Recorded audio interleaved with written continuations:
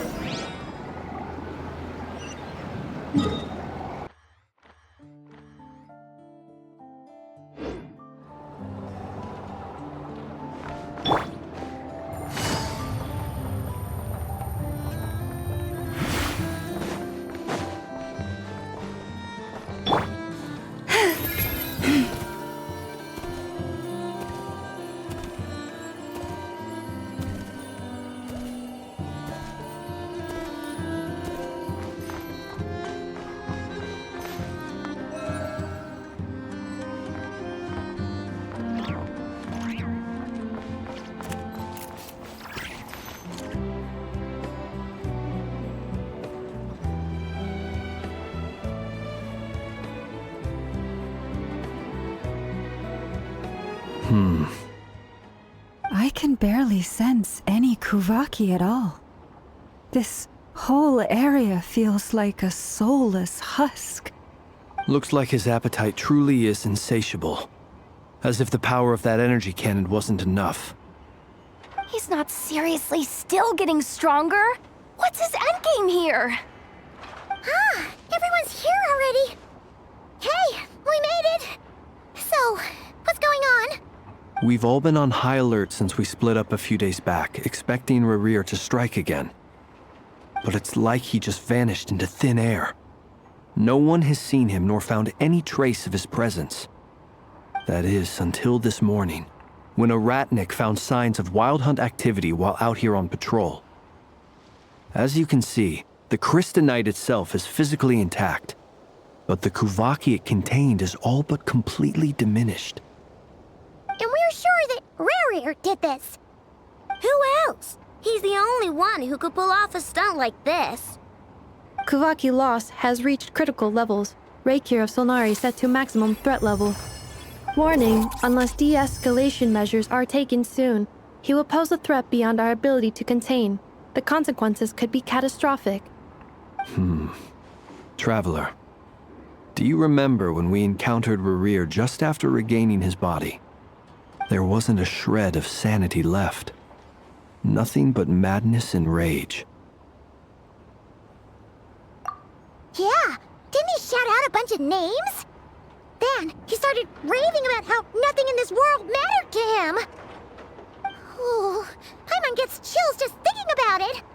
Oh, but the thought that he's still out there, lurking somewhere in nodkrai, waiting for his chance to strike? Oh, even chillier. Last time we fought, we were already at a disadvantage. If he has such overwhelming strength, why would he suddenly go into hiding? Yeah, if I were him and I wanted more Kuvaki, I'd just take it by force. No point staying in the shadows. Unless something went wrong. His whole resurrection thing didn't exactly go smoothly.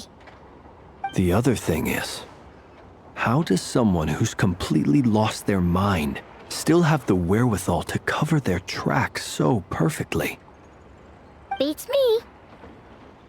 According to certain medical studies, insanity does not always entail a complete loss of rationality. It may be that he is simply living in a world of his own.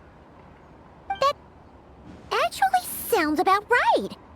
He was ranting away to himself the whole time, like he had zero interest in talking to us. There are many unanswered questions here. He could be right under our noses, and we'd still be in the dark. Besides his name and title, we know little about him. Certainly nothing about his past, or what he might be hoping to achieve. Exactly. And we wouldn't even know where to begin looking. Even Boss hadn't heard of the Rerir of Solnari before all this. I'd be willing to bet that even if we gathered together every scrap of intel in nodkrai, we still wouldn't find more than, like, 3 useful facts about him. So, if we do nothing, he'll just keep getting stronger. But if we want to investigate him, we have no idea where to look. Last time we had Marionette and her big robo-buddy to help us, and we still barely held our ground. If we had to face him alone... Oh, Paimon's head hurts just thinking about it. What are we supposed to do against a threat this big? Well, I do have a little hunch about his next move. Given that he attacked the quarry, I'd say it's likely he'll target other places rich in Kuvaki. Somewhere like the Eye of Krai, or the Pillar of Embla. One thing's for sure. If we just sit back and let him keep absorbing Kuvaki, we really won't stand a chance against him. A perfectly reasonable hypothesis. However, it is worth noting that these 2 locations are quite far apart. To investigate them both, we'll need to split up. I agree, we should split up. Right now, Rerir's goal seems to be gathering Kuvaki, not fighting us directly. Once we're done, let's regroup on Hisi Island. Wait, why Hisi Island? If I recall correctly, your largest goddess statue was carved from Kuvaki-rich ore, was it not? That's right. Yes, it could well be a potential target of his. I should head back and start evacuating the pilgrims.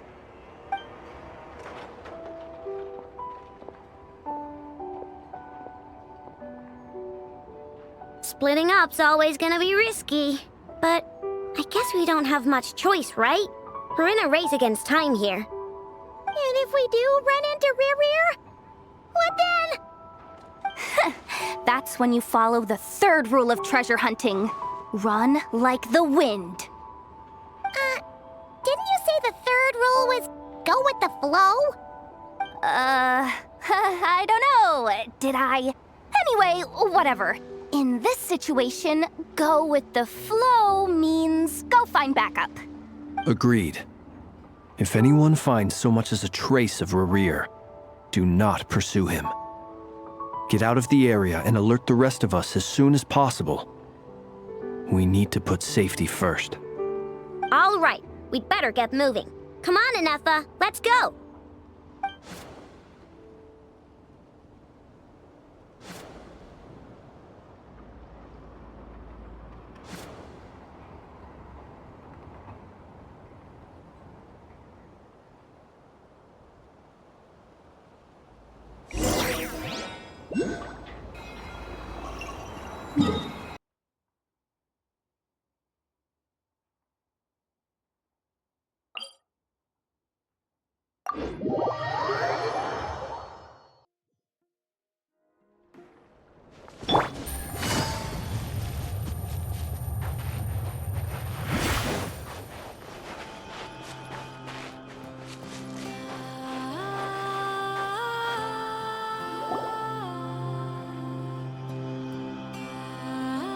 Any leads?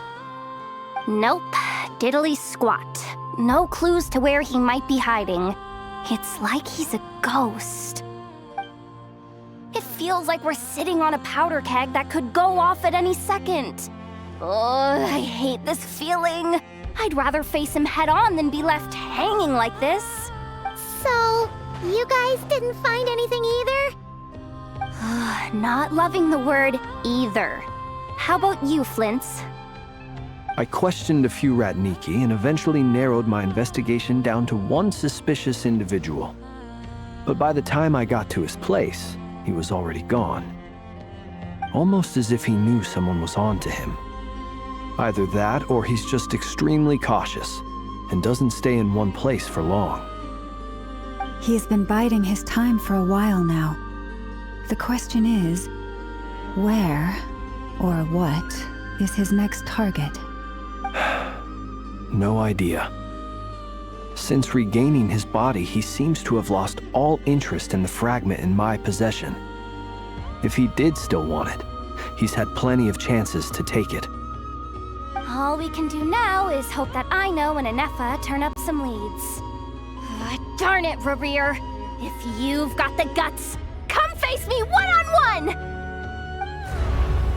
Wait, he's actually here? I didn't mean it! I swear! No, it's coming from Silver Moon Hall. The Lady Kutar might be in danger. Let's get over there, quick!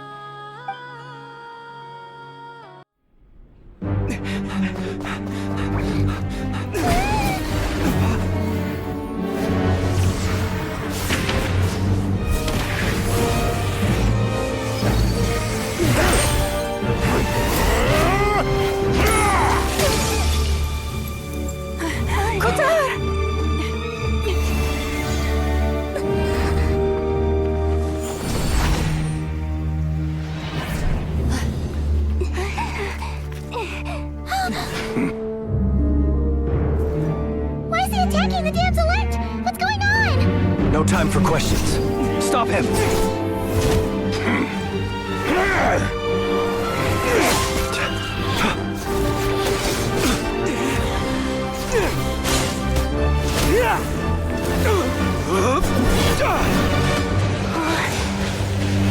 This is insane. Yehuda, get Kutar out of here! On it.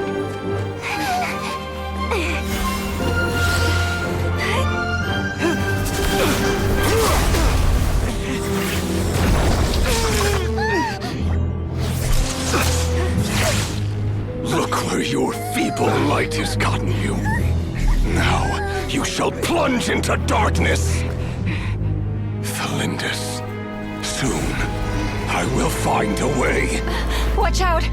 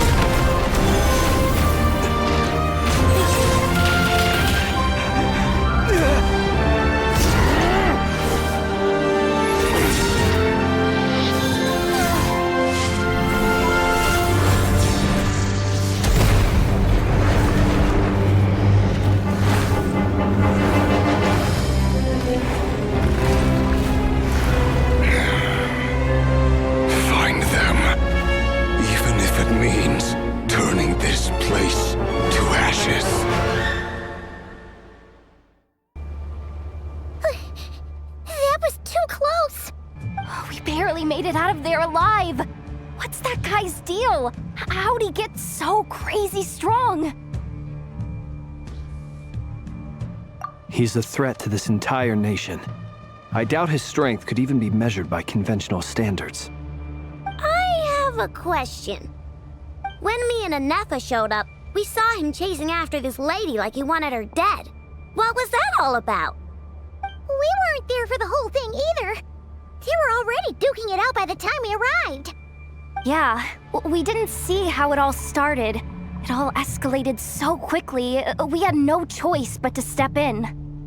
Kutar, can you shed any light on the situation? Kutar, cross-checking database. I see. So you're the one that the Frost Moon Scions refer to as the Moon Goddess? Wait, she's the Moon Goddess? Oh, no wonder she looks just like all those statues. There are many reasons why people might worship the moon, and just as many why they might despise it. I've never met that person before, but there was no mistaking his deep-seated hostility towards me.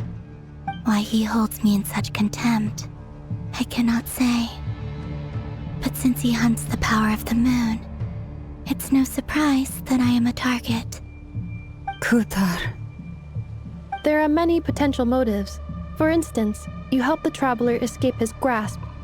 This could be his way of taking revenge. It is also possible that he covets the Kuvaki inside you and seeks to take it for his own. The list goes on.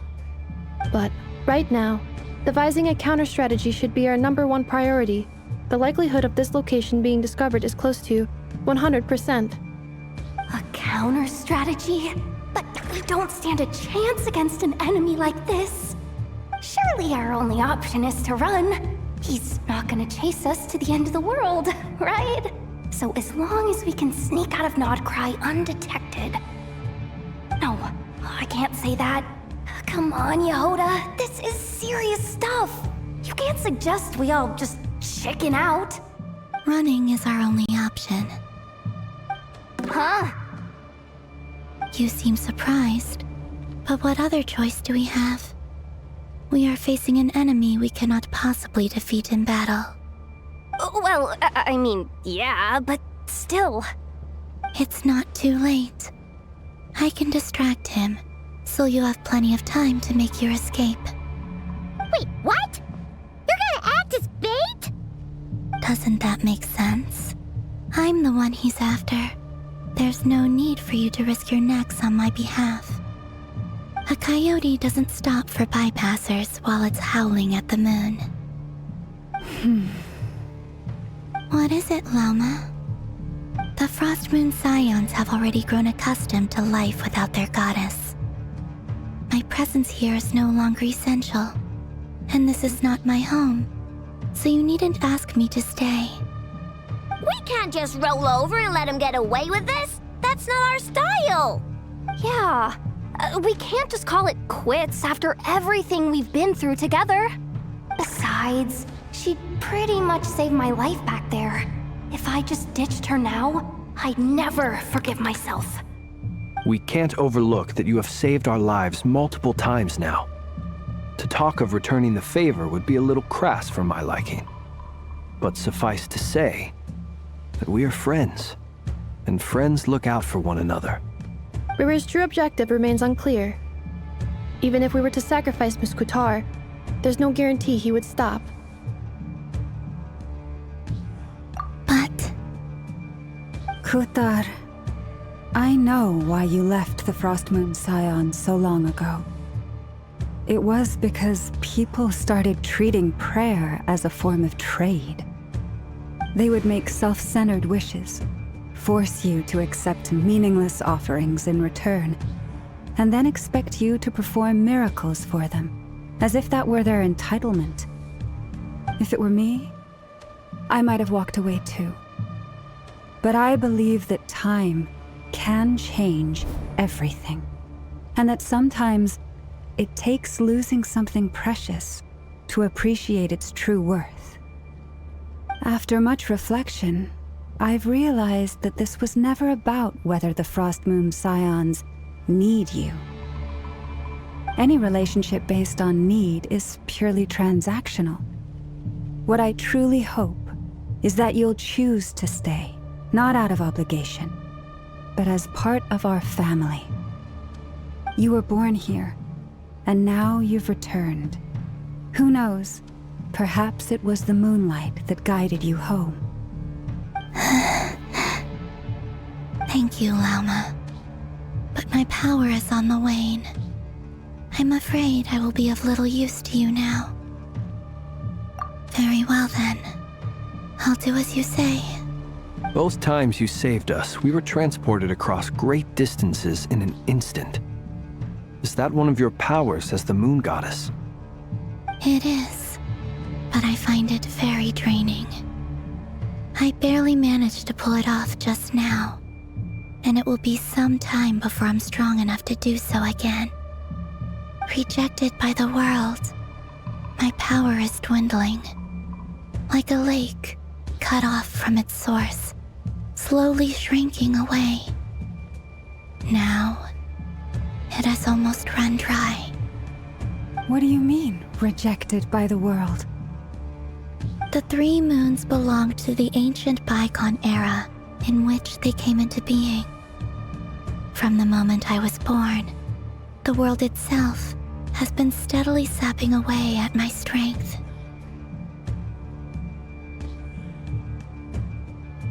The 3 moons are not one and the same. As the goddess of the Frost Moon, I cannot wield the powers of the other 2. Yet moonlight has a way of blending together. Each can reflect the other's glow. So when our fingers touched, I was able to restore my strength by drawing Kuvaki from the eternal moon's marrow. But this method of recovery is painfully slow. If only we could find the...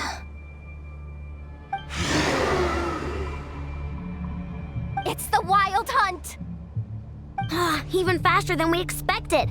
We'll have to finish this conversation later. See how those wild hunt creatures are running away from us.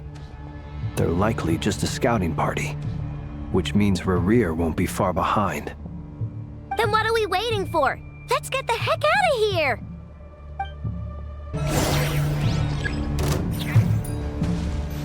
Leave this place. The night cometh. Oh, they just keep coming! This is driving me nuts! Rerir's closing in on us. We need to pick up the pace. There's too many of them! And this time, we can't fall back on Dottore's house to escape! This goes on much longer. Defensive mode engaged. Go claw! Close your eyes. Night falls. Be silent. To dust. For the everlasting place. You on this! Being done! Installation chamber. The night cometh. Close your eyes.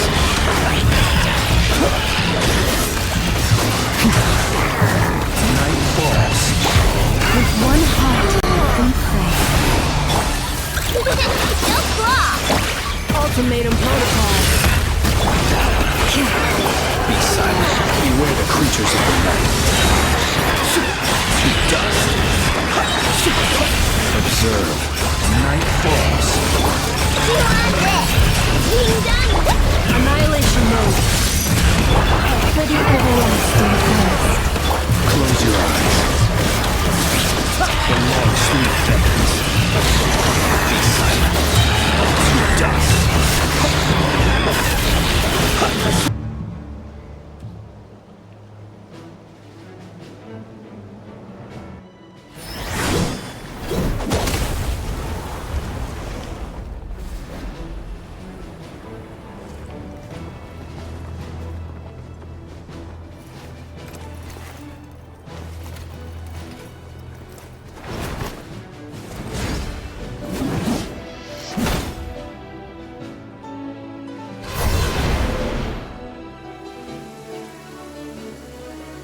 What's the matter? Bit off more than you could chew?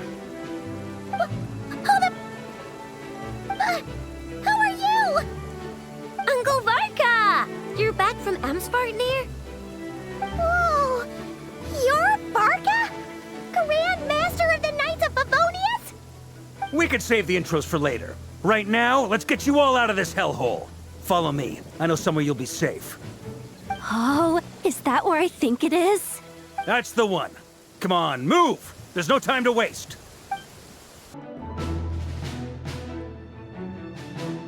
Wow!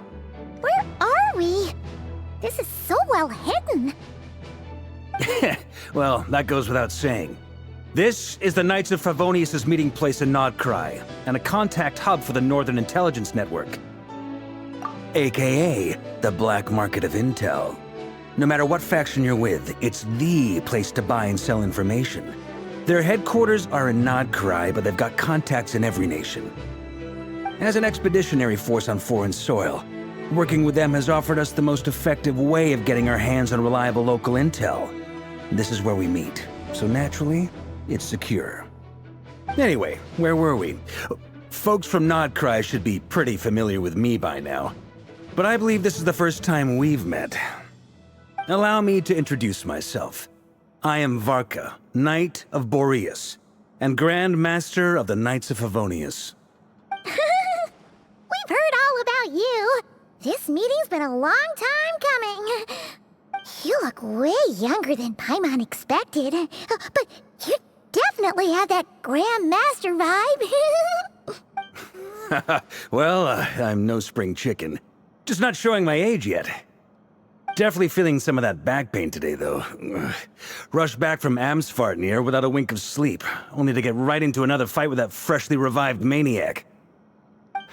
Another? You mean you fought him before? Yep. He wasn't nearly as strong back then, but he was still a formidable foe. I brought some of the knights along to give him a little surprise, but he saw us coming from a mile off. My squad took heavy injuries, and I barely made it out alive myself. We knew it might have been our last chance, so we staked everything on it. But still, it wasn't enough to stop him. I tried tracking him down afterwards, but he didn't leave a trace. Even in his unhinged mental state, he's as cautious as any trained operative. So, I decided to come find you.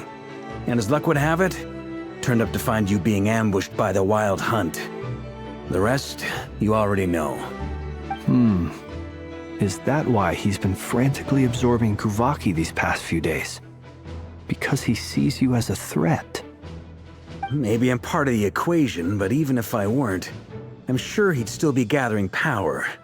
He's clearly working up towards something. Note to self, Uncle Varka's strength rating officially upgraded. Guess it's my turn to ask questions now. So, what exactly has been happening in Nodkrai? Why has the Wild Hunt returned in humanoid form? And why is it after you? That's a long story, but I'll try to make it quick.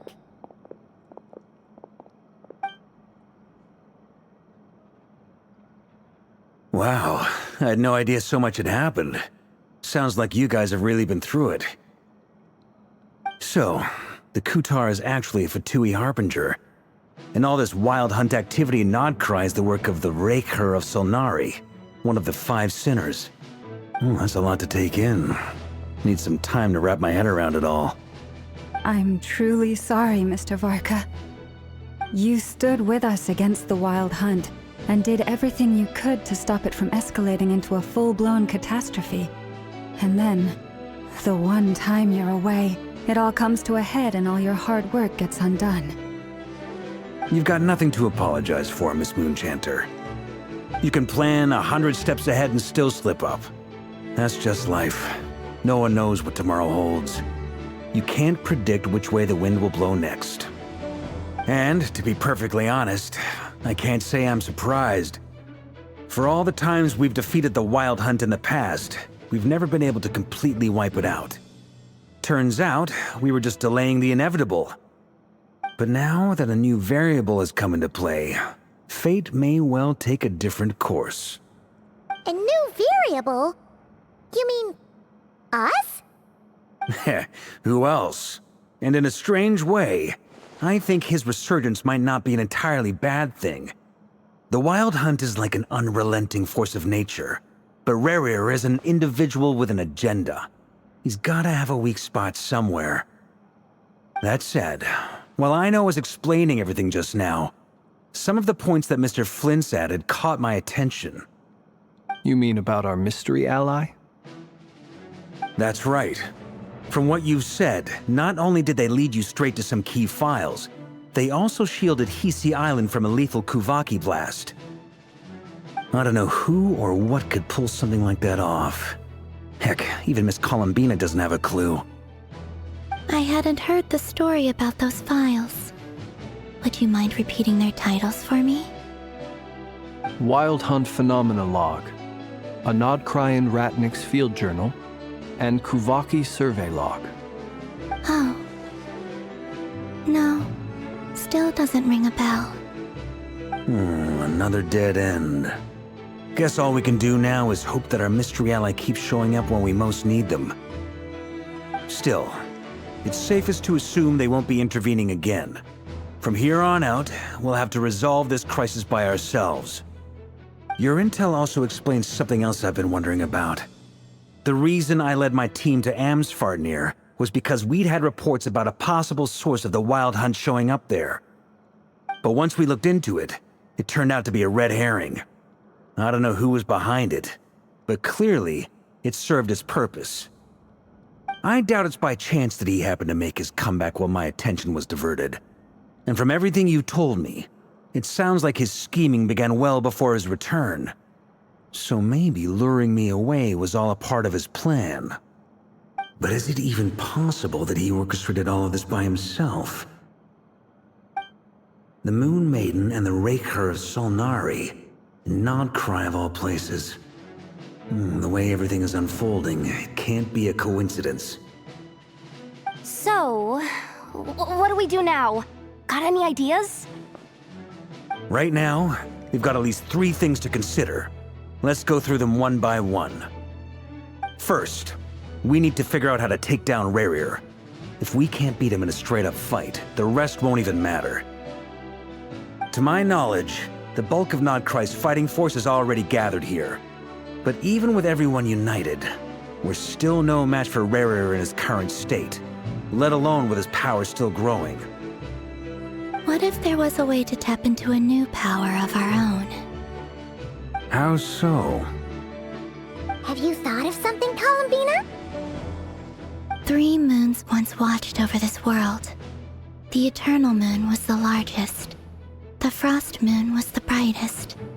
And the Iridescent Moon was the most mysterious.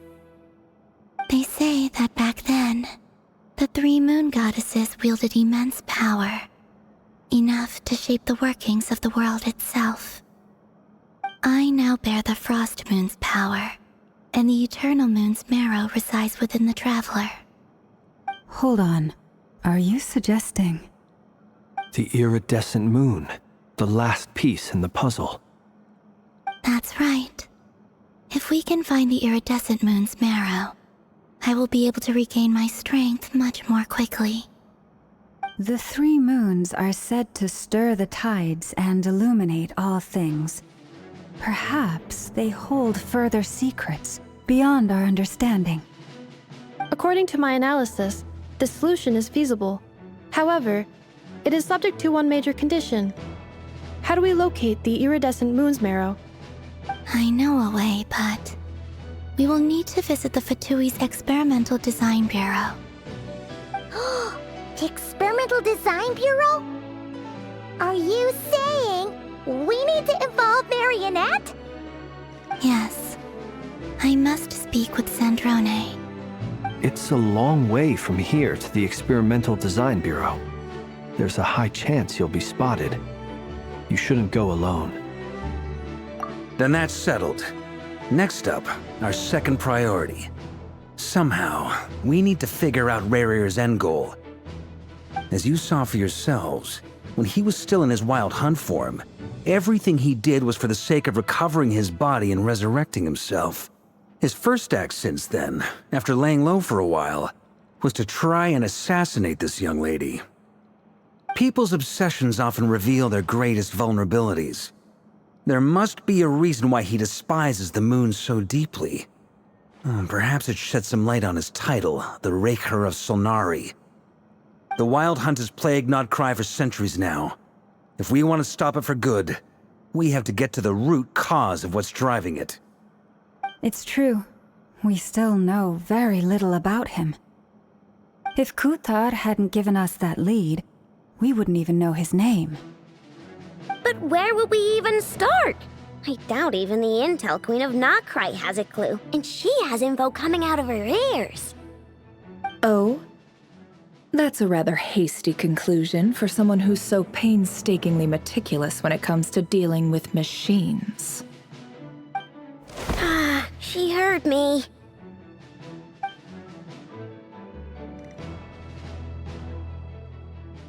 Boss! What are you doing here? I'm now asking myself the same question. I received a letter from a humble knight of Favonius, requesting a meeting to discuss a major business deal. But it looks like this humble knight had something else in mind. Details, details. Miss Nefer, the important thing is that you've arrived at the perfect time. Since his failed ambush, I've been racking my brains trying to come up with a plan to fight Rerir.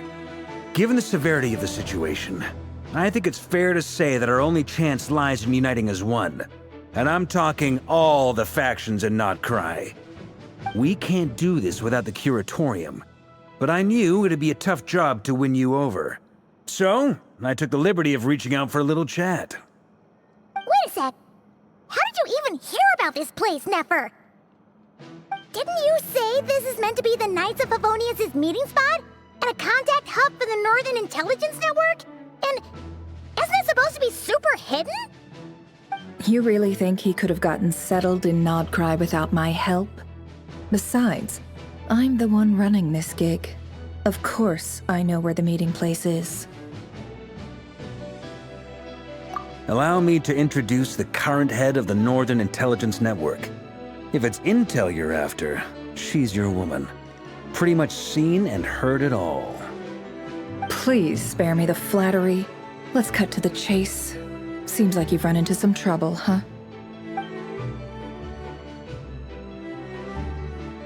Well, this certainly qualifies as an unforeseen crisis. On behalf of the Curatorium of Secrets, I wish you all the best of luck. So you're just going to sit this one out? Why should I get involved? What could possibly be in it for me? What if we told you we can't do this without you? Oh? Then I'd say you'd better make it worth my while. I don't work for free. I can't put a price on something like this. It's just not in my nature. But then again, you and I have always been polar opposites in this regard. So I can't exactly say I didn't see this coming. If you insist on compensation, I will pay you. Consider this a formal commission.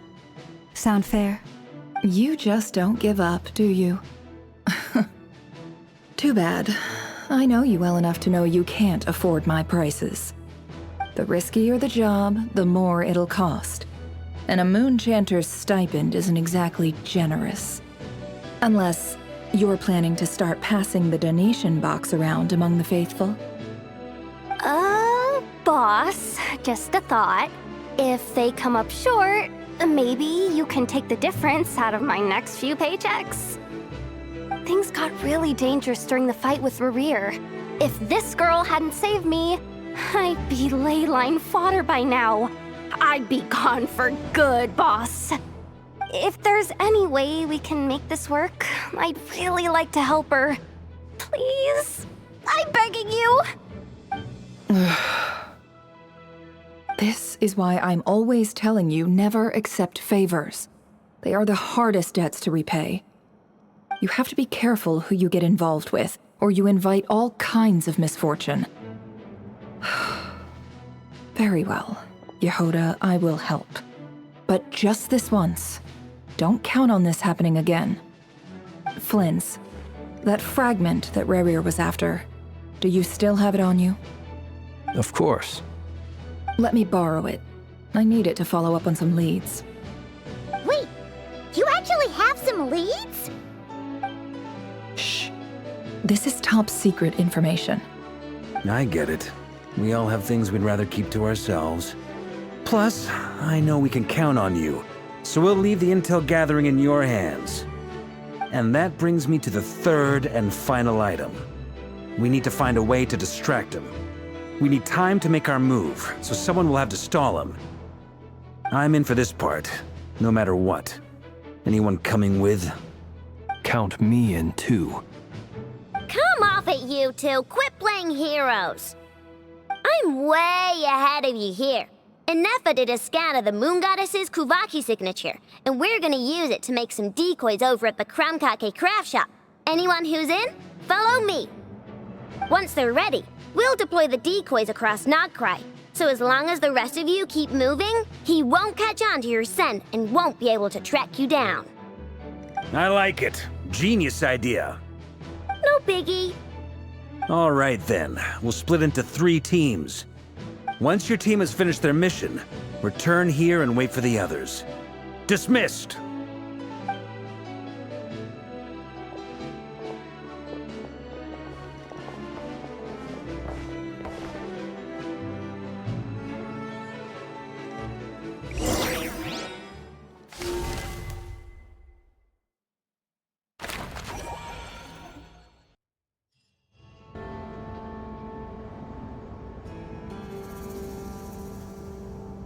Lady Damselette. Wait, and you two? What are you doing at the Kuvaki Experimental Design Bureau? We've been doing our best to mind our own business lately. But if you're just gonna waltz up here like this, you're seriously pressing your luck. Don't blame us for doing what we have to. Huh! You really think that's gonna scare us off? We're not looking for any trouble. I just want to see Sandrone. Do I need to remind you that you're still a wanted fugitive for deserting us? Out of consideration for our former ties and the crisis we're all up against, we'll let you leave in one piece. But don't even think about trying to get inside. Let them in. But... Are you going to make me repeat that? No, my lady. Sandrone seems to be in a good mood. Must be maintenance day.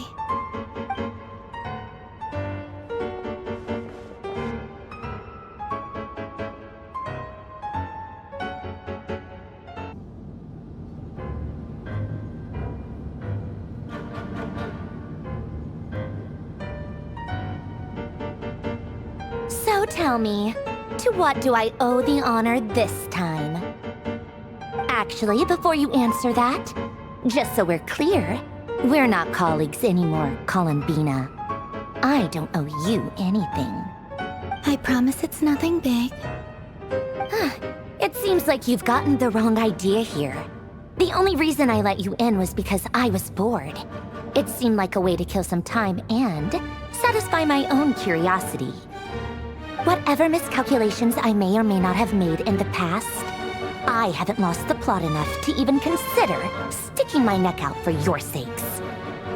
I'd like to speak with Arlecchino. What?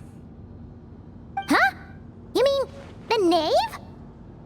I'd like to speak with Arlecchino. Is she in nodkrai? No, she's not.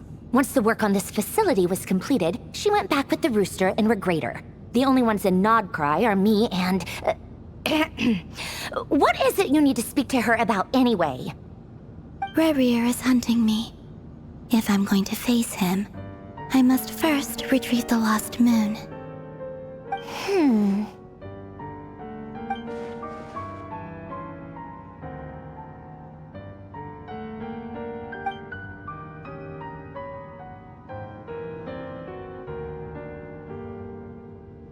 Is that a no, then?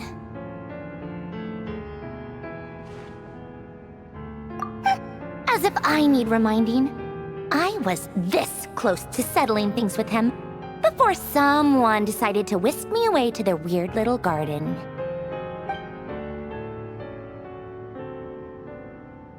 Have you held any tea parties lately? Tea parties? Yeah, obviously. You don't seriously think we'd pack it all in just because you aren't here.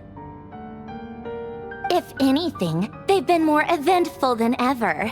Just me, Arlecchino, and a bunch of insolent and sensitive guests who won't stop asking where you've gone. Oh, they've been a real joy. I bet you served them the worst tea you have. Just like you used to do to me when I upset you.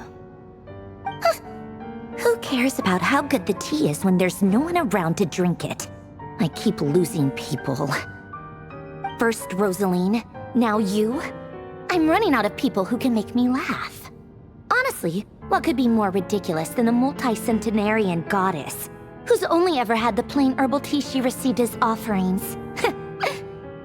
You'd always brew a different type of tea for me each time. Was it really just to see how I'd react?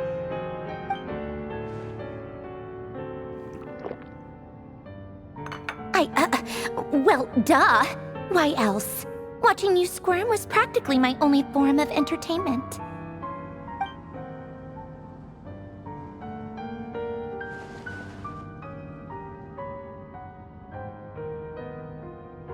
Oh, yeah. And Capitano sometimes used to bring Tartaglia around, too. But I guess we won't be seeing him again.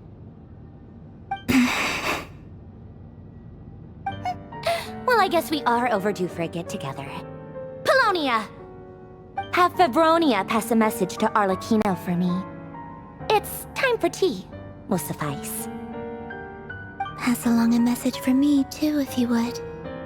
My body cannot contain the marrow of 2 moons, so I'll be leaving one of them in her care. Excuse me? Who said you were on the guest list? If my tea meant that much to you, maybe quitting the Fatui wasn't your brightest move. Back when you were under the Tsaritsa's protection, no one would have dared come at you so openly. But that protection didn't come for free. In fact, I paid dearly for it. At the end of the day, it was just another transaction.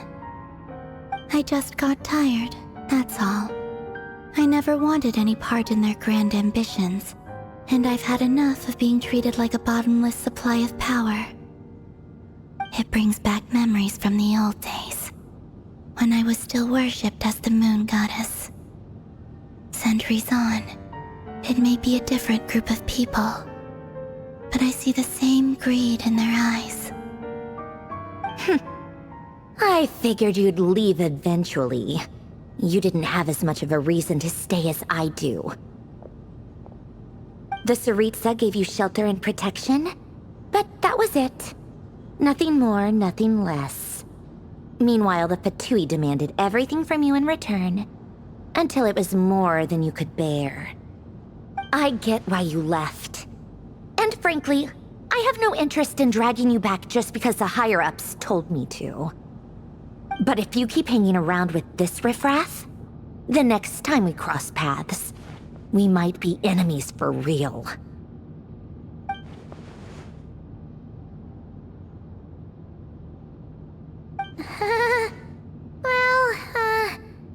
Guess that's our cue to leave. That might be your plan, but it sounds like someone else wants you to stay a little longer. Huh? What do you mean? Listen.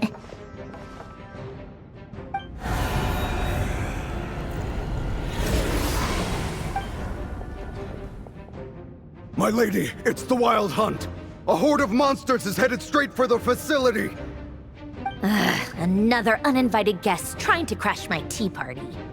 Clear the area. I'll handle this. Wait, what? You want us to leave you here by yourself? Huh. You'll be lucky to make it out of this alive. You really think you can afford to worry about me? Go on, get out of here. You may have stopped Polonia from crushing him last time, but I've made sure that won't happen again. The entire Experimental Design Bureau is rigged for war.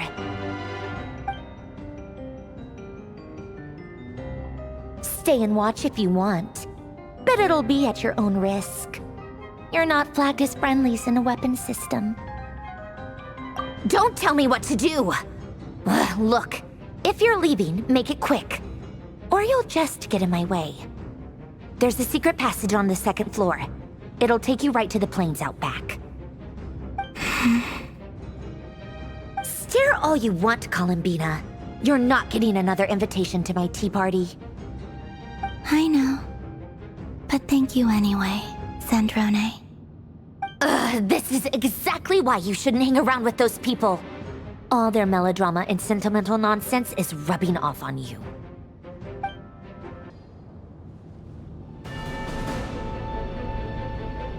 Come on then, Mr. Rerir.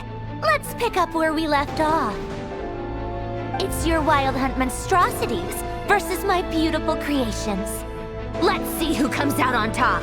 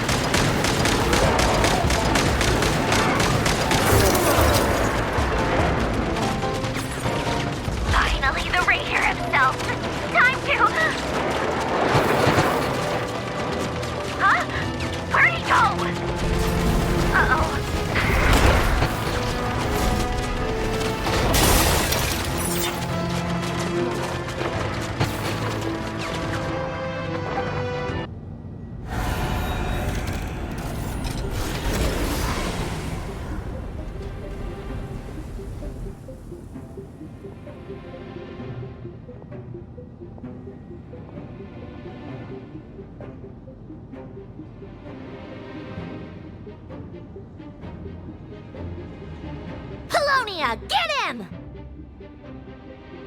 I'm your data. So let's finish this once and for... She's not here. Where did she go? Hey! Over here, you big... Cursed moon. Go. Keep searching. She cannot have gotten far.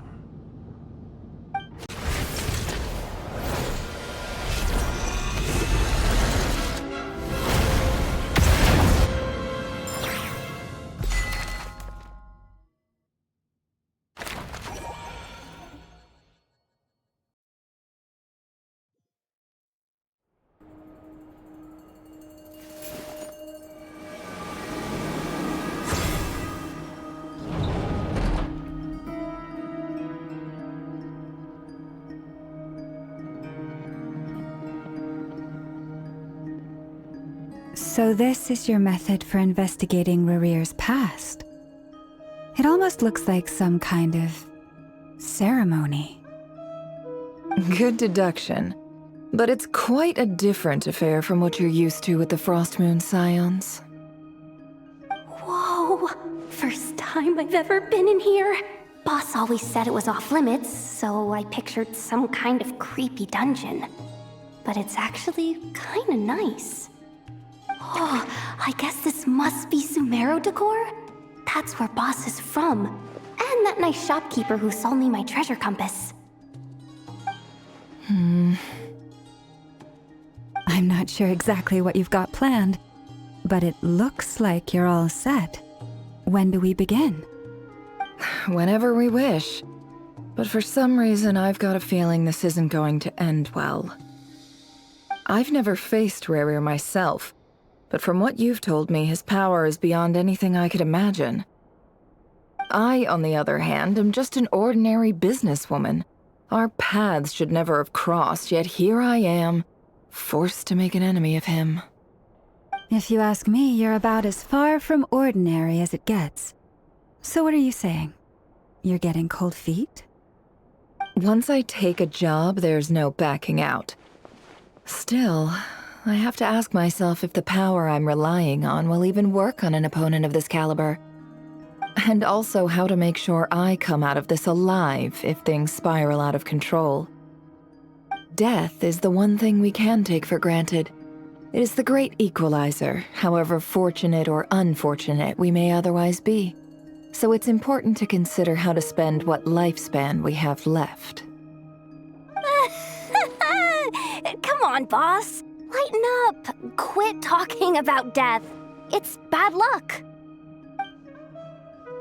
For once, I agree with you.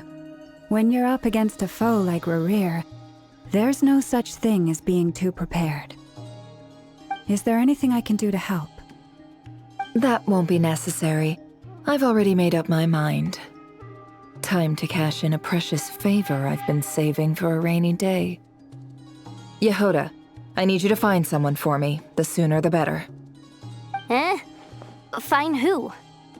That shady merchant who sold you an overpriced treasure compass the other day.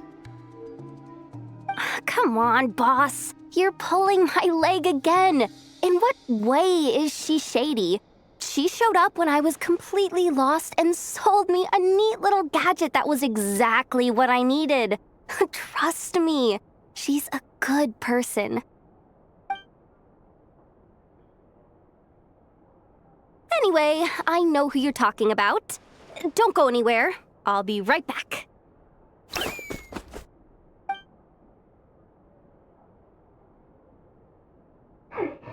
Quit grabbing me. I genuinely can't run any further.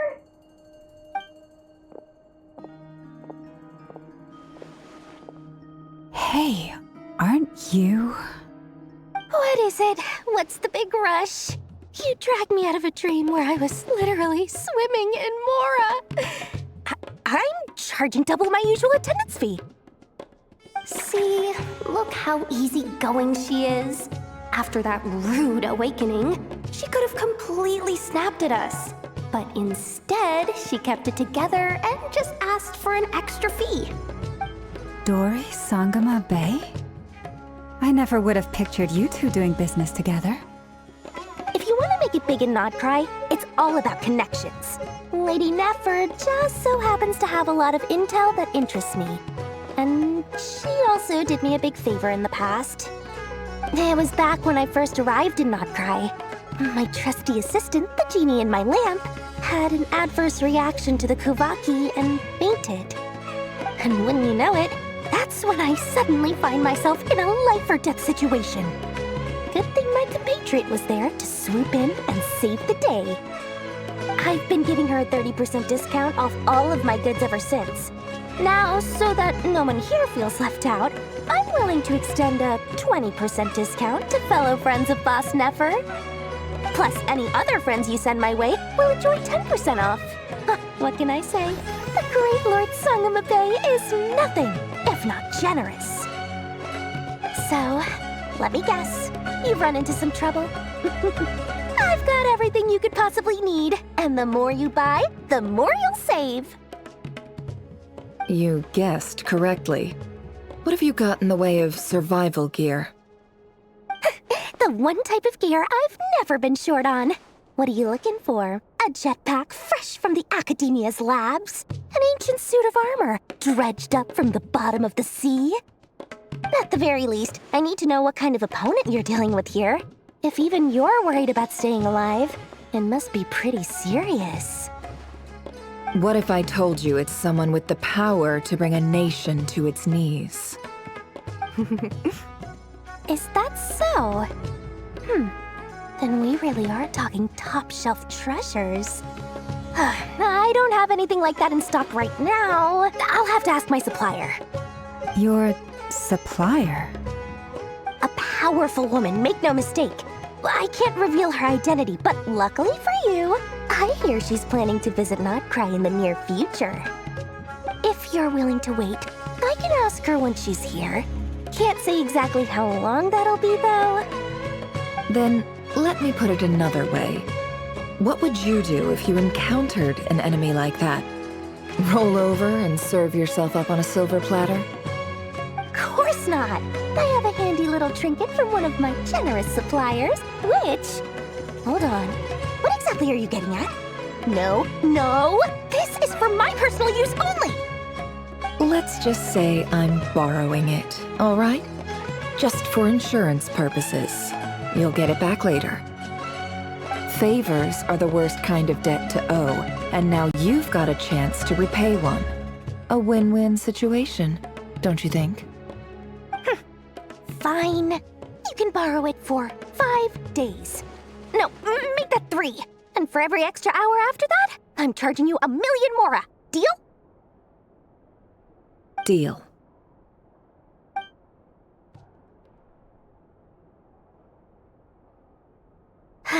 What a way to start the day. Now, was there anything else you wanted? Or can I go back to bed now?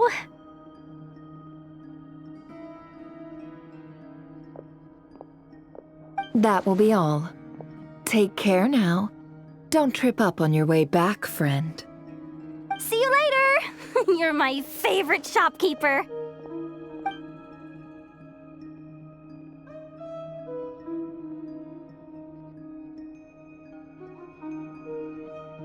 Excellent. Everything is well and truly ready. The ceremony can now begin. After initiating the ceremony, your minds will follow me wherever I go. You will see many strange things in your mind's eye. So remember, don't be frightened, and don't make a sound.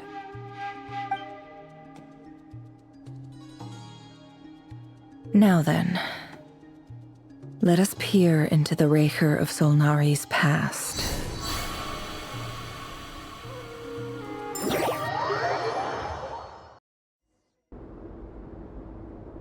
I made it. I don't recognize this style of architecture. Must be Khanri'ah. Simple furnishings, table and chairs. It's a more ordinary house than I might have expected. Looks like the fearsome Rerir of Solnari came from surprisingly humble beginnings. Unless this passed for luxury in Khanri'ah. Unlikely. It was said to be a very prosperous nation in its heyday. Anyway, I'll keep exploring.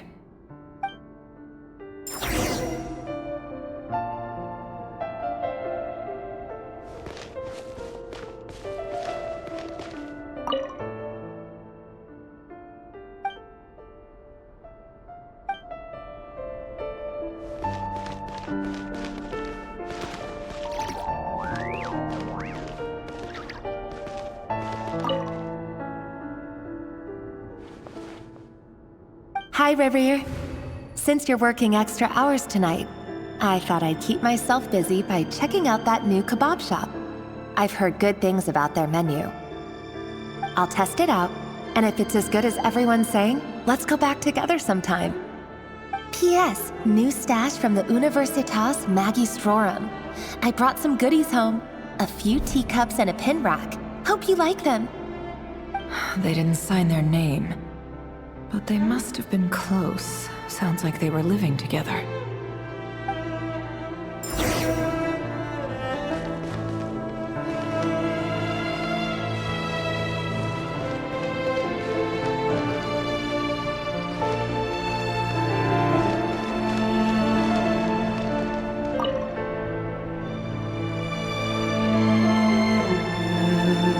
I went over to Joseph's for drinks today. They have a fine collection, but I went alone. Tholindis was tied up with something and couldn't make it. Joseph asked why I came alone, but I didn't really have an answer. He then went on to ask about other things. If you ask me, someone who asks that many personal questions is too nosy for their own good. But if he invites me again, chances are I'd still go. Tholindis. That's the same name Rerir mentioned. Grain imports keep falling. If things don't pick up, we'll soon be back to meat and mushrooms only. Honestly, I'm not a huge fan of that new type of mushroom everyone's been into lately. Didn't it start out as a lab-grown variety? I heard it's even mildly corrosive. Seriously, why would you even eat something like that? I don't care if it's an impressive feat of alchemy. That just isn't the kind of thing I like to eat. Grain has to be imported, and they're eating a diet of mostly meat and mushrooms. Could it be because Khanri'ah is underground, so it doesn't get much sunlight? That would explain why they use so much stone in their buildings. They even use alchemically modified strains for food. Seems like the people of Khanri'ah don't have many options when it comes to dining. I've just about saved up enough now. Time to buy it and keep it somewhere safe. Making a big purchase. I wonder what it is.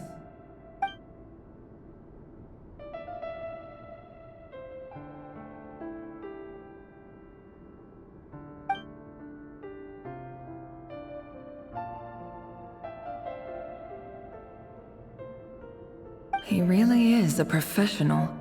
No wonder he's so good at covering his tracks.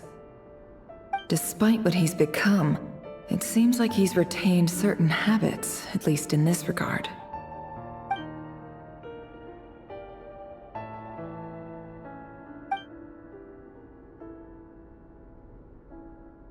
Did Rerir rip it out himself?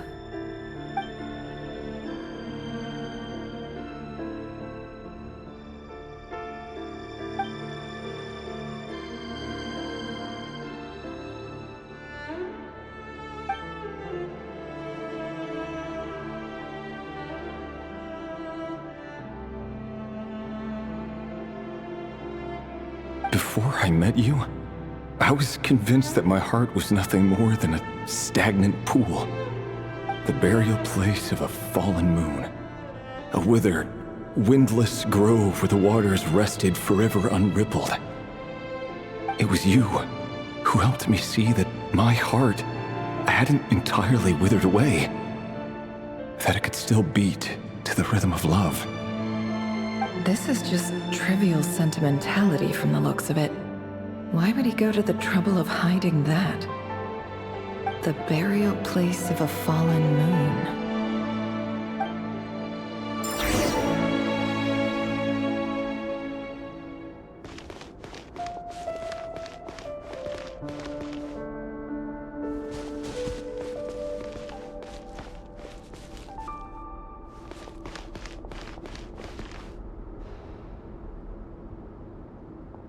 Rerir, over here. Dane! Oh, and, Vediflin here? What a surprise to see you here, sir. Hello there, Rerir. You need not address me so formally outside of court. He doesn't get that much free time, so I invited him over for a drink. Even the court prophet deserves a break every now and then, right?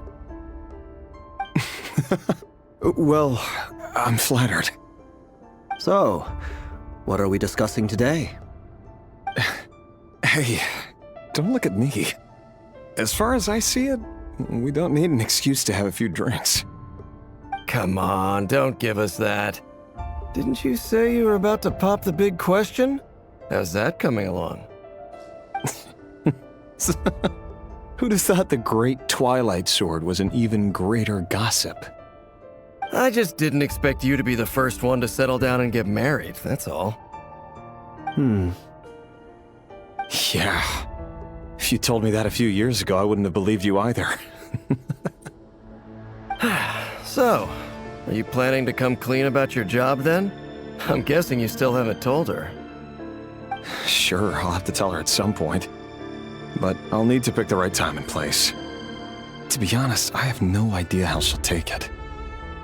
Come on, stop being such a pessimist. For all you know, she could be thrilled. I bet she'll be much more impressed by your actual job than the one she thinks you're doing now. A member of the King's Guard. Quite the cover story. Does the king himself even know? Of course he does. Anyway, enough about me. How have you been? Me? Same old, nothing much to... Huh? What's up, Ved? It's nothing. Vediflin, Dainsleif's elder brother.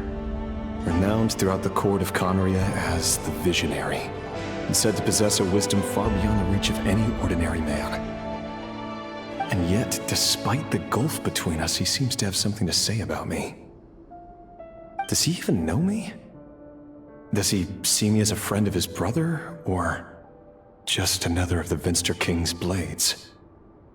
Why did he react so strongly? Was it really to do with what we were talking about? Brown, curly hair and brooding blue eyes. So this is what Rerir looked like back in the day. Perfectly normal. No different from anyone else. As frightening as this monster is in the present, there's something even more unsettling about seeing the human he used to be.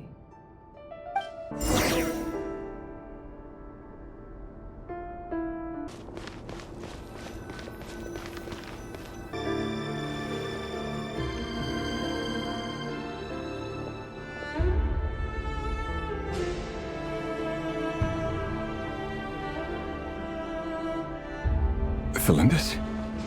You're back early? Our equipment's being serviced today, so I got off earlier than usual. How's your day been? Aw, why the long face? Is something the matter? Has your boss been giving you a hard time again?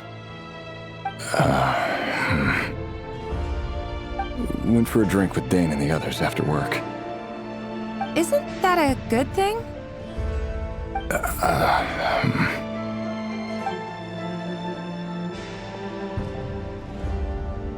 Vediflin showed up today, too. You know, Dainsleif's older brother. Ah, Mr. Vediflin. Yes, I've heard of him. They say that everything he says ends up coming true. He overheard Dainsleif mention that I'd recently proposed, and seemed to have an issue with it. But when I asked what it was, he kept it to himself. So, you're worried? You can be such a child sometimes, Rerir. We're nobodies. Why would the Visionary be concerned about us? I'm sure someone in his position has much bigger fish to fry. Maybe you're right. You worry too much, Rerir. We've been together for ages now, and everything's been going so well, has it not? You've even proposed to me. So, you do remember. Tell me then. What's your answer? Like I said, I need some time to decide. You can't just rush into things like this. We may be nobodies in the grand scheme of things, but if we want things to work out, we've still got to plan ahead. All right. Take your time. Just don't keep me waiting forever. Nobodies. Sounds about right. In the eyes of people like Vedalfnir and Dainsleif, what do we matter?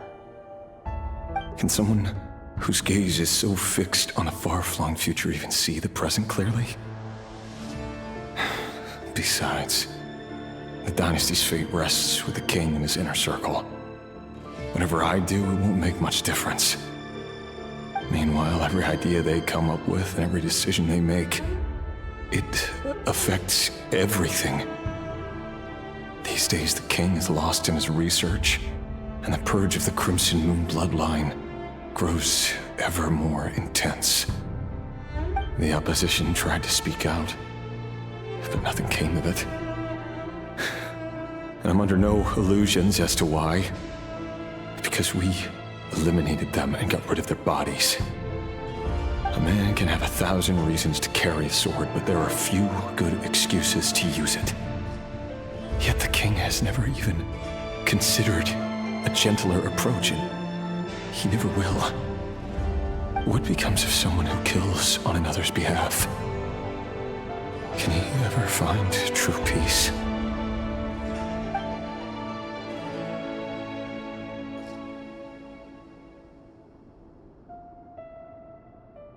Tholindis?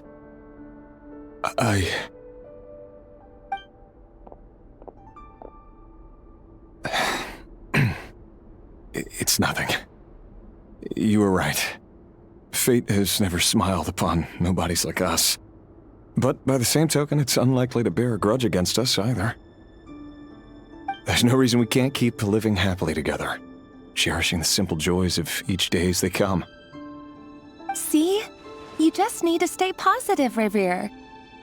I can feel your warmth, your breath. You're right there, right by my side. Just seeing you makes me happy in a way I can't explain, and that's something that no one could ever take away from me. So smile, my love. Let go of that frown. You're right, Tholindis. I've just been overthinking things. That's better. Getting caught up about things like this will only ruin our evening. Speaking of which, all set for the ball tonight? I need to go get ready. You go ahead. I just have a few things to take care of, then I'll come join you. Even busier than the big shots, huh? Fine, I'll go get started. But don't be late. If you keep me waiting too long, I won't be a happy bunny. Relax. I'll be there. Seriously, though, you drive a hard bargain. You're really gonna leave my proposal hanging and still expect me to take you to the ball? Well, that goes without saying. I already told everyone I'd be coming with a dance partner. Besides, they're two completely different things. Let's take it one thing at a time, all right? All right. White outfit it is. It seems like Rerir was deliberately hiding his ties to the intelligence services by giving the impression that he was just an ordinary member of the Venster King's Guard. He clearly doesn't want his would-be fiancée to know about his other life. Then again, that's hardly surprising. People in the intelligence trade rarely do. Who'd have thought we were in the same line of work? Let's dig a little deeper.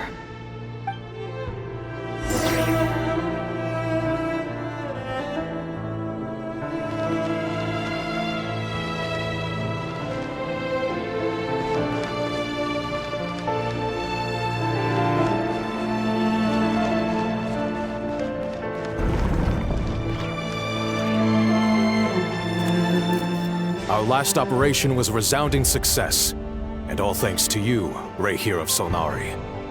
In total, we apprehended 32 dregs of the Crimson Moon, and 67 accomplices. After all these years since the dynasty's fall, so many of them still linger on. Indeed, it cannot be denied. Yet it was destiny that the Crimson Moon should be overcome by the eclipse, and that His Majesty, the all-seeing Vinster King, now guides our nation on the path to prosperity. Khanri'ah has no further need for a dead moon. But alas, there will always be those who refuse to see the truth, choosing instead to romanticize the past. That's not entirely true. Much about the Crimson Moon era was worthy of remembrance, and that's exactly why they keep trying to see it restored. Many of its secrets remain unsolved to this day. As it happens, that's precisely the field of study my partner is devoted to.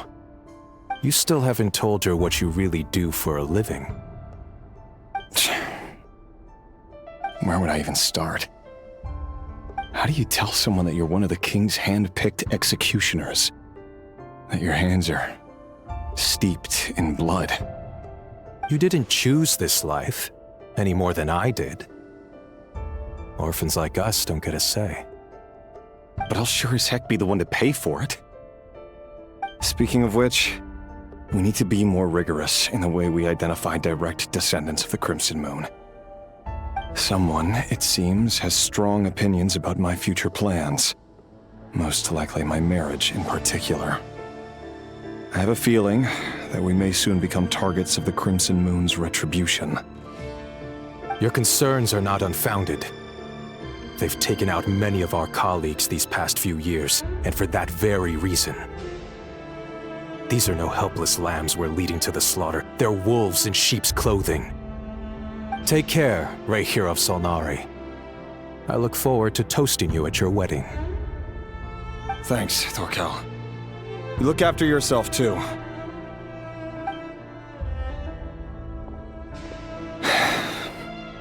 Tholindis, I never wanted to keep this from you. You're the last person I would ever want to lie to. But that's exactly why I can't tell you everything. There are things you shouldn't know. Things you cannot know. The moonlit dynasties are a thing of the past.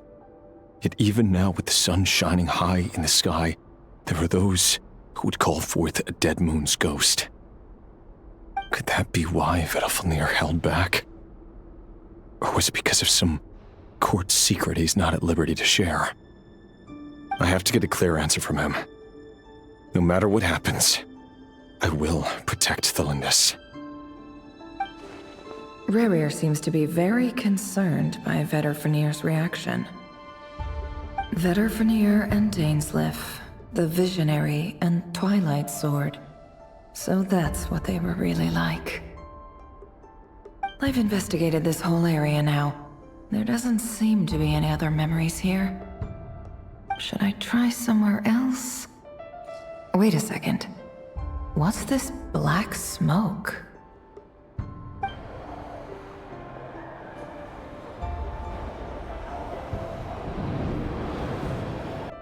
So, he's late after all.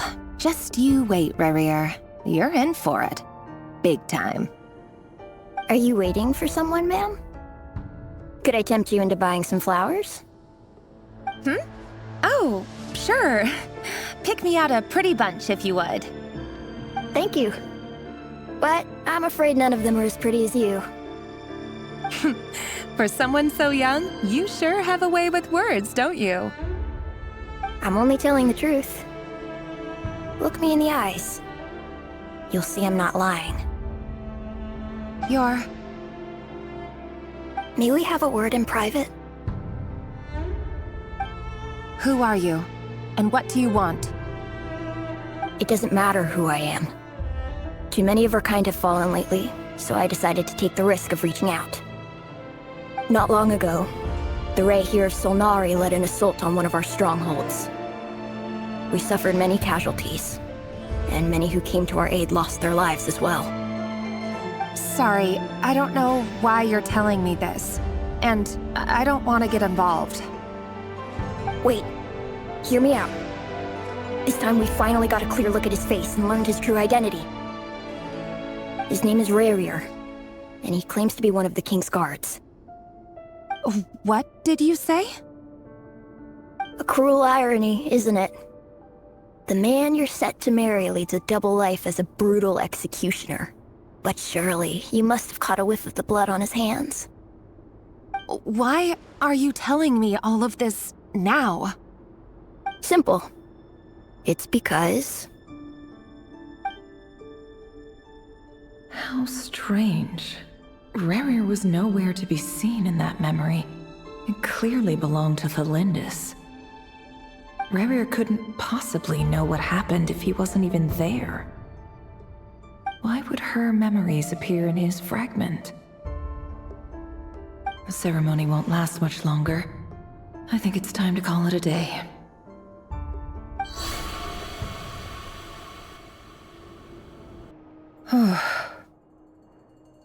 So that was your doing? Did you just pull us inside Rerir's fragment to spy directly on his memories? Any more questions, and I'll have to start charging. I had no idea you could do that, boss! Seriously, that was amazing! We're not worthy. We're not worthy! I gotta admit, though, I'm itching to see what happens next. Feels like we barely scratched the surface. I'm just as curious as you are, but the ceremony only allows for limited time inside. That's all we can see for now. Luckily, we managed to learn quite a lot. So far, so good. I just hope the others are doing okay too. Especially the group with the Traveler. Their mission is a risky one. Let's hope it's all going smoothly. If you're worried about them, go see how they're doing. If I know boss, she's gonna need some time to write up all the details and make sure it's all coherent. I'll stay behind to lend a hand, but feel free to head back and meet up with the others.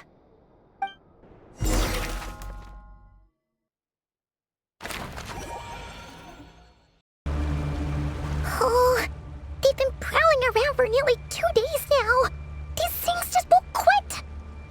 Oh, they might not have seen us yet, but with them constantly sweeping the area, our way out is completely blocked. Oh, that's never gonna work. One little slip up and it's game over. If they spot us, they'll run straight back to Rerir. And once he knows we're here, it won't be long before he's breathing down our necks again. Oh, guess you're right. All right, time to zip it.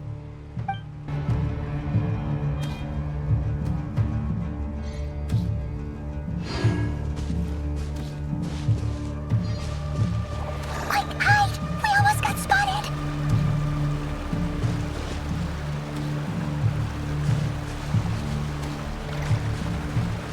Phew, that was a close call.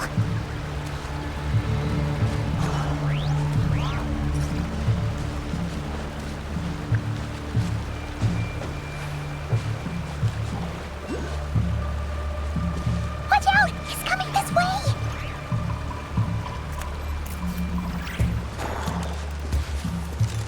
Keep going. We're nearly there. This is the final hurdle.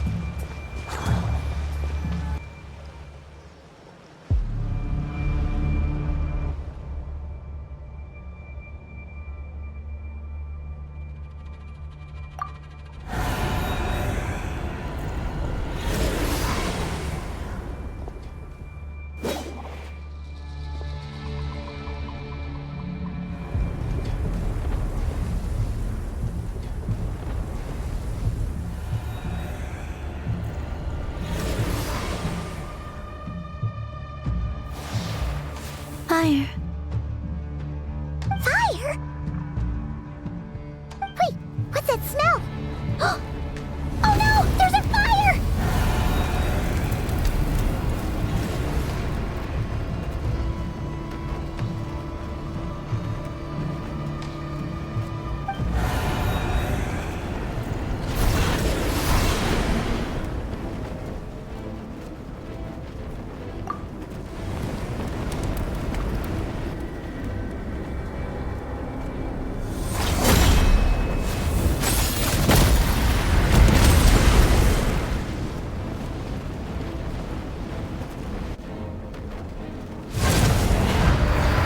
Sandrone was right. You look weak, Columbina. The old you would never have let such lowly creatures bar your way. Word has it that you did something for the Tsaritsa, and that's why you've lost most of your power. Freedom comes at a heavy price, doesn't it? It's Arlecchino! You came! Hello again, Columbina. And greetings, guests of the House of the Hearth. It's been a while, Arlecchino.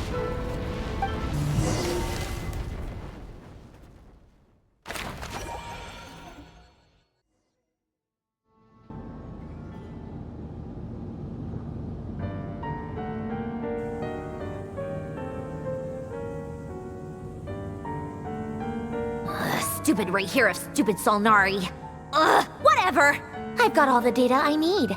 Next time we meet, you're finished. He sure doesn't pull his punches. Excuse me, do you need a hand? You can do me a favor by staying out of my way. Can't you see I'm busy? Wait a minute. I recognize that voice. Hello, Miss Sandrone. Father sent us over to help. Huh. How considerate of her. Hey, Fremine, get over here and help me fix this. Lenny, you do your thing. Just keep your sister away from my machines. Nearly every machine that Catgirl touches ends up going haywire. Go put her on cleaning duty or something.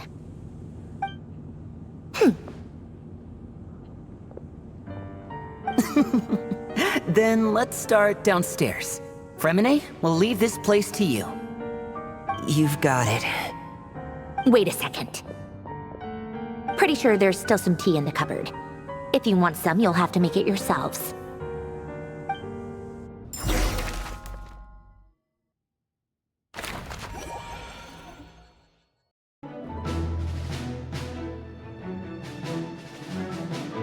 It's a relief to see you all made it back in one piece. Huh? Feels like there's quite a few people missing. Where's Flint's and the others? And what about Nefer? I returned ahead of them. Flint is helping Ino and Nefer to set up the decoys and buy us some time. As for Miss Nefer... Boss is still wrapping things up on her end. She sent us back to fill you all in on the top secret intel we've been gathering. I see. Then let's get right into it. But first, who do we have here? You brought someone else in to help? Greetings. I was invited here to help as a longtime Tea Party companion of Columbina's. You may call me Arlecchino. Surely it can't be. Those eyes. Oh, where have I seen them before? Wait, of course. In those memories we just saw. The only Arlecchino I know is the fourth of the Fatui Harbingers. So either you share a pretty uncommon name, or you're more than just a Tea Party buddy. You're well informed, Grandmaster. A man from Mondstadt living all the way out here in nodkrai, and yet the people and affairs of Snezhnaya seem to hold a special place in your heart. Oh, the feeling's mutual. Sounds like you know all about who I am, too. A Fatui Harbinger. The atmosphere in here just got really tense. Guess we can't just start trusting Fatui Harbingers, even at a time like this. I must admit, though, I'm a little curious. Seeing as the Moon Goddess no longer belongs to the Fatui, what makes you so willing to put your neck on the line here? Nor does nodkrai belong to Mondstadt, Mr. VARKA. Yet still, you're fighting for it all the same. Things don't always have to have a tangible payoff. Sometimes, stopping things from spiraling out of control is a higher priority than chasing the spoils of victory. Of course, I can't say there's nothing in it for me at all. But that's between Columbina and myself. Forgive me. I don't mean to doubt you. It's just that the Fatui really have been the source of many of our troubles. We have our own way of doing things here in nodkrai, but ever since they arrived, the Fatui have treated us with nothing but hostility. I know there's been a lot of bad blood between us in the past. I've done my utmost to avoid friction whenever I could. But sometimes fundamental conflicts of interest simply can't be settled amicably. That's why I'm here solely in a personal capacity. This has nothing to do with the Fatui. As a gesture of good faith, I'll be frank. I can help Columbina track down the iridescent moon's Marrow, which will help her restore more of her power. Anyway, what else is on the agenda? Let's begin. She says she'll be frank, then completely skips over the details. Looks like she doesn't want to give away too many secrets after all. But she clearly wants to change the subject. It'd be awkward if I tried to bring it up again now. I guess we'll just have to go along with it. She's the fourth of the Fatui Harbingers after all. One look and you can tell she's not someone you'd want to mess with.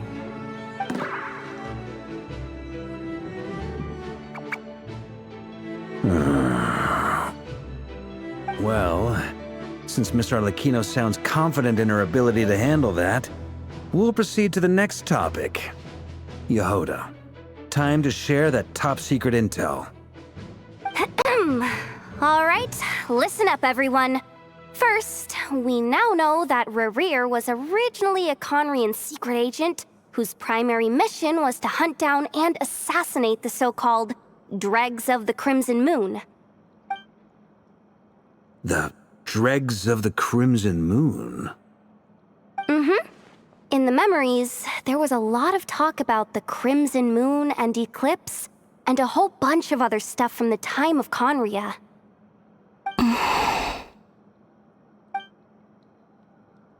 To my knowledge, those were the names of two different Khanri'ah dynasties. Long, long ago, it is said that the people of Khanri'ah worshipped the Crimson Moon, drawing a mysterious power from its reflection. But one day, a coup saw the Crimson Moon eclipsed, hence the name of the new dynasty that replaced it, and how it became the new emblem of Khanri'ah.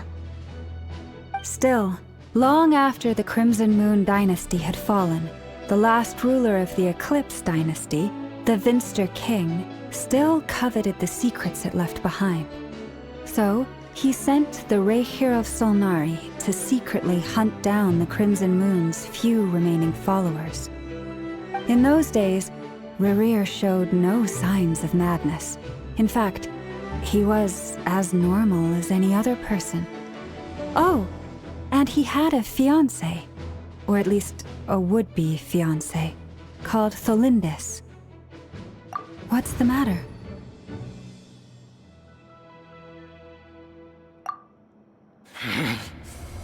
Verfnir, Vrindaughter,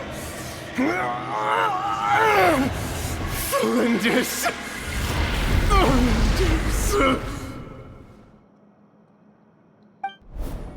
Interesting. Anything else? What about this would-be fiancé of his?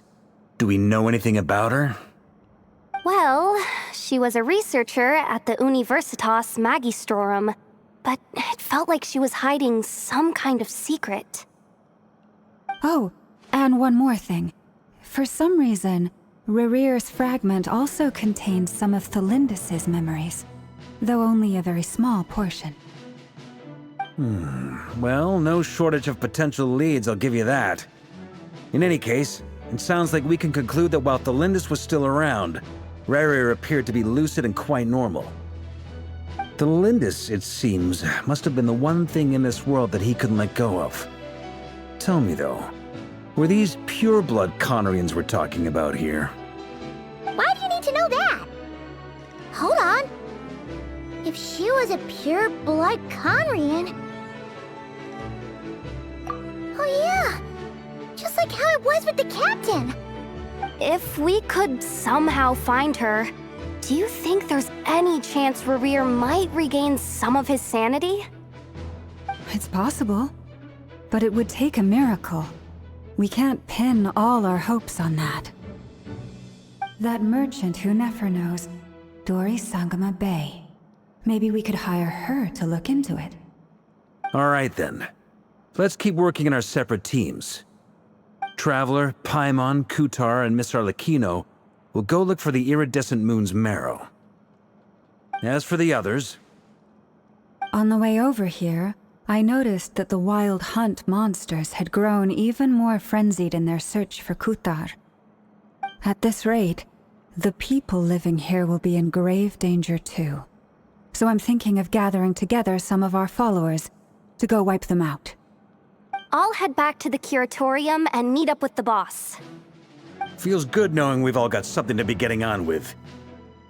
Given that the Wild Hunt has been a lot more active lately, the Lightkeepers have likely begun their own operations too. If that is the case, someone will need to pass the news on to Flint's. I'll hold the fort for now, then discuss our next move with Flint's, Aino, and Nefer when they get back. Alright then. Well, the clock's ticking. If that's everything, we'll be on our way. We'd better get moving too. We'll try to buy you as much time as we can. Relax. Just do your thing. I decided to call in some backup since things are getting so hairy. Our reinforcements should be here any minute now. Stay safe, everyone. Dismissed.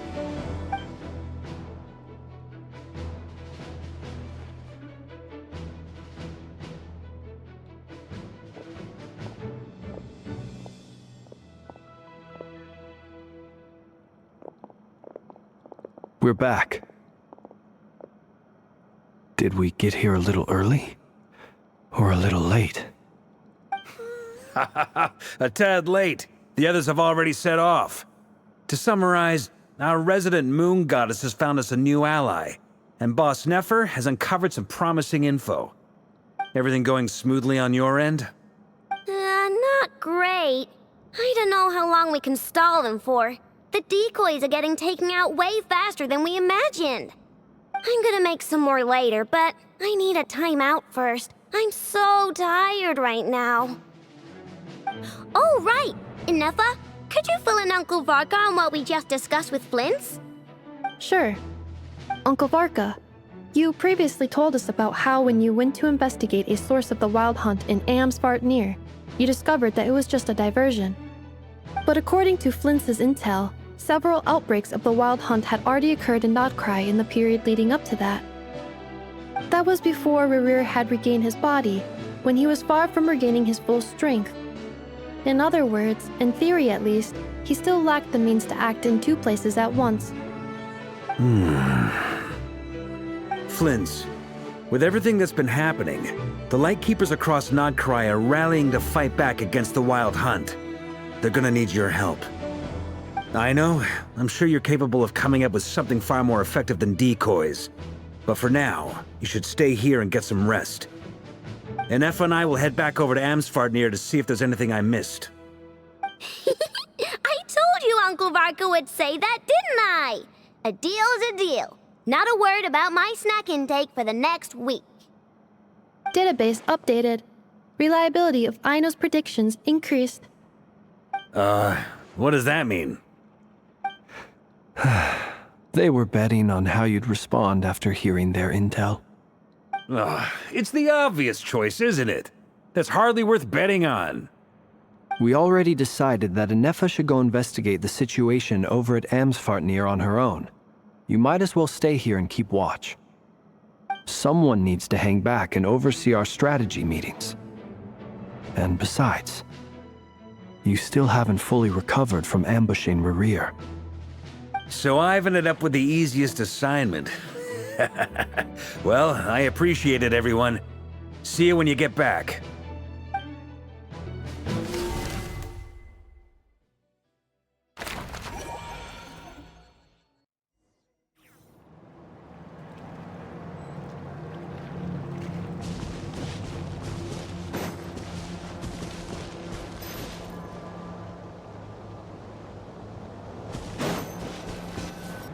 Here, this will serve as a good spot to cross over. Arlecchino, hold up since you brought us all this way, would you mind telling us what you've got planned? We still haven't got the slightest idea what's going on here. And if even Columbina doesn't know where the iridescent moon's marrow is, how do you? Simple. Because I am an inheritor of the royal bloodline of the Crimson Moon, and one of the last surviving embers of the two worlds' flames. Huh? Are you serious? As in, you're a descendant of that Crimson Moon dynasty we were just talking about? The one from ancient Khanri'ah? Your surprise is understandable. I was also taken aback when I first learned of it.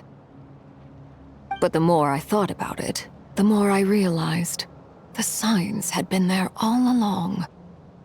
When I was young, I discovered I could wield a very special kind of fire. It coursed like blood through my veins and smoldered away inside my nerves. What's more, whenever I experienced strong bursts of emotion or drew too deeply on this power, it was like some kind of presence within the fire would begin to gnaw away at me, consuming me from the inside out. Exactly. That is why my hands are like this, too. At first, I saw it only as a curse, but once I became a harbinger, the jester apprised me of the truth. Together with my own investigations, over the past few years, there are several things that I have gradually come to understand. For instance, take the so-called Crimson Moon. In truth, it is nothing more than the shattered remnants of the iridescent moon, fused with the abyss to prolong its lifespan. Since this blood flame was bestowed upon me by the Crimson Moon, it is a fusion of the iridescent moon's former power and the corruption of the abyss. You all understand the nature of the abyss well enough. I draw upon its power, and in return, it hungers for my soul. This strange blackness is the mark of corruption it has left behind. If I recall correctly, you once told me that if the corruption ever made it to your heart, you'd become a completely different person. Yes, and that's the reason I'm always careful not to push my power too far. It's essentially a never-ending tug of war. Oh, sounds intense. Anyway, the rest of my story can wait. Is there anything else about the Crimson Moon or the Iridescent Moon that you're unclear about? Paimon has a question. So, the Crimson Moon that the Khanri'ahs used to worship was actually the Iridescent Moon, right? Which was one of the three Moon Sisters. Does that mean that the Khanri'ahs were to the Crimson Moon as the Frost Moon Scions are to the Frost Moon? So much of that history has been lost. We have no way of knowing exactly what they were like. But I would suspect that the Khanri'ahs weren't as devout in their moon worship as it might appear. The iridescent moon's remains simply served as their link to the abyss. Later on, perhaps someone discovered a way to make direct contact with the abyss. Or maybe there was some kind of ideological divide. Either way, a dissenting faction staged a coup and drove out the royal heirs of the Crimson Moon dynasty. Still, even with the dark sun looming high overhead, the Crimson Moon's glow never truly faded. If you want living proof, it's standing right before you. The first time we met, I sensed something familiar in your presence. When I looked at you, I felt I could see that mysterious red moon in the corner of my eye. In your flames, I saw its broken image, surrounded by a strange black aura. Well, I appreciate that you kept it to yourself. Much about the Crimson Moon is still a mystery, and I'd prefer not to end up as the object of an insane research project. Anyway, time is against us here, so if there's any other questions, they'll have to wait. I just want to make sure I've got one thing straight. In her letter, Sandrone mentioned that since you are unable to contain the iridescent moon's marrow yourself, you intend to leave it in my custody. Correct? That's right.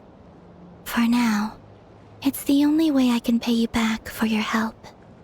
The iridescent moon is already part of who you are, So with its marrow in your possession, you'll be even more powerful than before. Deal. Then let's get started. Get what started? What does this place have to do with the Crimson Moon? When I first became a Harbinger, the Jester gave me a book called Harry, also known as Leobranto Innamorato. You should be able to buy a copy next time you're in Fontaine. It's a love story set in the Crimson Moon era, but setting aside the tangled romances of its characters, it also records a few interesting details. In the Crimson Moon era, or so the story goes, there was an orphanage that received children from beyond the bounds of this world, and subjected them to a peculiar induction ceremony. Beyond the bounds of this world? For real? And what kind of induction ceremony? The Crimson Moon Sages looked beyond this world for beings with powers that surpassed the gods.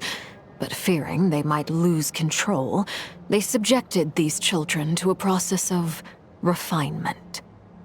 They made these children crawl up a fireplace and kept asking them, "Have you died? Did you see it?" Until they finally admitted to having died and seen a crimson moon. The adults embraced the children who passed the ritual, telling them, "Within the fireplace, you have traversed the flames between two worlds. Here and now, you are born anew." The book leaves much unsaid, but I suspect that this was their way of branding the children they had enrolled, leaving an indelible mark upon them so that they would forever live in the Crimson Moon's light. That explains why I can't sense the Crimson Moon's marrow in this world. It makes sense that it would be sealed in a special space that can only be accessed temporarily through some kind of ritual. But there's no fireplace here.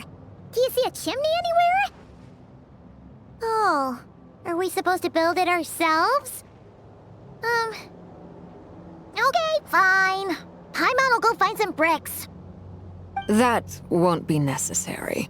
The fireplace is purely symbolic. The key to the ritual is crossing the flames between two worlds. In other words, the flames that burn within me. Those burned away by such flames leave behind a kind of ghostly afterimage in the world. In the days of Khanri'ah, people believed they could be used to bridge the gap between the two worlds of life and death. In short, I can open a passage to that space for you. That's the easy part. The catch is I'll need to stay on this side to keep the passage open, so I won't be able to come with you. Once you're inside, you'll have to find your own way. Very well. Then I'll open it up. Traveler, spare me a little more moonlight if you would. I may need it.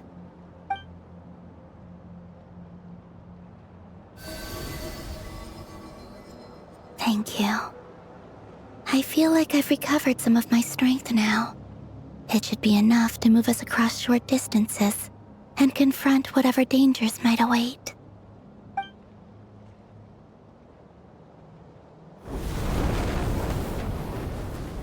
Mistress of the seven hues of ages past, great mother of the present, crimson-clad sovereign of the two realms, by fire severed, by fire renewed, I offer myself now and beseech your descent.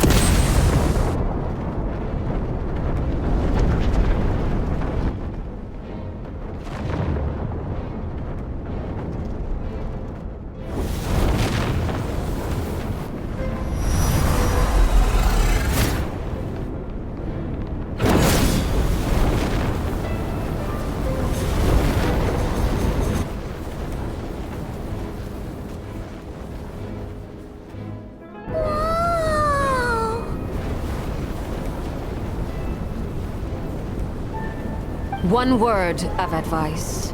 As you're crossing over, no matter what voices you hear, do not answer.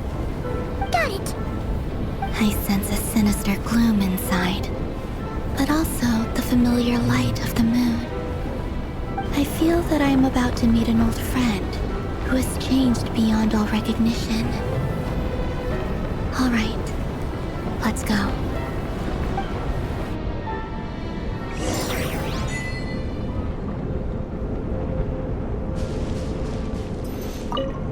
Seismic changes often begin with small windows of opportunity. This could be your window.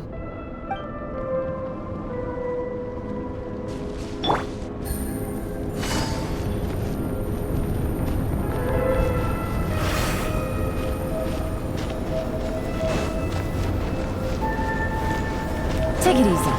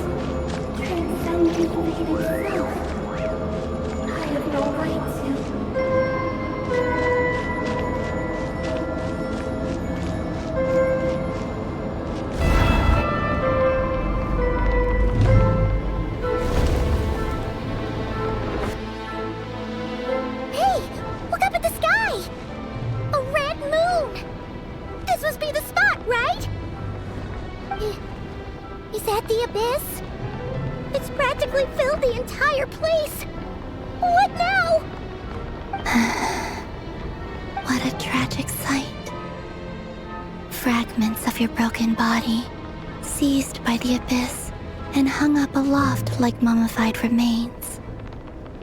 Iridescent moon. Was this truly what you wished for? Careful! There's something spooky about this place. Feels like something is lurking in the fog. Paimon's right behind you. Whatever you do, don't run off without her.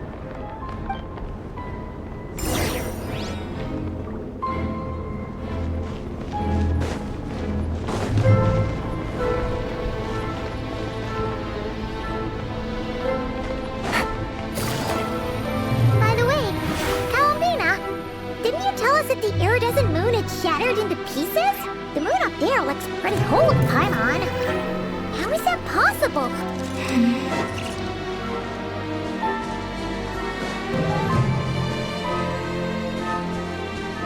Take it easy.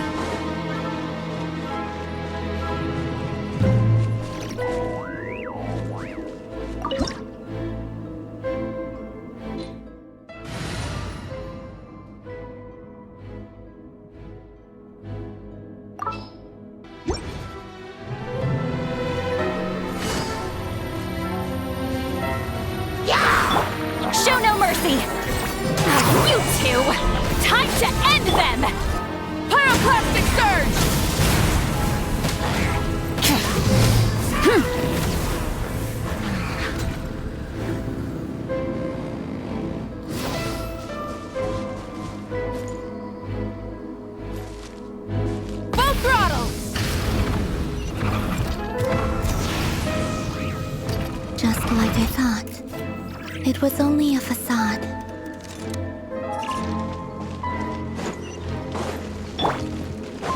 Fulfill our pact! Silence!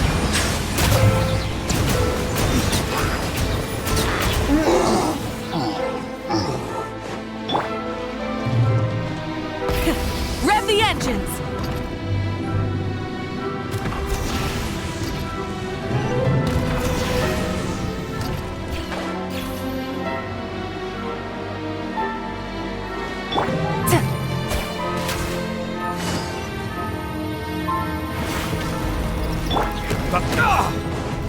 Show no mercy!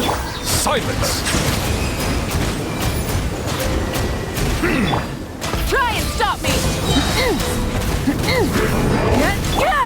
Quietly now.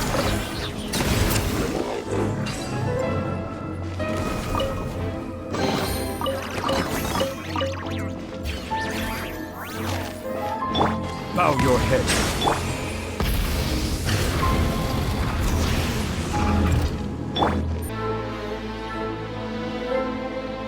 Huh? Huh? For real? That's way too high! There's no way we'll be able to reach it! No. I'm not sensing anything up there. It's coming from under the mountain.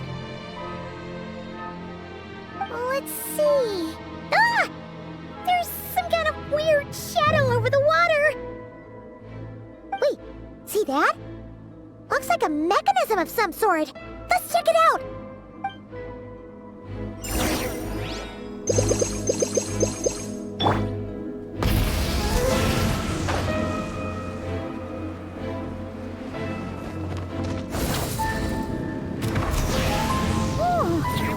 Looks like a device from the time of Khanri'ah. Maybe people once came here to study the Crimson Moon's domain, and they left this behind. Oh, if we can activate it, we might find some clues.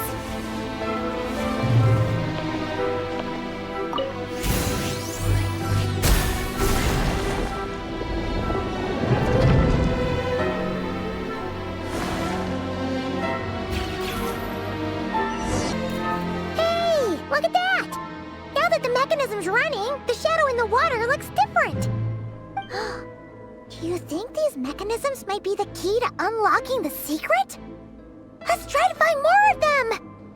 Tholindis, we'll leave the rest of the research in your hands. We'll be heading back now. I hope this isn't ruining date night. Ugh. Mind your own business. Just leave me some snacks on the table. Tholindis? Is that Rerir's girlfriend? How come we're hearing her voice here? Oh yeah! So, do you think she was studying this strange space all along? The Abyss has made this space extremely unstable. Maybe that's why some of the things she said and did were preserved here. Like echoes. Or after images. Whenever I see this view, it takes me back to a poem from my childhood. Waning moon, oh lifeless damsel, weeping on the mountain crest. Mourning still in wistful tone, her fragile soul now laid to rest.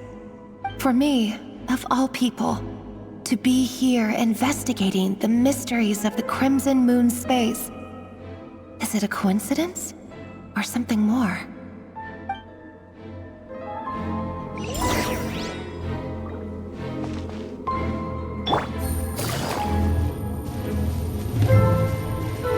Busted! Bow your head.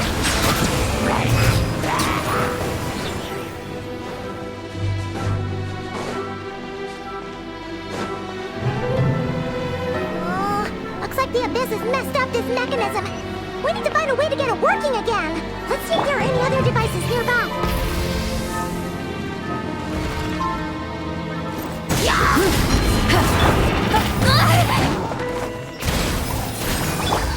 Settle down.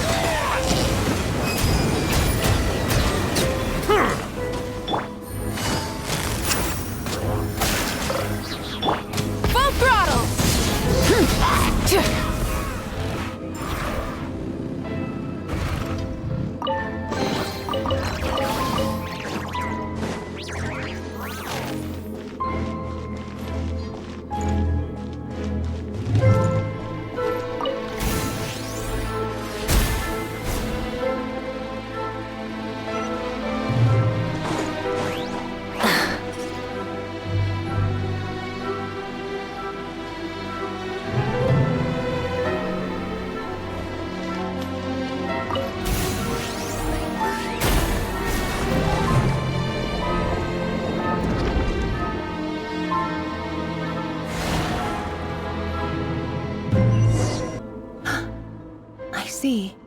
So the moon Marrow, or rather the power of the 3 moons, is the key to unlocking. If it really does exist, then maybe this madness can finally be put to an end.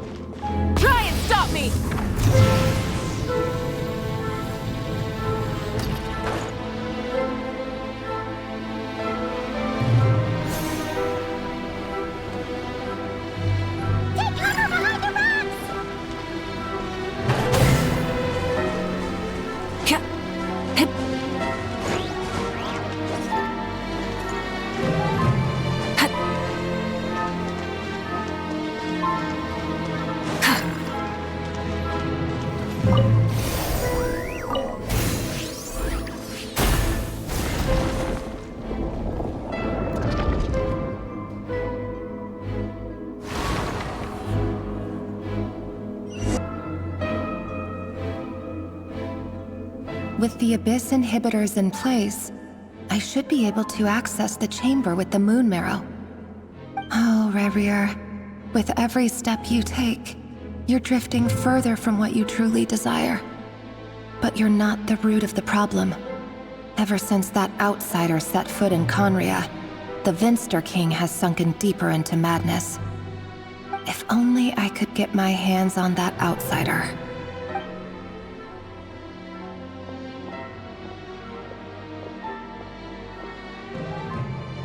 Hey look! The moon's reflection is back to normal!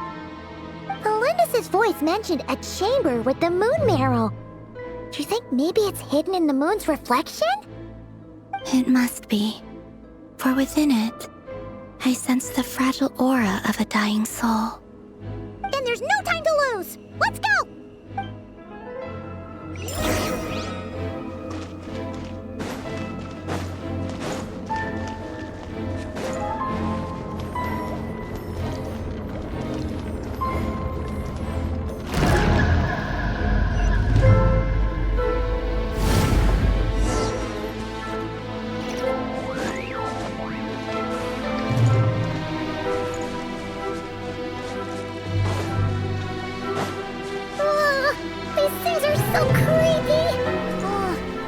Looks like we'll have to destroy them if we want to get to the iridescent moon's marrow.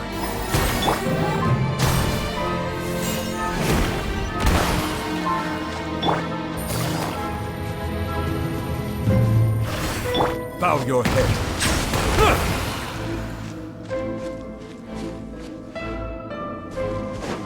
That must be the iridescent moon's marrow. Oh, we'll need to destroy these things before we can reach it.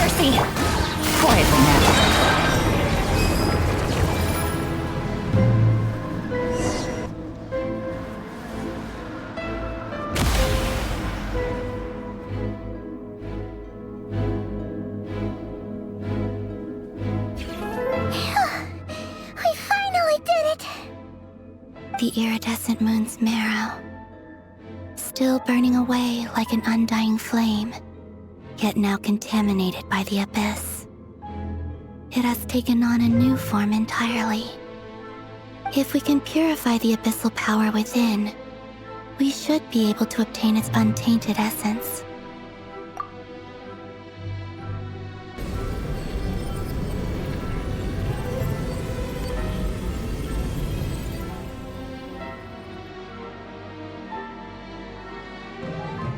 It's so cold.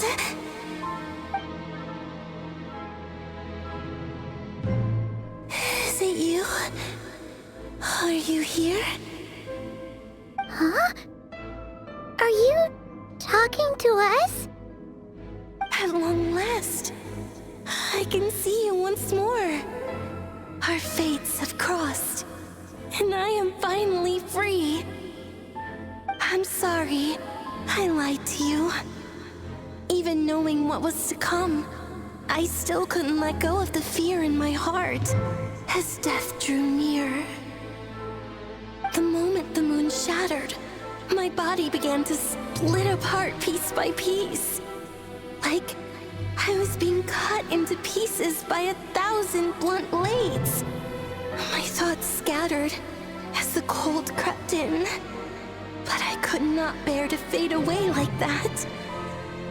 Tell me, what was it that brought you to us all that time ago?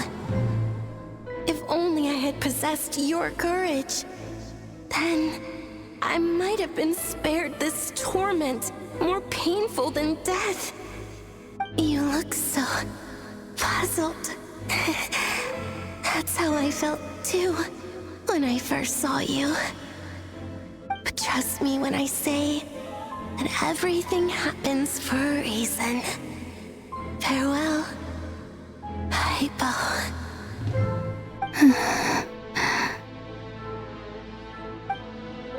What was that all about? Was that the goddess of the iridescent moon? Oh, it sounded like she was speaking to a long-lost friend. But none of us have ever met her before, right? Perhaps. She took me for the goddess of the frost moon she once knew. For a fading soul like hers, our auras must be too similar to tell apart. But anyway, we've got the iridescent moon's marrow now.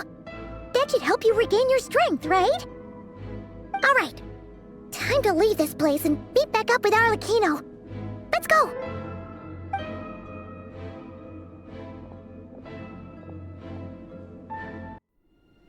That's odd. This place looks different than when we came in. Waning moon, oh lifeless damsel.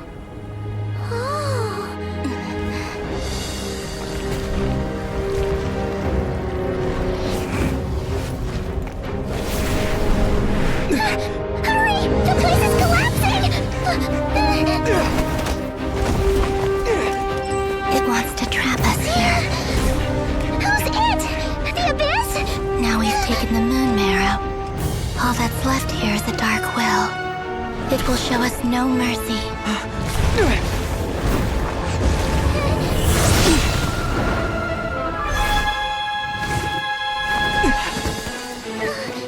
Give it back! The crimson hounds! My marrow! My heart!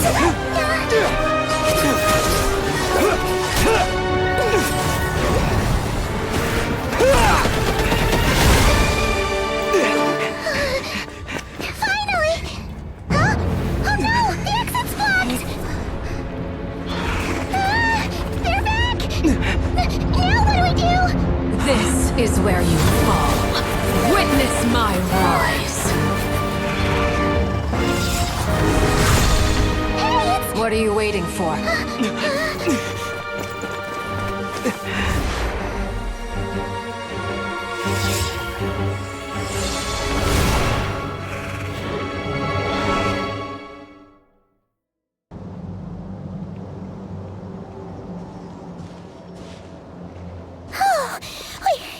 We made it! Was that you, Arlecchino? Did you save us? Wait, your hands! They're... Oh, this? Don't worry. It's a small price to pay. The Abyss wanted to trap you inside, and I defied its will by bringing you out. No wonder it's a little angry. No.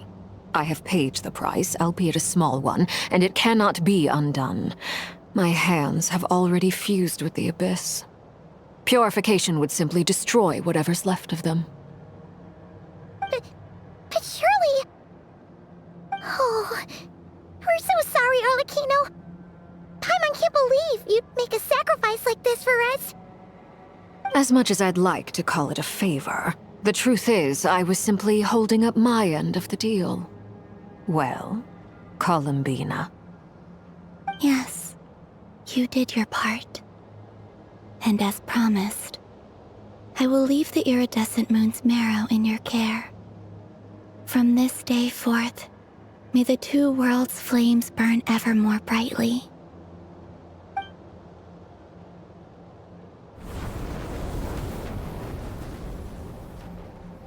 I'll take that as a blessing. Now, Columbina, give me your hand. Accept this moonlight I offer in return.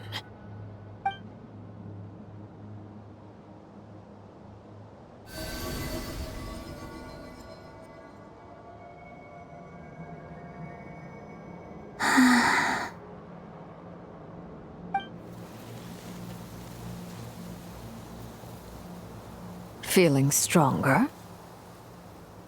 Hey,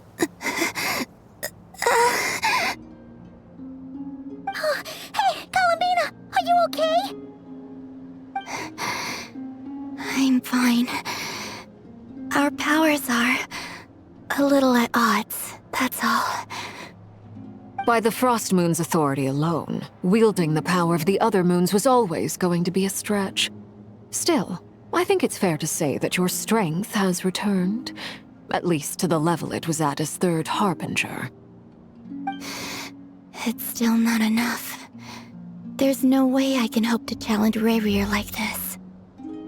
Just one more ray of moonlight, if you would.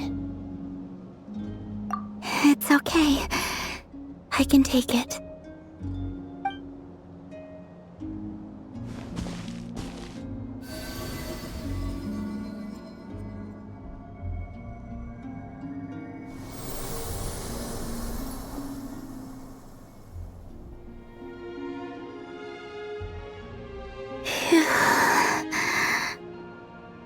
How about now? Fighting fit? At the very least, I won't have to stay hidden like before. I want to see him gone from nodkrai. The Rerir of Solnari and his wild hunt must be sent back where they belong. Well, it's good to have something to aim for. You certainly seem more alive now than you did earlier. When I first met you, you didn't strike me as a ray of moonlight. More like a wisp of fog drifting in from who knows where, ready to scatter at the first sign of a breeze. But now, you're full of vitality, just like the Frost Moon, once the brightest of them all. May you keep shining, Columbina. This is who you are. Thank you. Look after yourself too, Arlecchino. I know you have plans of your own, and that's why you're always seeking to grow stronger. But whatever you're after, don't let the Abyss take a hold of you. I do not wish to see you go down the same path as Rerir. I appreciate the concern, Columbina. Although perhaps it's time you took a new name. A new name? Kutar, the Moon Maiden, Columbina, they're nothing more than code names. They describe who she is and the roles she's played, but they're not her real name. We often use code names in the House of the Hearth, too. But it's knowing your real name that keeps you grounded. Up till now, you've been living a wandering life, so you've probably never really cared. All I'll say is this. Once you've defeated Rerir, give it some thought. All right, that's it from me. I'll get you back safely first, then go meet up with Sandrone. You're the best! I appreciate the gesture. It speaks to your good character. Anyway, let's get going. There are more urgent things to do right now than trade compliments.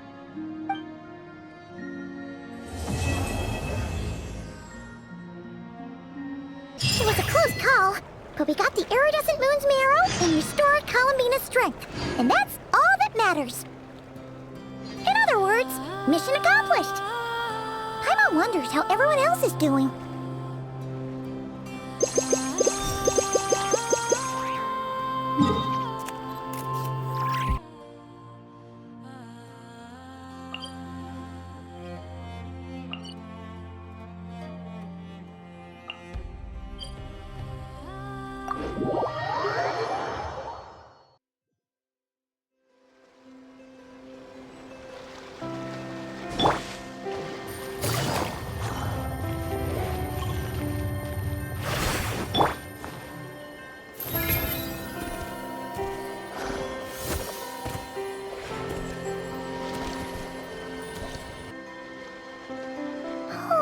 Do you think the others are making good progress? Hope it's all going smoothly. Oh, hey look! They made it back as well! Flint's! Llama! How'd it all go? All is well, thank you. Nefer and Yehuda had to stay at the curatorium to wrap things up, so they won't be joining us for now. I ran into Miss Nefa and Miss Aino on the way back. Their work is still in progress, so I suspect they won't be back for a while either. You seem rather cheerful today, Mr. Flint. I certainly am.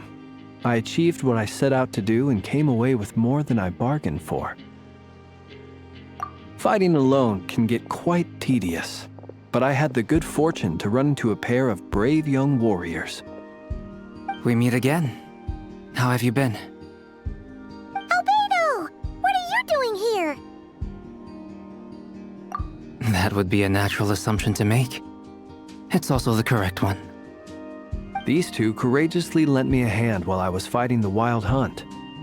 When they told me they were Sir VARKA's colleagues, it all made sense. And given how people of outstanding talent tend to cross paths, it's no wonder you're already acquainted.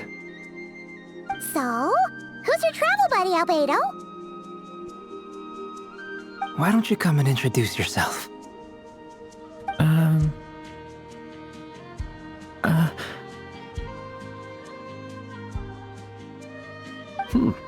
A gentleman of few words, I see.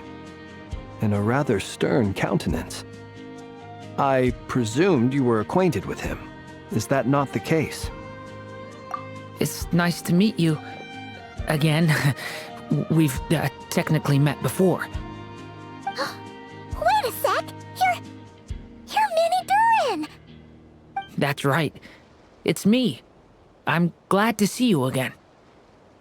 By the way, he says it's okay if you drop the mini. Yeah, I'm not as mini as I used to be. Interesting, isn't it?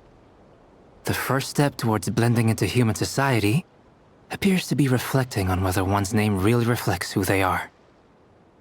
Wow! You look so different! In a good way, of course. It's great to see you looking so healthy.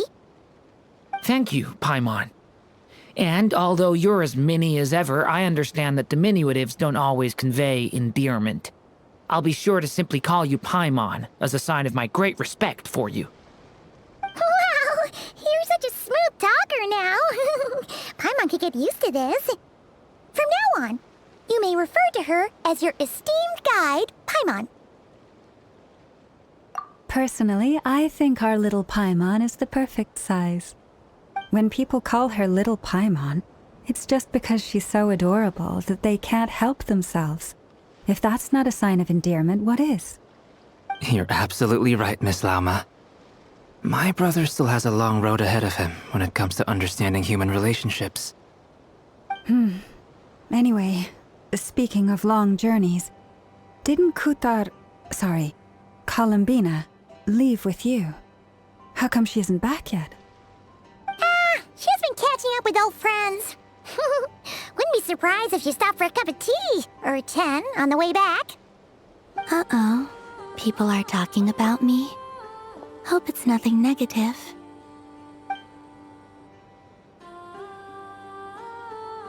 Judging from your expressions, I'm guessing it all went well? It's getting crowded here. I'll go grab some chairs. No need. This is a job for an alchemist. I'll whip some up momentarily. Thank you for your hospitality, ladies and gentlemen, but I was merely escorting my friends back. I'll be meeting Sandrone shortly, as we still have some things to discuss. It's been a pleasure, everyone. But this is where I'll say goodbye. We really appreciate your help. Oh, come on. Spare the formalities. I'm just glad I could help out some true friends. I understand. Well, bye for now, Arlecchino. Oh, this place is hopping. It's probably a good thing one of us left. Otherwise, we might not fit all these people in. Are you saying we're about to run out of chairs? As a matter of fact, I am. Come on in and see for yourself.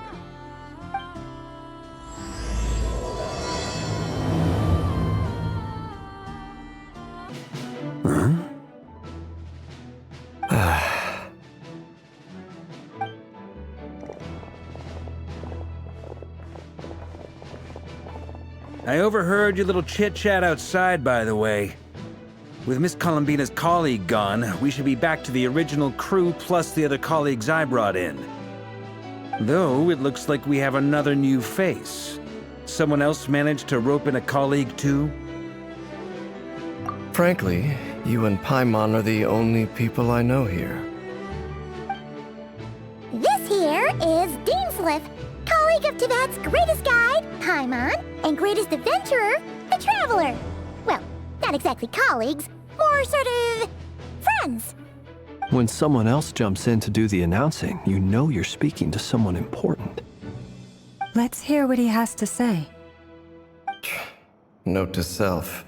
Once Paimon knows your name, the rest of the world will soon follow.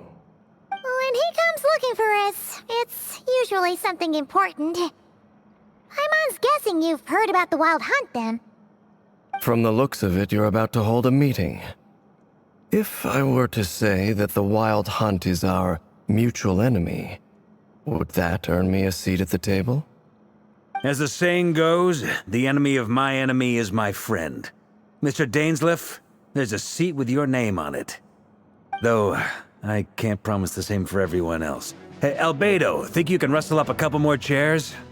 After all this time apart, Grandmaster VARKA's first order is to rustle up a couple more chairs. I've missed this. Is he being sarcastic? Hey, he's your brother. Why are you asking us? I've still got a lot to learn about the nuances of human conversation. Trying to decipher Albedo's way of speaking has been like jumping in at the deep end. Oh, good point. Paimon gets you now. Don't sweat it. There are people who go their whole lives without getting the hang of it. You're ahead of the game already.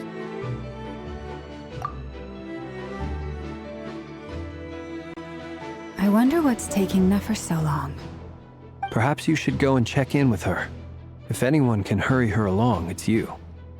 I just got back from the curatorium. Besides, aren't you curious to see what's taking her so long?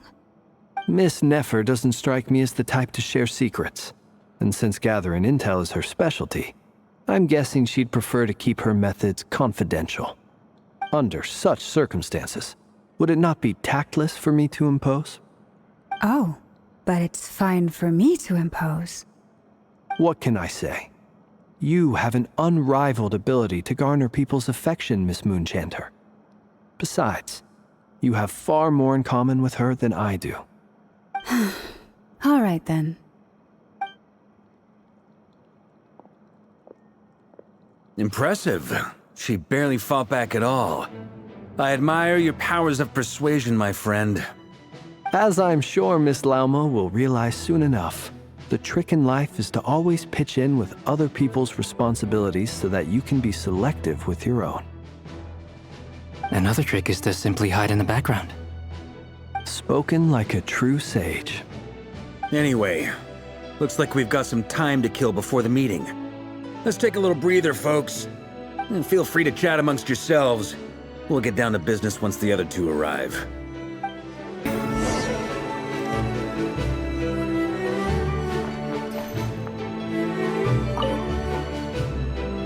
You're both awfully quiet. Why don't I start us off with an icebreaker? Much obliged. Have either of you ever had your portrait painted? If not, I'd be glad to help. That sounds like a lovely idea. You know how to paint, then? I dabble occasionally. He's an excellent painter. Tables, chairs, people, dragons, you name it. He'll paint it for you. I'm flattered. If I ever get the chance, I'd like to give it a try myself. I'll bear that in mind. Anyway, how about you, Durin? What sort of portrait would you prefer? Oh, I'd be fine with anything. Whatever style feels best to you. Very well. Then I'll play it by ear. You can replicate any style I want? I can try. If you show me a sample, I'll do my best to match it. Thank you. In that case, I'll dig up some reference material for you.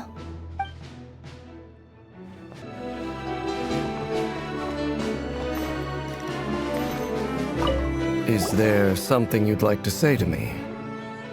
Yeah!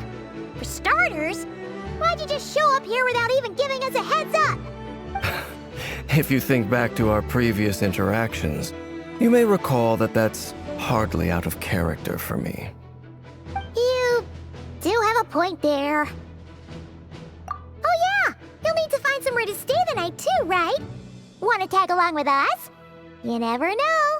We might get a group discount. Sure, let's do that. Great! Paimon will handle it!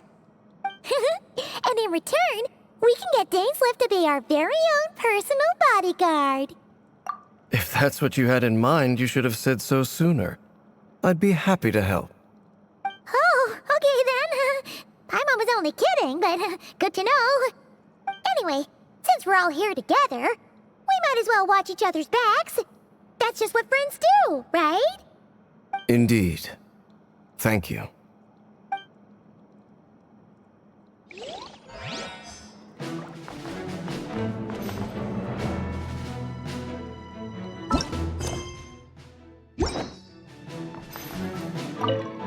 Truth be told, I can't remember the last time I was in a meeting with so many people. You're not alone there, my friend. The Lightkeepers also struggle to bring everyone together for a serious discussion. I don't doubt that. I've only ever met two Ratniki, one being you, and the other being that young guy, Itlua. Itlua is a good apple, I'll give him that. He's kind, honest, and regularly delivers supplies to my lighthouse. A true Ratnik to the core. In that sense, he puts me to shame. So you're what? A fake Ratnik? That's what it sounds like you're saying. But I get the feeling that's not quite what you meant. Come on, why the awkward silence? Sorry. I'm not even gonna bother trying to hide it. You've known all along, haven't you, my friend? Now that was an awkward silence. Let's just keep this between ourselves. Probably best if Itlua doesn't know, huh? That goes without saying. Gotta be careful what you share with youngsters, after all. Anyone else in the know? Let me guess. The Traveler and Paimon? It's dangerous being too sharp for one's own good, you know. Then, in the name of the Animo Archon Barbatos himself, I swear, your secret's safe with me. When we went for drinks, you said that you and Barbatos were practically best buds. In the light of that claim, do you really expect me to take your oath seriously? Of course. Just as long as you don't go spreading around the fact that I'm close with Barbatos, all right? Fair enough, then. Nothing like a bit of mutual leverage to seal the bonds of friendship.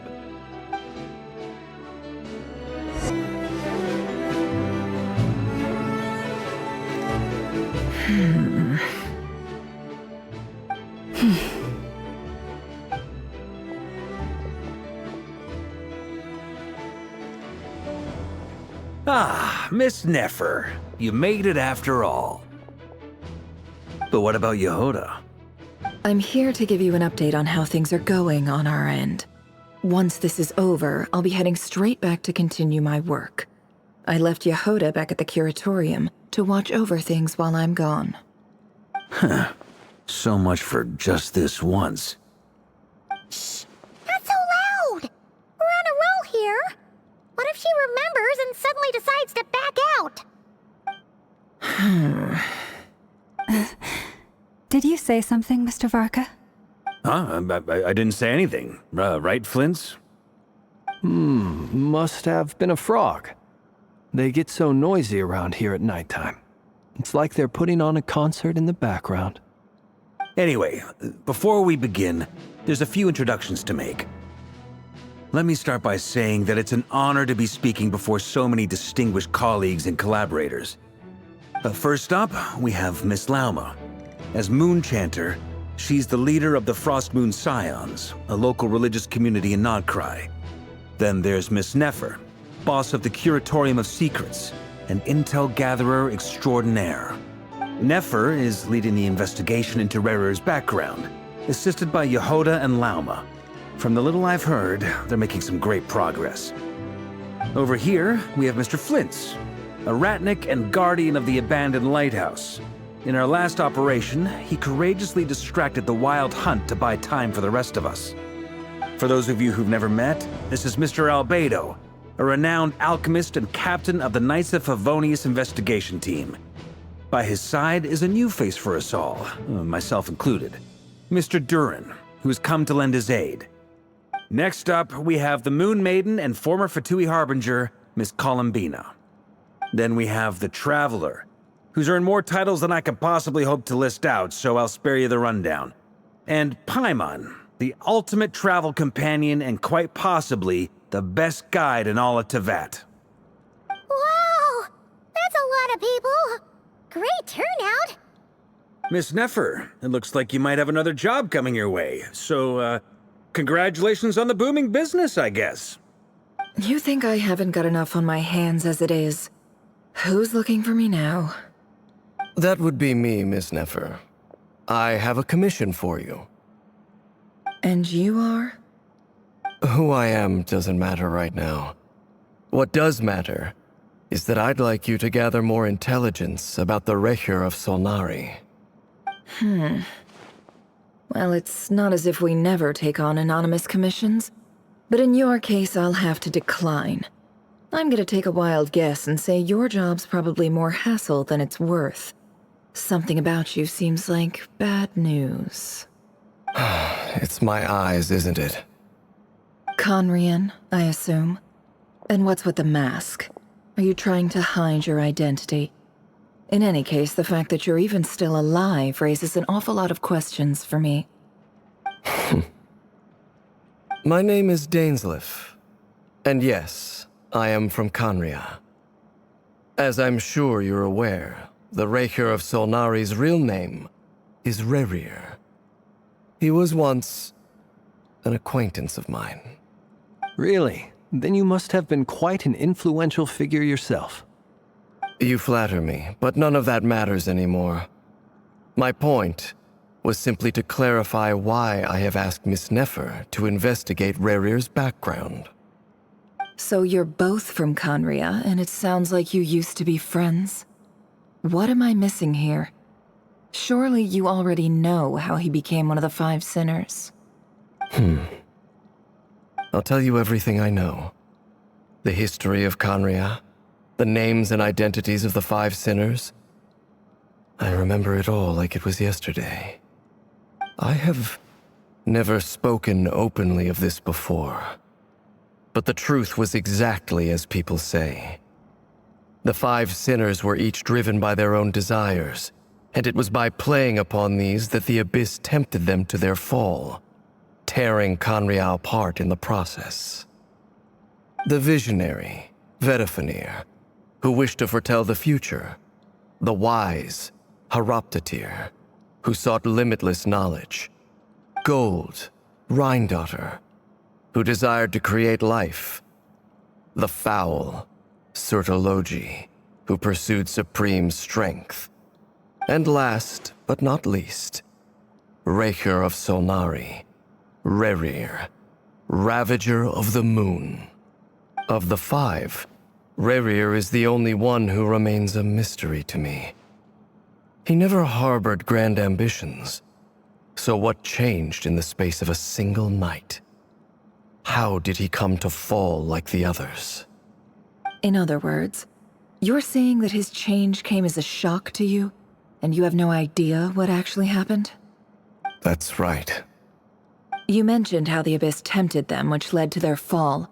But what did that look like in practice? And what other context can you give me about the events of that time? The more detail you can give me, the better. Strangely, now that it comes to it, I hardly know where to begin.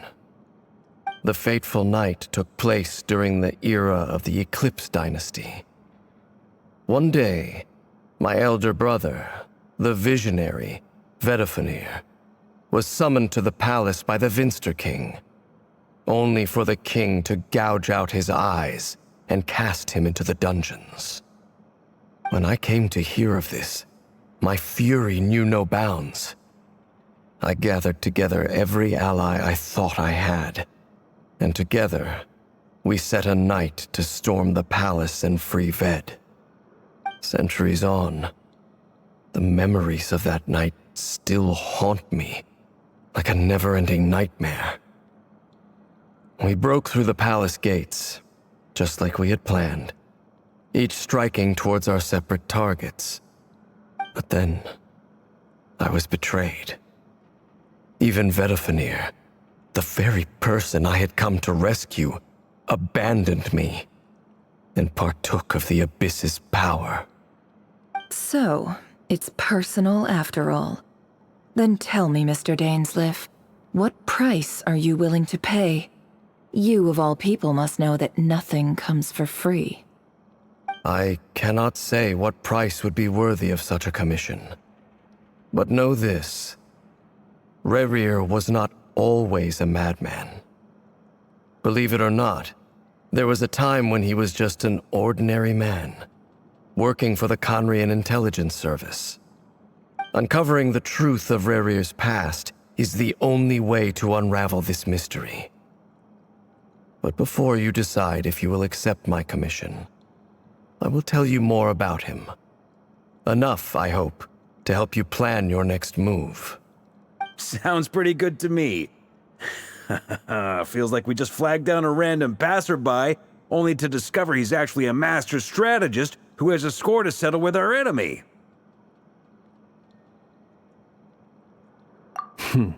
Can I borrow your halo? It could be useful in the lighthouse. Hey, enough with the wisecracks! Besides, isn't that lamp of yours bright enough already? Relax.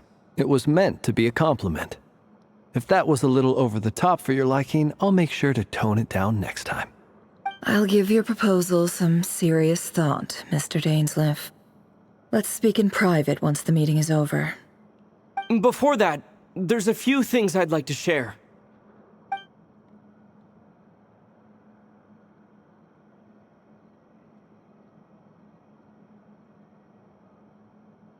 Now that we've united the hearts of the three moons, your power should be greatly enhanced. But it seems like that hasn't happened yet? I believe it will take a little longer. You've done so much for me, so I want to be completely honest with you all. Even though I'm doing a lot better now, the truth is, my recovery will likely be an ongoing process. From the moment I was born, my power has been slowly ebbing away. And that is because Tevat has never accepted me. Even with the moons united as one, it seems my rejection cannot be undone. So far, I have yet to find a solution. It may turn out to be a problem that will plague me until the day I finally leave this place behind. Even so, I will do everything in my power to help you drive out the Rerir of Solnari. As Arlecchino put it, this is not about chasing the spoils of victory. It's just a gesture of heartfelt gratitude. Kutar. Defeating the Rerir of Solnari will be no easy task. While my strength slowly recovers, we'll also need to gather more intel. Naturally. We should take all the help we can get if we hope to defeat him.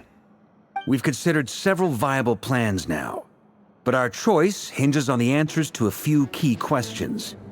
Is it even possible to kill Rerir?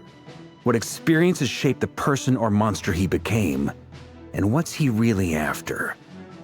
Given Albedo's expertise in alchemy, I think we should leave him to try and answer the first of these questions. Understood. As for the other two, I'm afraid we'll have to count on you again, Miss Nefer. Believe me when I say it's not my wish to burden you. But right now, relying on your skills is our only option. So you're placing all your hopes on me, huh? We can't thank you enough for agreeing to help us. Honestly, I can hardly believe how lucky we are. You sure have a talent for changing your tune, Miss Moonchanter. Timid like Yehoda one moment, then flinches insincere flattery the next. Ladies, please. I must object to your portrayal of me. That's all. Feel free to keep bickering. Just pretend I'm not here. I almost don't want to leave this room. I'm curious to see how this plays out. I have faith in you, Miss Nefer. Something tells me you'll stand by us until the very end. Oh? And what makes you so sure of that? What if I suddenly decide that my compensation is insufficient? This isn't about the money. I can sense that you've got a deep-seated distaste for Rerir. And knowing you, that alone is motive enough. Look at them getting along so well. Like two peas in a pod. And I'm the one they accuse of insincere flattery. There is no justice. Miss Lauma, you have to understand something. Unlike you, I don't actually enjoy having everyone's hopes on my shoulders. Is that right? Well, maybe the fact that I'm willing to put my hopes in other people says more about me than you. But the fact is, I also trust you. And that's because I know that you're someone we can count on. Anyway, we've got our plan, so let's get moving. Mr. Dainsleif, let's talk. And Traveler, once we're finished, if you've nothing else planned, I'd like you to come with me. This whole experience is teaching me a lot. For instance, I now know that when other issues come up in the future, I'll have far more luck getting Lauma to convince Miss Nefer than trying to do it myself. Hate to say it, friend, but that's one of the funniest things I've heard in a while. Why? You think I've got it wrong? Quite the opposite. But what makes it so hilarious is how long it's taken you to realize.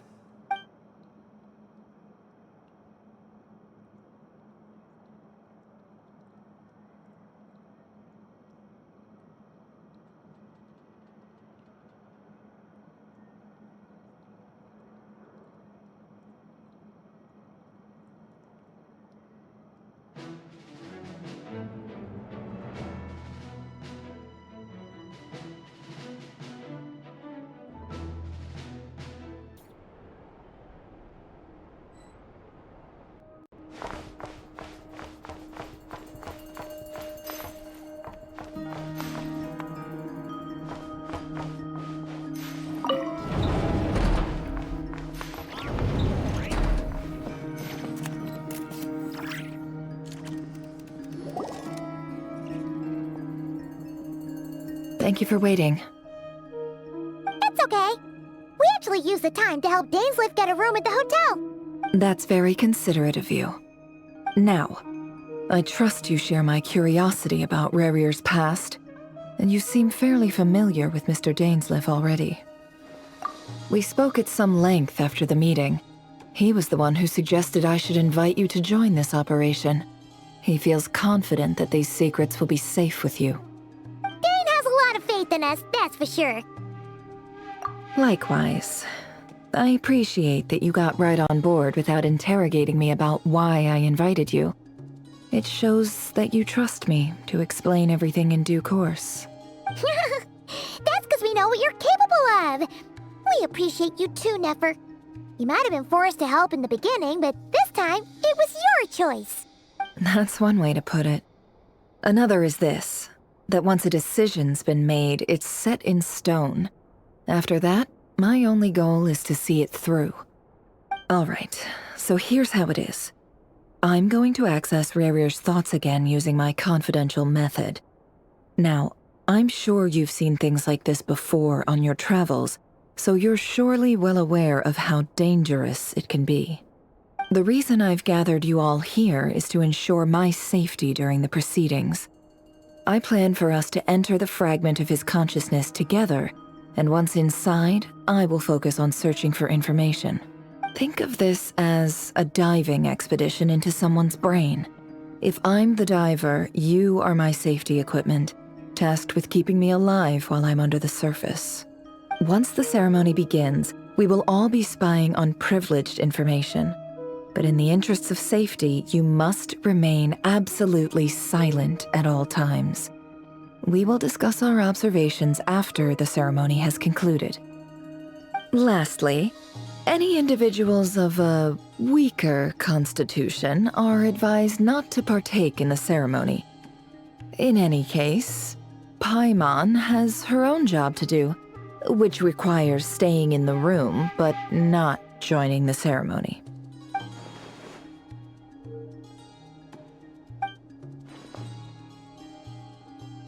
Well, good luck, everyone! Sounds like all Paimon can do is cross her fingers and root for you guys. There's a little more to it than that. I was being serious when I said you have a job to do.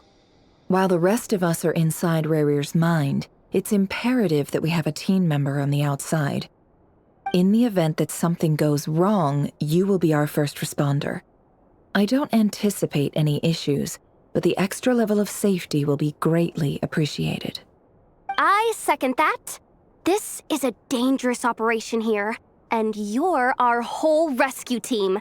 That's pretty much the most important job in the crew. So, Paimon's like the lifeguard? Yeah, that makes sense. All right, got it. Good. Please, take a seat. We'll get started momentarily.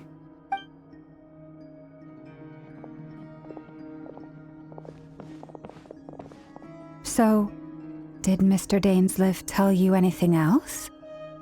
He told me that he believes Rerir kept some big secrets in his life. He's not sure that they were the cause of his eventual downfall, but he's asked me to uncover what those secrets were all the same. But surely you're not planning to go through with this, no matter the cost. If you think that, you'd be overestimating me. I'm a businesswoman, not a mercenary. But I do have my own professional reasons for taking this job. You think I'd turn down the opportunity to get a first-hand glimpse into Khanri'ah history? No chance. Well, as long as you don't let morbid curiosity get in the way of safety concerns, we're good. We'll do whatever we can to help you. You're such a killjoy.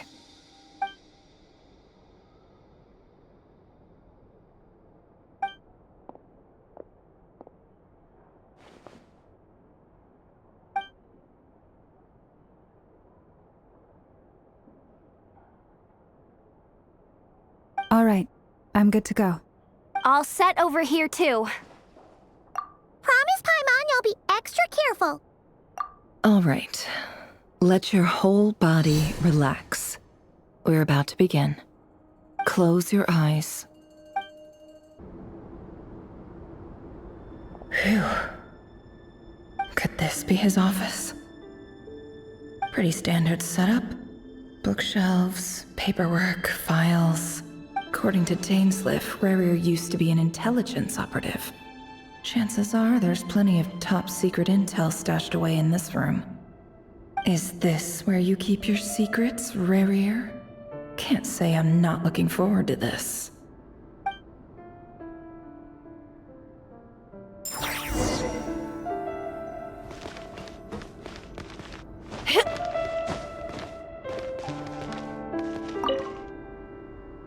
Bookshelves full of documents. Looks like these are all files, packed with the personal details of individual Khanri'ahs.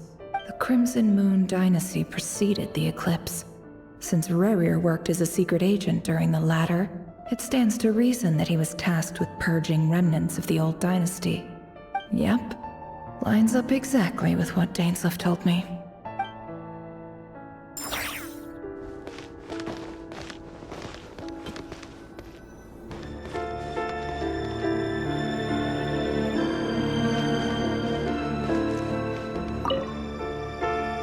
A file tucked inside a folder. The title reads, Dear Breakfast Shop Owner.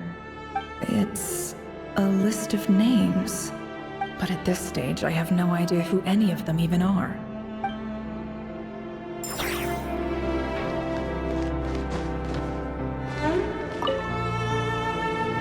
Wonder what kind of encryption technique this is. Seems like it has to be inserted into that camouflage device nearby. Aha! It's an audio recording. Please, hear me out. I can't shake this feeling that someone's been spying on our house. No, I'm not being paranoid. It's true. I saw someone dressed in all black. It was a couple of days back, but that was on another street, not near my house. I swear, I know what I saw! There's a note in the margin. Surveillance of the run for their residence has concluded. We apprehended the target and filed the mission report last night. Could the voice in the recording belong to one of Rerir's targets?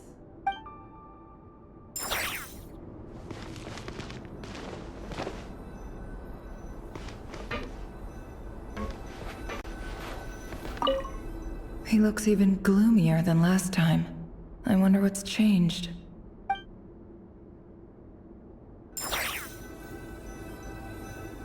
He looks even gloomier than last time. I wonder what's changed.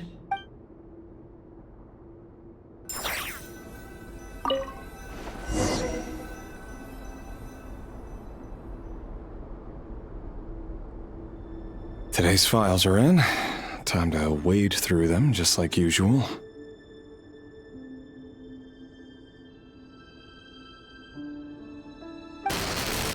Male, 51. Occupation, cook. Confirmed Crimson Moon descendant. Has maintained frequent contact with other descendants over the past year. Poses a threat to the dynasty. Neutralized.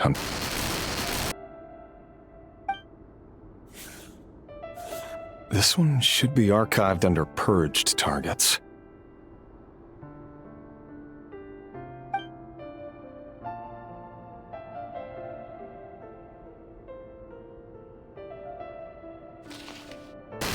Female, 23. Occupation, office clerk. Confirmed Crimson Moon descendant. Has maintained frequent contact with other descendants over the past year. Poses a threat to the dynasty. Neutralized.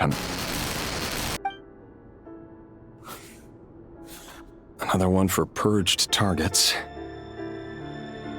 Sounds like she was that other man's daughter. Never mind. What's it got to do with me?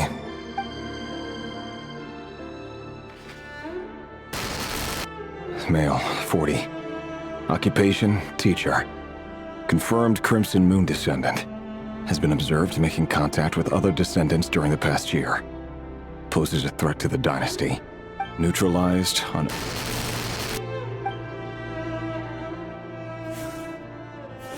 Just another nobody for the archive. Come to think of it, I remember surveilling this man. A case like his never would have been considered a priority in the past. Huh. He barely even interacted with other Crimson Moon descendants.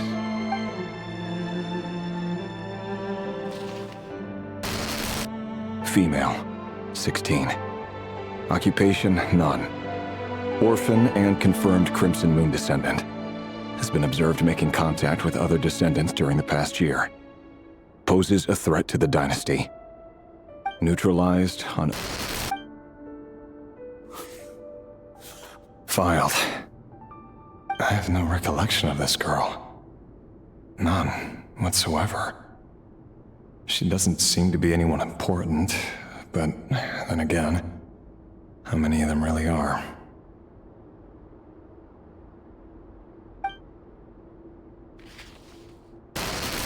Female, 13. Occupation, none. Orphan and confirmed Crimson Moon descendant. Has been observed making contact with other descendants during the past year. Poses a threat to the dynasty. Neutralized on... Filed.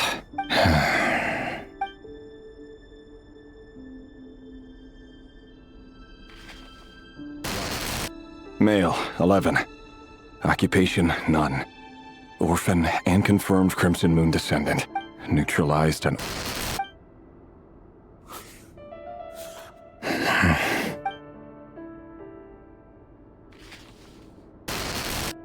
Male. 6. Occupation, none. Orphan and confirmed Crimson Moon descendant. Poses a threat to the dynasty.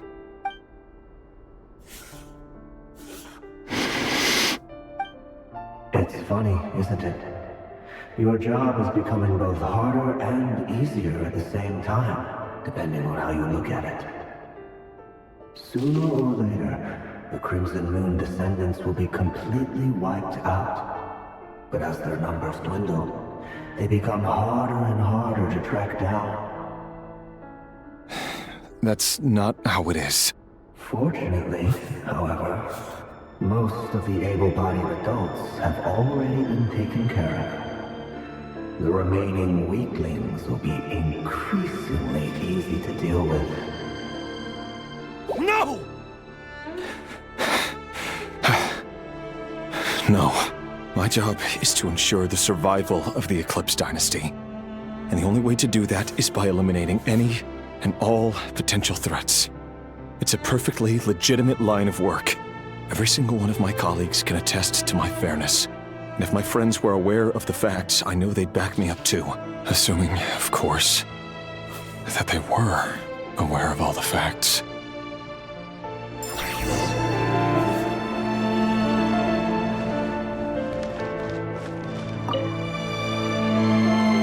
Containing a ring inlaid with a precious gem.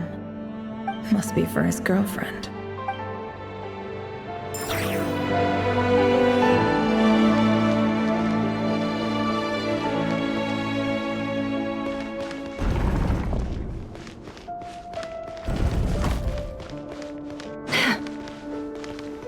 Mr. Vedafelnir, it's been quite some time since we last met. Rerir, I trust you're here because you have something important to discuss. Forgive me. I wasn't tuning out, it's just, I noticed you didn't even phrase that as a question. As if you knew I was coming. Tell me, does someone in your position ever feel the need to ask questions at all? It is indeed within my power to foresee certain things. Things like your arrival. I was just thinking. It won't be long before I'll be inviting both you and Dane to my wedding. That isn't a lie, but nor is it a fact as such. It's a wish, isn't it? No fooling a prophet, is there? Ever since that day we met for drinks, I knew it was only a matter of time before you came looking for me. Does it feel good? Knowing how the future will unfold. I'm afraid the notions of good and bad fail to capture the complexity of what such a power entails. Once you've seen what will come to pass, it can be all too easy to succumb to fear and melancholy. Unless, of course, you learn to abandon these feelings. You fear my silence, and long to hear the words I left unspoken that day. That's right. You must have noticed my reluctance to broach the subject, and the reason is simple. Because the truth could never have lived up to your hopes. For both our sakes, such words are better left unsaid. The burden of prophecy was never meant for your shoulders. So who exactly do you deem worthy to hear your prophecies? None but our exalted king? Or rather, our king as he once was. You're closer to his majesty than I am. You must know better than anyone how much he's changed.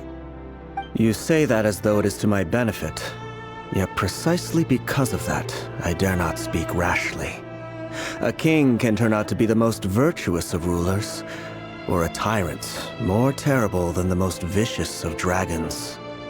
You are so wise and far-sighted, yet still you would have me live in fear of the unknown? You make a fair point. Especially given my silence alone was all it took to send you spiraling downwards. Very well then. Let me offer you some advice. And I say this not as a prophet or a visionary, but simply as the brother of your friend. For many reasons, there is very little chance of your marriage ending in happiness. If happiness is what you seek, you should find another fiancé.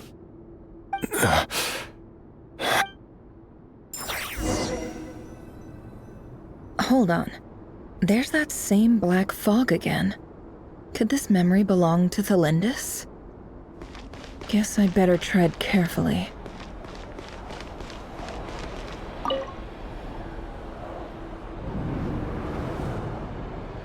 Wait. Hear me out. This time we finally got a clear look at his face and learned his true identity. His name is Rerir, and he claims to be one of the king's guards. What did you say? A cruel irony, isn't it? The man you're set to marry leads a double life as a brutal executioner. Why are you telling me all of this now? Simple. It's because I want you to kill him. You are the only person he would never suspect. No, absolutely not. I would never dream of doing such a despicable thing. So you'll just stand by and watch him slaughter us to the last? Do not forget that the blood of the Crimson Moon flows in your veins too. The blood of the Crimson Moon? What does that matter now? The dynasty has long been dead and gone. You think that alone is reason enough for me to throw away everything I have? Why wouldn't it be? You two were once a child of the Crimson Moon, just like me. Don't tell me you've never felt so much as a flicker of fury for the way we were trampled into the dust. As long as you promise to abandon this pipe dream of restoring your dynasty, I can try to persuade him. Or have him persuade the Vinster King. Persuade the Vinster King? Do you even know why he's so obsessed with hunting us down? Why he keeps trying to force us to hand over our secrets? Over and over again? Or why we refuse to give up on restoring the dynasty? The Vinster King.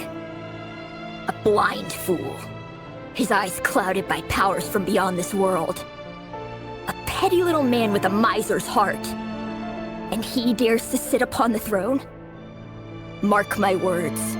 Sooner or later, Khanri'ah will fall. And it will be his doing. If you can't bring yourself to do it, so be it. Just you watch. It won't be long before calamity descends upon us all. The Rerir of Solnari. That really is quite a secret you've been keeping from me, Rerir. But who am I to talk? Am I really any better? I've kept my own past a secret this whole time too. Love should be built on honesty. But ours was born from lies. And yet, is it really so wrong to hide things that would only make life harder? If we don't cover up the parts that no one else should see, how can we go on pretending to be normal? Vedifulnir must have known all this. And that's why he made his prophecy. In the end, nothing stays hidden forever. But I won't just sit by and watch this disaster unfold. I'll do everything in my power to protect what I cannot afford to lose, no matter who I have to face.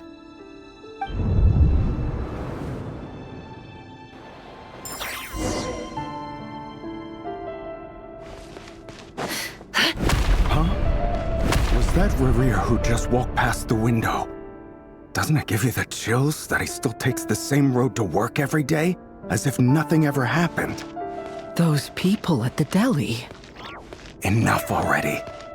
They're clearly pretty taken by their own disguises, so just smile and play along. Pull the rug from under beasts like that, and you'll risk having your throat torn out. Deli? Oh. They're talking about those people from the opposition. Right. I'd almost forgotten they used to run a deli. People of no consequence always vanish so easily. And no one even remembers them.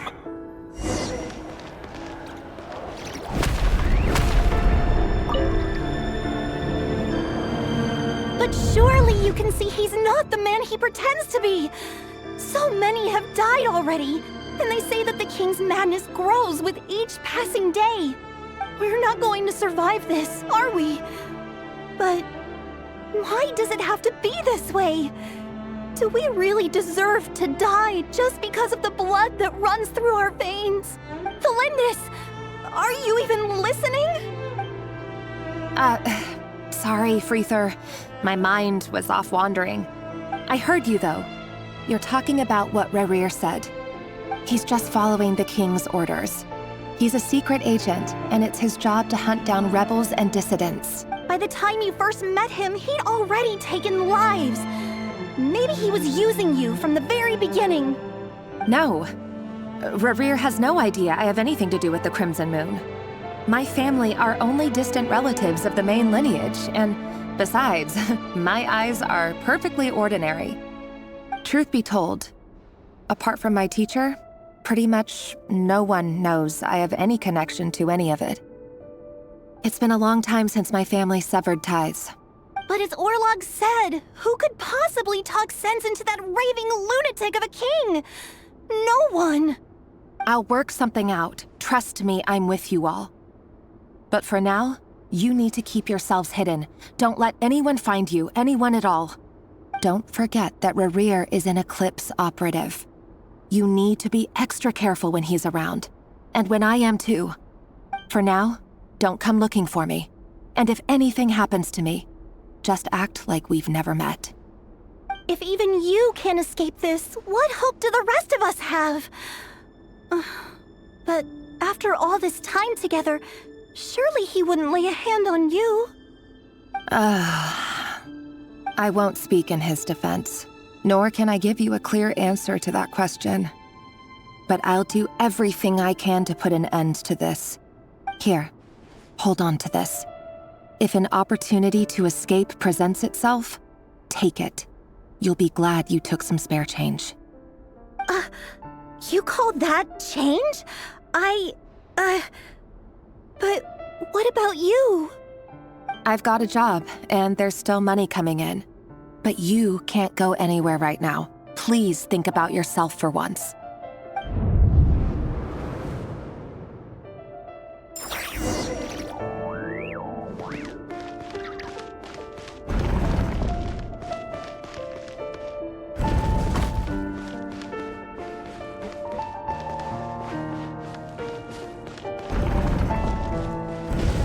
Another day, another round of assassination training. Training ground is just beyond this hidden passageway. When you kill a person, doesn't it bother you when you end up covered in their blood? Why would it? Aren't we all just walking blood bags? But not everyone is accustomed to hunting down others like prey.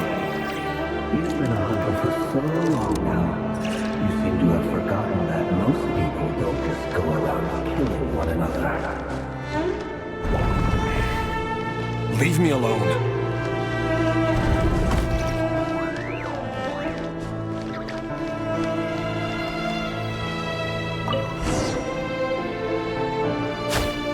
Make sure you have a firm grip on the handle, then choose your angle well. Keep your movements light and brisk. And pray no sense a thing. I'll let no one ever died a quiet death like I work clean. No traces.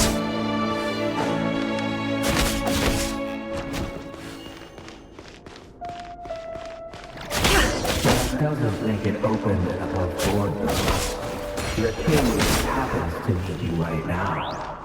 Or someday he doesn't. That won't happen. He's changed. Ever since he fell under the spell of that hour.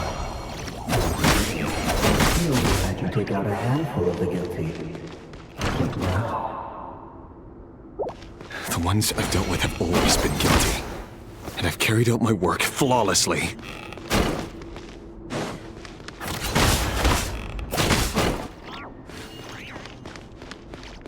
It all adds up. Can't hide the truth.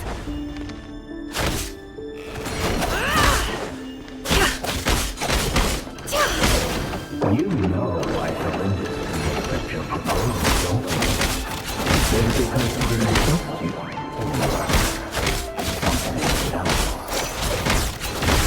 Enough!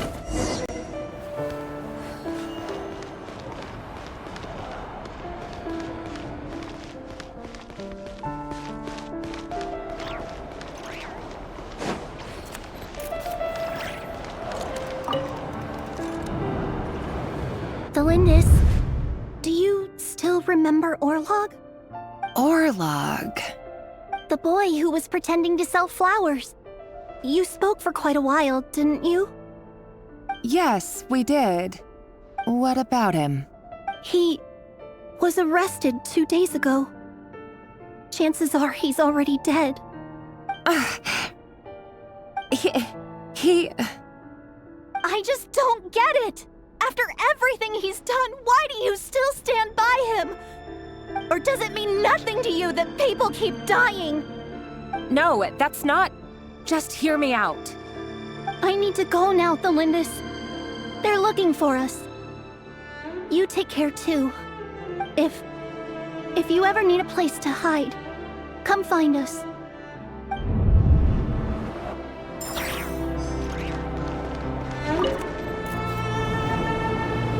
Author Tholindis. Over the course of this week, the research object was subjected to interference for a total of 47 hours for experimental purposes. The results are as follows. All subjects of observation that were sent inside have now... The situation within is proving more problematic than anticipated. No progress whatsoever. What now? Won't you give me even a glimmer of hope? Things are getting worse by the day. I have to find a way or we'll all be in danger. But I... If all this research comes to nothing, what then? Sooner or later it'll be my neck on the line. But could he really bring himself to kill me? No. Surely he wouldn't have the heart.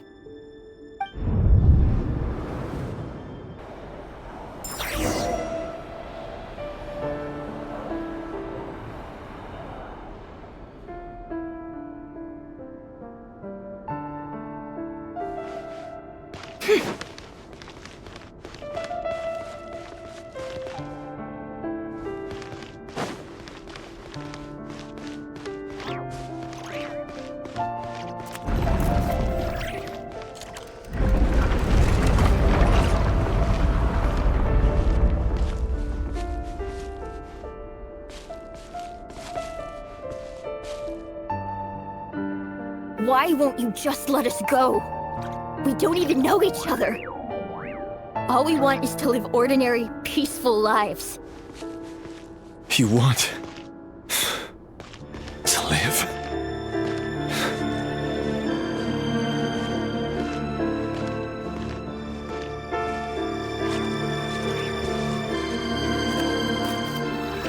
Yes. I just want to go on living.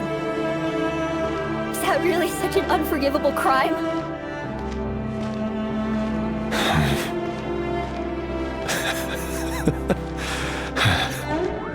You want to go on living.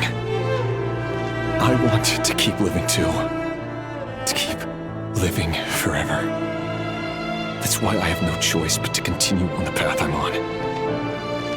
If only some savior would suddenly swoop down and change the way the world is. Too bad that's not going to happen. Imagine that. If there really were such a person, you and I wouldn't be standing here like this, would we?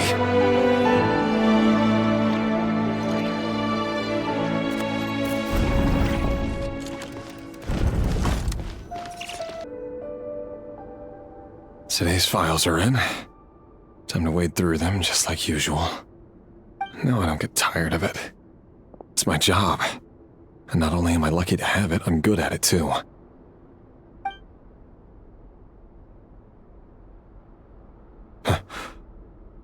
Wait. That's... Tholindis? No. No! No! Why? But you bear no mark of the Crimson Moon. How could you possibly have anything to do with them? It cannot be! A diluted bloodline. Carefully concealed. I see it now. You've been living in the shadows just like me. What a fool I've been. Numbing myself with talk of justice. Even imagining my friends would back me up. But in the end, Irminsul. Finster King! How far are you going to take this? From the direct bloodline to secondary offshoots? And then what? Today it's the descendants of the Crimson Moon. Who will it be tomorrow? Will you not rest until everyone down here is dead? No. This cannot go on. This is where it ends.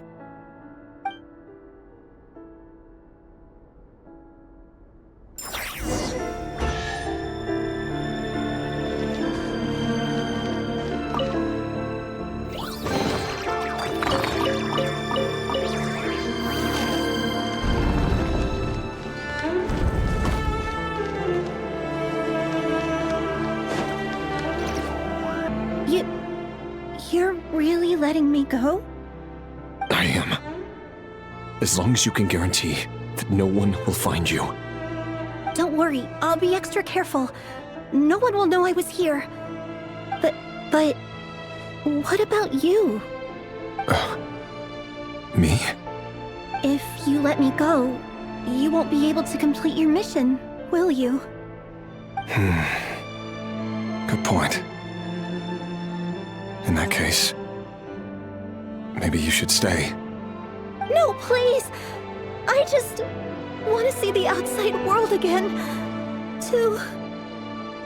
Go on living? Yes. I know you're a man of your word.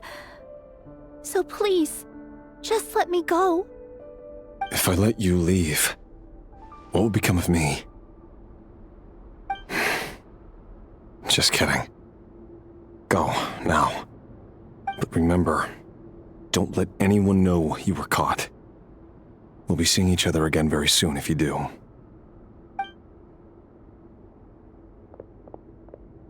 Even shadows in the dark must live by a code.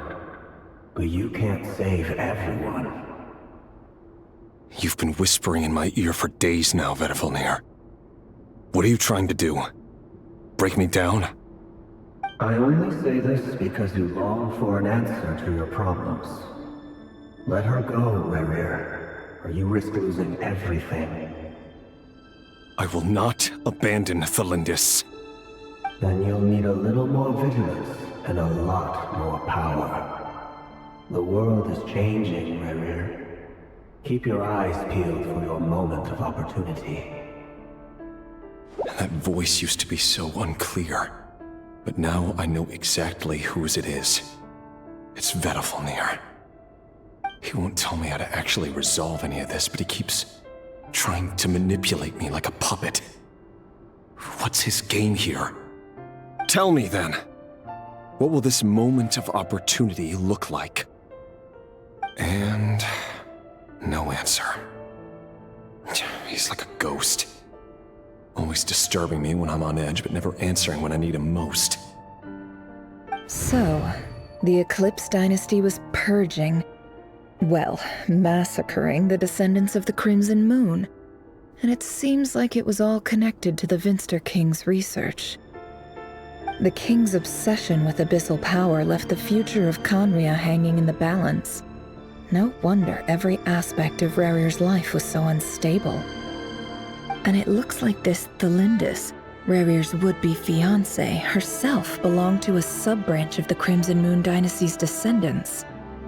It almost defies belief that a couple like them could hide the truth from each other for so long. If the Vinster King hadn't intervened in such a drastic way, they might have gone on deceiving each other for the rest of their lives. And why does Vedderfanir, Daneslif's older brother, keep talking in Rerir's head? This guy kept more secrets than I ever imagined. The human mind is like a vast desert of shifting sands.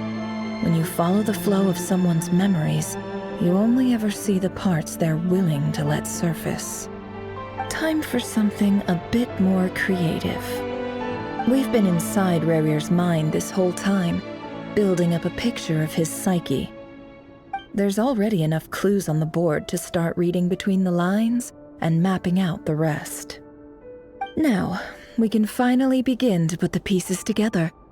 Sure, it'll only be a reconstruction, part simulation, part reasoning, but it's usually pretty accurate.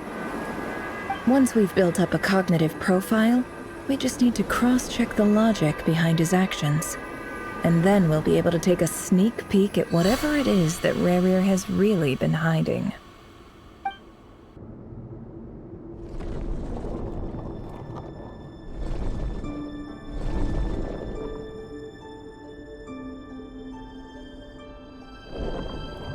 Rerir, are you there?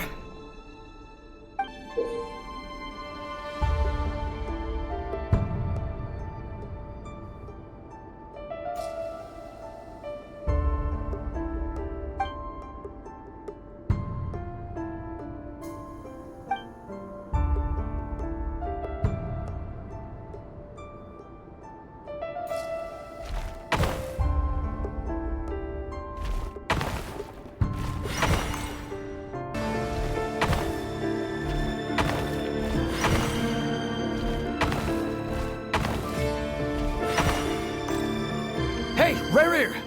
Come out, it's urgent! Dane? What's wrong? Quick, come with me. I'll explain everything once we've met up with the others. Okay. I'll come. But Tholindis is still over at the Universitas. I'll need to leave her a note. All right then, but make it quick. I've never seen Dane so worked up before. Whatever this is, it must be big trouble.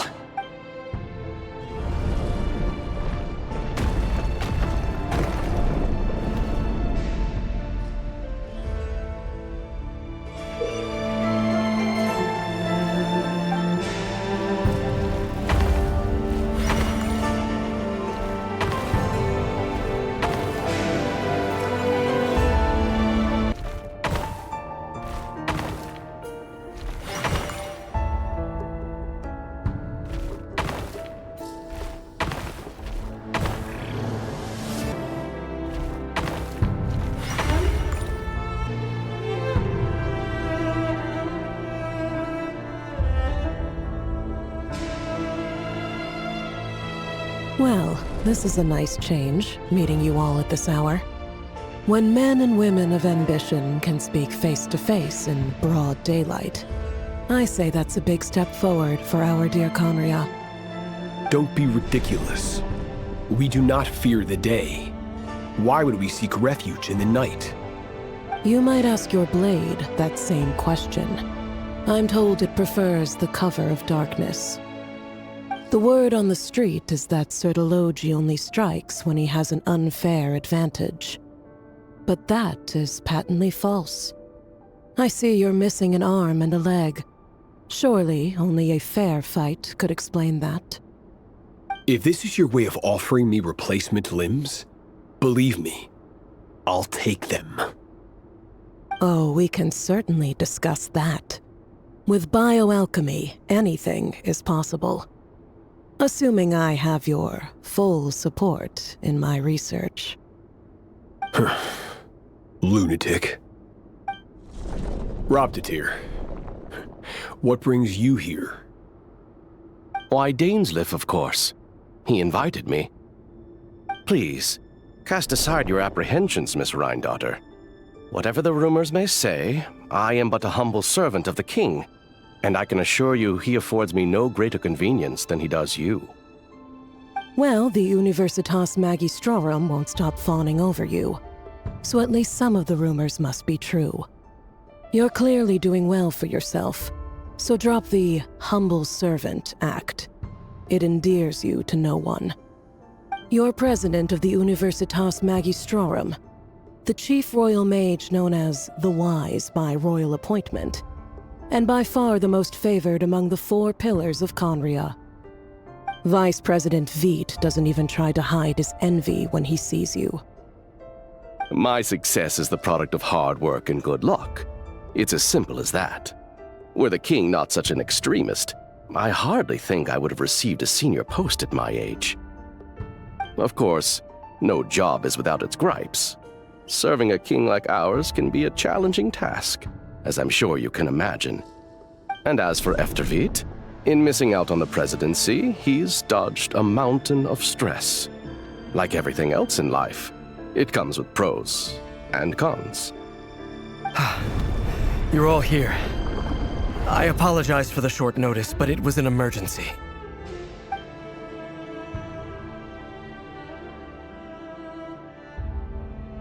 You must be Rerir. Mr. Sertologi. Yes, I handled your case file during your sentencing. Nothing personal, of course. I'm pleasantly surprised that you remember me. You're clearly a person of substance if you've been invited here. But Dainsleif, you'd better have a very good reason for convening this little gathering. It's my brother, Vedalfenir. After he spoke at the court this morning, the king was so infuriated by his words that he had him blinded in both eyes and thrown in prison. Vedalfenir in prison? Strange. I thought the king trusted him and Horoptatyr more than anyone else in the world. Does this mean the king's circle of trust just got even smaller? It has nothing to do with trust. It's about what the king wants, which is as clear as day to anyone paying attention. I simply appease him, because it's in the best interests of the Universitas Magistrorum. And also because you're slimy. Vedalfenir, perhaps less so. But still, a visionless visionary? It rather inclines me to think that qualifications are not what get you ahead in Khanri'ah. Do you honestly think this is an important discussion to be having right now? Dane, what are you planning to do? Rescue Vedalfenir, I assume. Correct. It will mean storming the palace by force. Tonight. I need all of you on my side. That's far too dangerous. And don't forget, Dainsleif, you're captain of the Royal Guard. You swore an oath to the throne. You've been planning this for a while, haven't you? I have no desire to commit treason. But whatever critique the king may have of Vedalfenir, disfiguring your most loyal subject for putting the best interests of his court and nation first, this is not the conduct of a wise ruler. My blade will force the king to see the error of his ways. So, Vedalfenir's prophecy enraged the king. I'm sure it wasn't what he wanted to hear, but if he won't take counsel even from the visionary, that is deeply troubling news. The extent of His Majesty's madness is now all too clear. The question is, how does a man like me get out of this situation unscathed? You have noble ambitions, Dane, but I'm afraid they don't do much for a guy like me. I'm not interested in saving the world. All I want is a letter of pardon. A letter of pardon? For whom? Tholindis? The chances of the Vinster King issuing a pardon for anyone connected to the Crimson Moon seem vanishingly slim.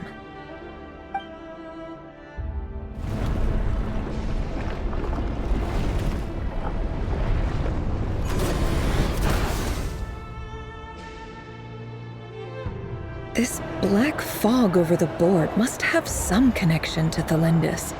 But why is it taking this form? Does it have something to do with Rerir's past? Another mystery I'll need to unravel.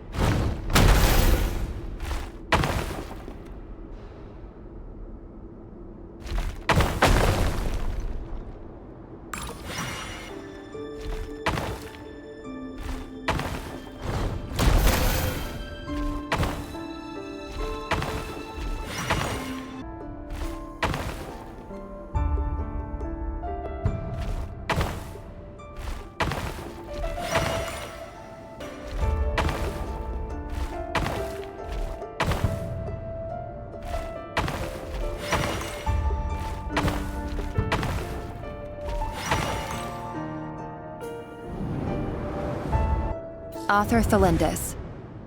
Over the course of this week, the research object was subjected to interference for a total of 60 hours for experimental purposes. The results are as follows. Research dating back to the Crimson Moon Dynasty has established 2 points regarding Moon Marrow. Firstly, its origins have something to do with a god's power. Secondly, it serves as a portal to an as-yet indeterminate location. Moon Marrow can thus be defined as a spatial gateway. However, there are a number of hurdles to overcome before we can answer the question of where it leads to. To start with, opening the gateway requires a specific power source, which the relevant literature indicates. An enormous amount of power is then required to keep the gate open. Currently, the total power output of our instruments remains in the single digits. To make matters worse, I am now the only staff member remaining in the Moon Marrow lab. The Universitas Magistrorum recently decided to move most of its personnel into abyssal energy research, which has stymied all Crimson Moon-related projects. This is not a wise move. I have always maintained that placing all our hopes in a single source of power is risky, especially one as poorly understood as this. As well as making ourselves overly reliant on a single resource, we are neglecting other promising technologies. I apologize if this comes across as disrespectful. But as a Moon Marrow researcher, I desperately want to see the world beyond the gateway. If we really made it there one day, what would we find? And how would we go about taming the unknown? My imagination is endlessly fueled by questions such as these.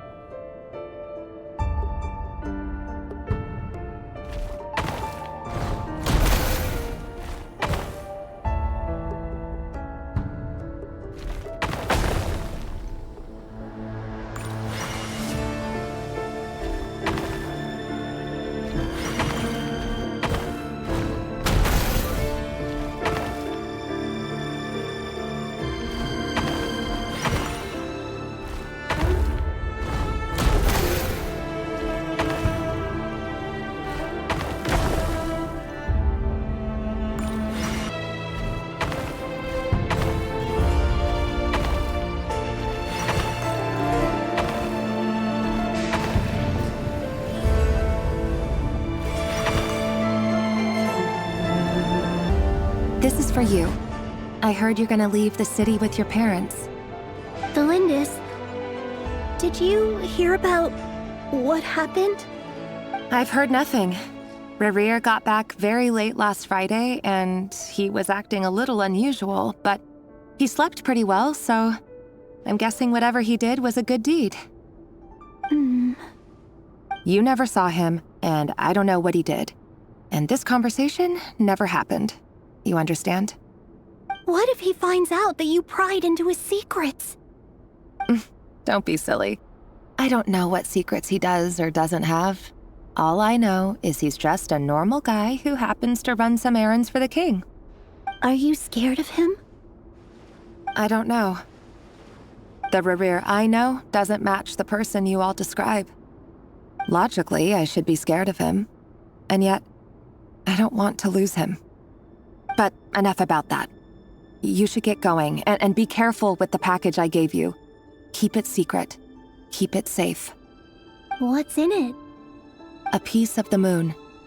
All you need to know is that as long as you keep it safe, then in the future, everyone will be able to see a red moon. A red moon? You mean our moon? That's right. Our moon. Promise me you'll look after it. I promise, Tholindis.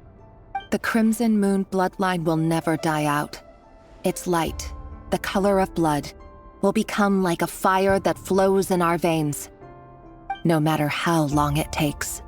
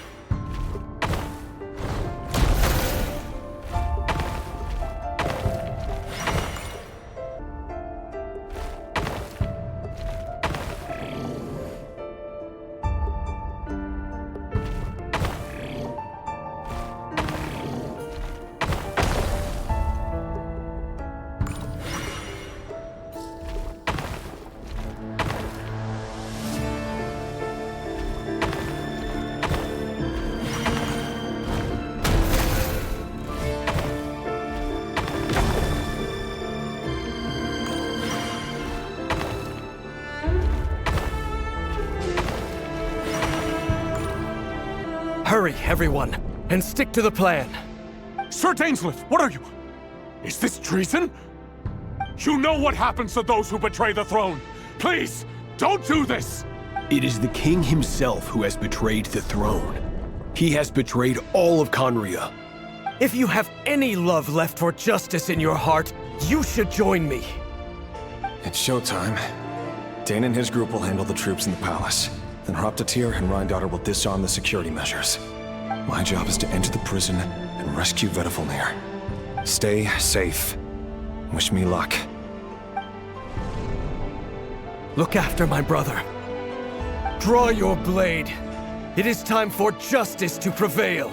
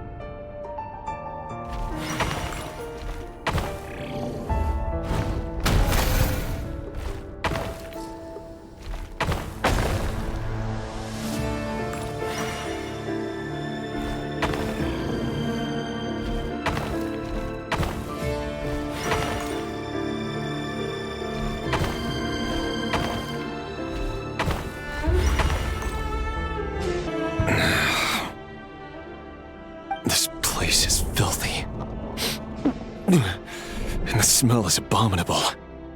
Clearly, the king doesn't allow his prisoners a single shred of dignity. This is dire. Found you.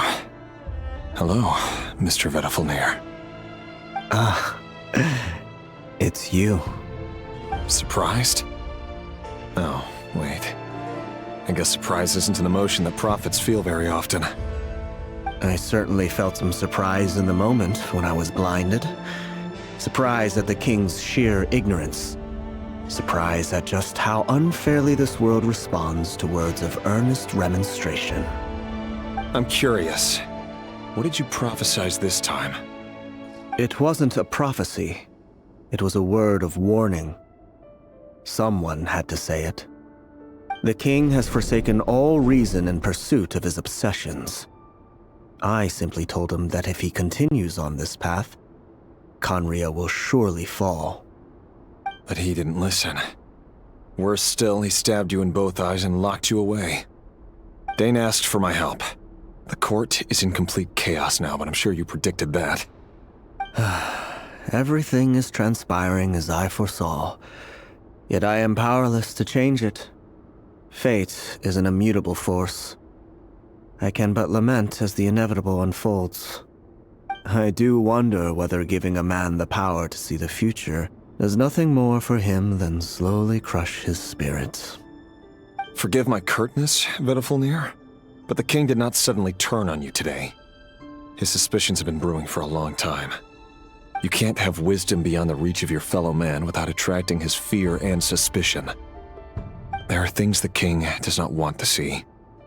So, he doesn't want you having visions of them either. He blinded you because he thought this would make the visions stop. He wasn't entirely wrong. I did indeed lose my power to see the future. Right up until... Until what? Just now. I believe I saw something new. Well, tonight could go a lot of different ways. 5 of us banded together to storm the palace, also we could rescue you. This will go down as the most tumultuous day in Khanri'ah history. I sense hatred in you, but also hope. A desperate hope that with the tyrant deposed, that will be the end of the story. But this is not the end. It is the beginning of a new chapter, in a whole new story. There are many men of honor and courage in this world, Rerir. But you are not one of them. You're not here for justice, are you? You're here for yourself. Is that a dagger? Interesting. Why not the polearm? It was always your weapon of choice.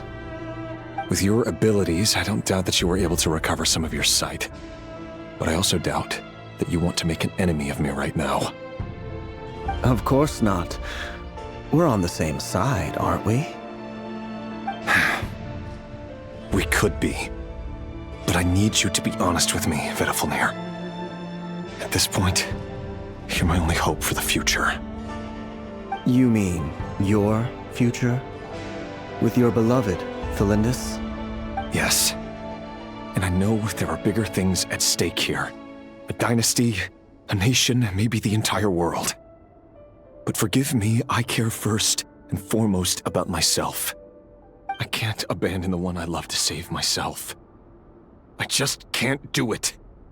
But you see a broader picture of the future than I. You see the solutions to the biggest problems of our age. So tell me, what is my solution? What's the answer? In matters of fate, answers are either right or wrong. What will be and what will not. Maybe you are willing to pay a certain price in the pursuit of happiness, but unfortunately, fate does not negotiate. That is the cruelest thing about fate. It is unmoved by your sacrifices. That can't be true. I know it's your voice that I keep hearing in my head, urging me to see how the world is changing, to seek more power, so I can protect the things I love. You show me disaster, but you won't show me how to avoid it? Why? Why are you doing all this? My voice. In your head.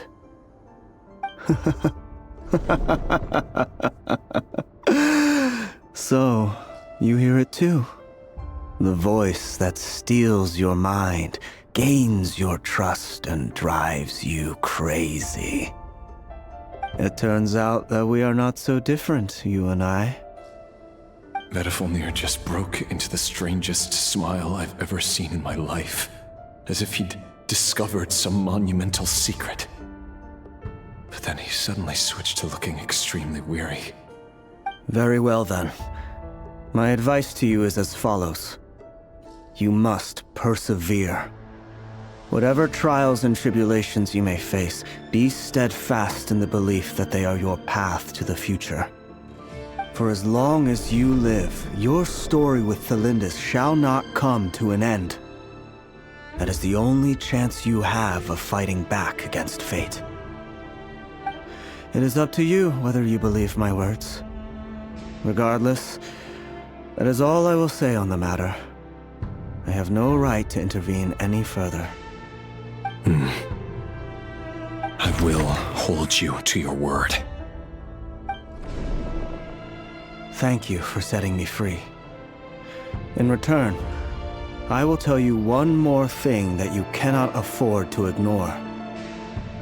Just then, a strange wave of energy rippled through the city. We had no idea what it could mean. If I were you, I would head to the Universitas Magistrorum. The Universitas? Oh no! I'm sure we'll be seeing each other again very soon, Rerir. Whatever Vedifilnir said, I didn't catch it. I didn't even help him out of the prison. There was no time to lose.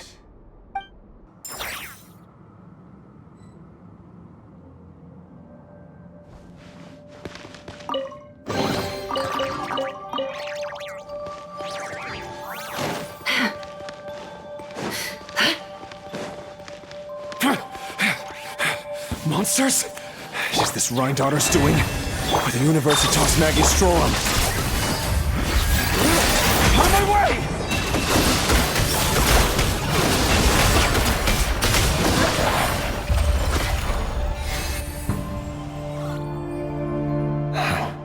The Universitas. That reminds me of a rumor I once heard. Allegedly, the king installed secret mechanisms in the palace and around the city. No one knows where they are or what kind of power they hold. But if they were ever going to activate, it would probably be on a night like tonight. Help! Help! Hold on! Don't let them anywhere near you! Save me! I can't! Ah! That sounded like an explosion. So, the rumor is true? The king really went through with it? What other means does the king have at his disposal? They must run on power from the Abyss. And given it's a major center of Abyss research, anyone over at the Universitas will be in grave danger. I have to hurry!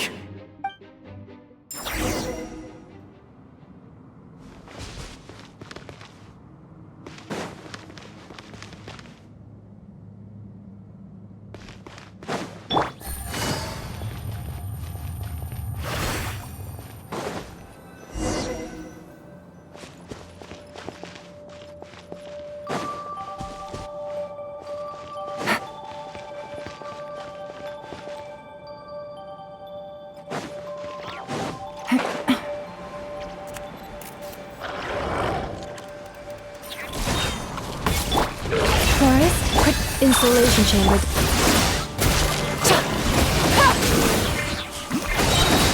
Things are about to get dicey. Be sanctified.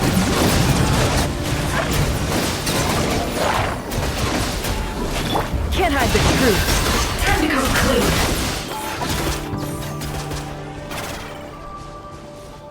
Seek within.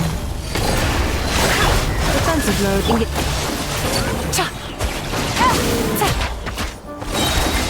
Game's up. Thumbs up. It all adds up. It all falls into place.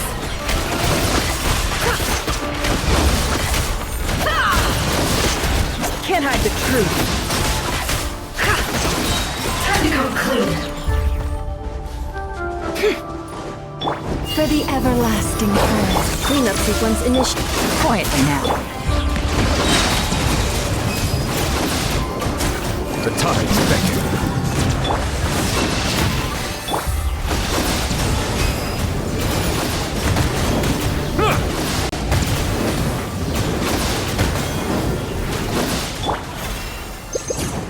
The deception ends here.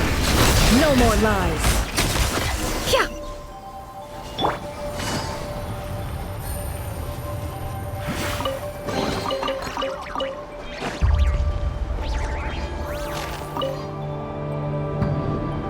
Monsters!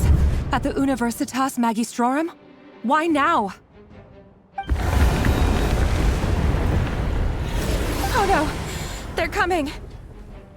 It's no use. The table won't hold out much longer. The weapons. Where are the weapons? Of course.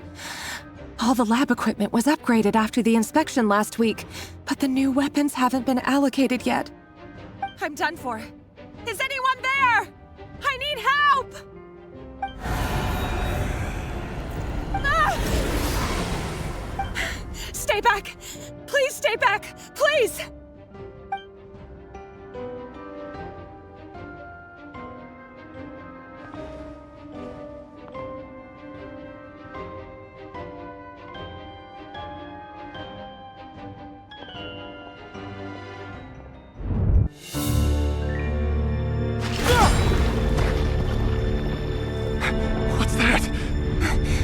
Rerir! So the rumors about your work are true. What? No! Listen, something happened at the palace tonight. We have to leave! You don't need to lie to me anymore. What do you mean? I know why you're worried, and I will respect the decision you've made. But it's okay, because I found a solution. I know how to end all this. You can have it back. The normal life you so desire. But until then, I'm afraid our wedding will have to wait. Tholindis? No, don't do it! Tholindis! Tholindis!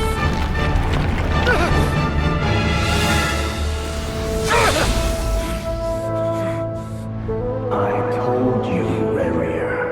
Let her go. You will find someone better. No! I won't do it! I have to save her! By what means exactly? A lowly pawn. You lack the power and the strength of will. Do you know a way? Tell me! Come to the palace. Join us.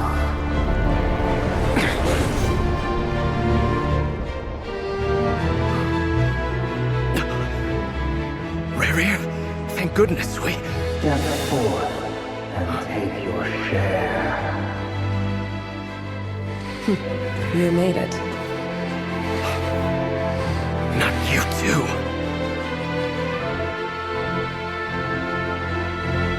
Hatred or grief, despair, desire. We all have our own.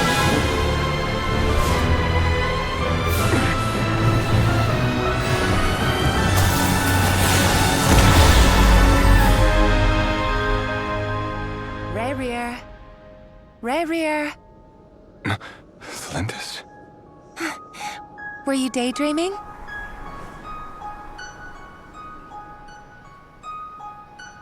You still remember, Rerir?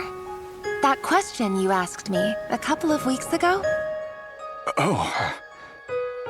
You mean the proposal? Yeah. I'm wondering, where do you think would be a good place to discuss it? Maybe in the garden? Or were you thinking a fancy restaurant? It's your choice.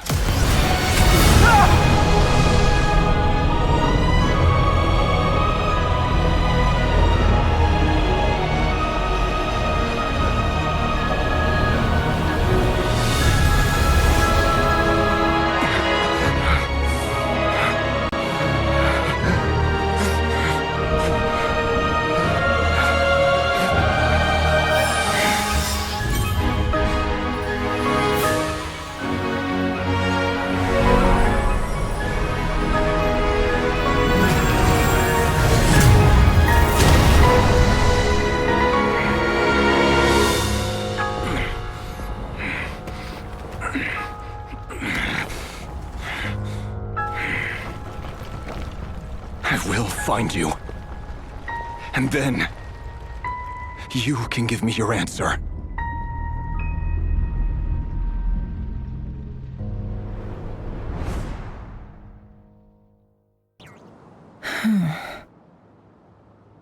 So that's how the Raker of Solnari was born. A monster created by circumstance is a monster all the same. Viewing other people's thoughts for too long can get uncomfortable. Right now, I'm feeling a strong sense of loathing. In a nutshell, the story of Khanri'ah is what happens when the truth falls by the wayside.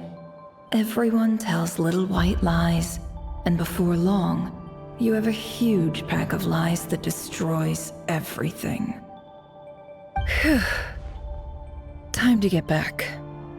His past is filled with sorrow, but the tale of any fallen civilization is one of endless tragedy. Cruel as it may be, that was Khanri'ah's fate.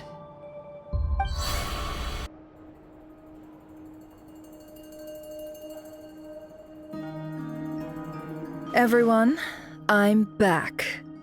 Can I get a standing ovation? Nefer! How are you holding up? Feeling okay? She's fine. Boss is a pro. Yes, I'm fine.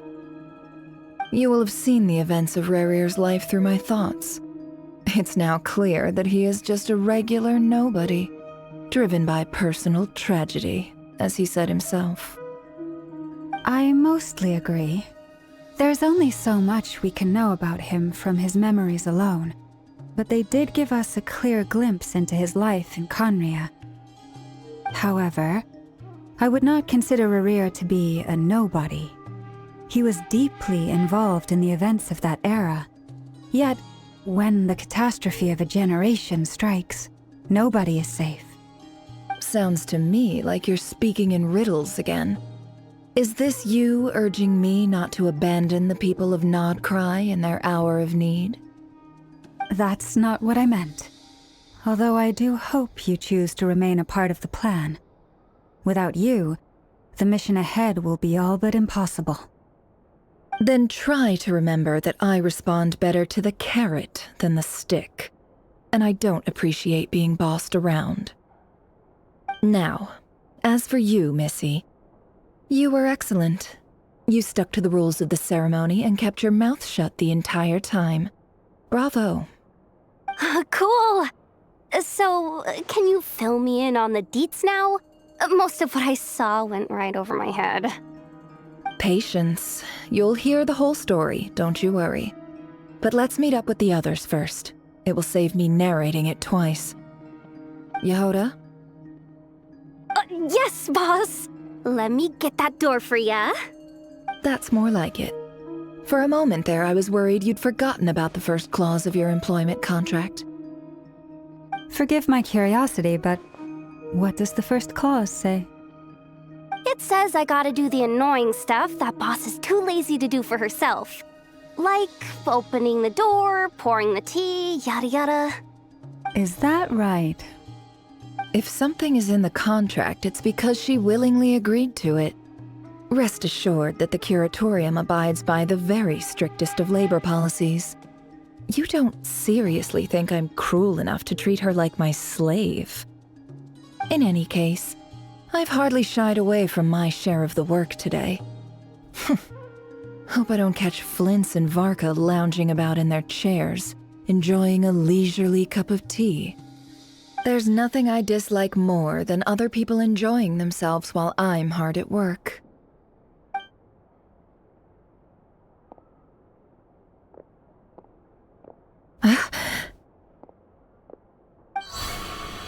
Oh no.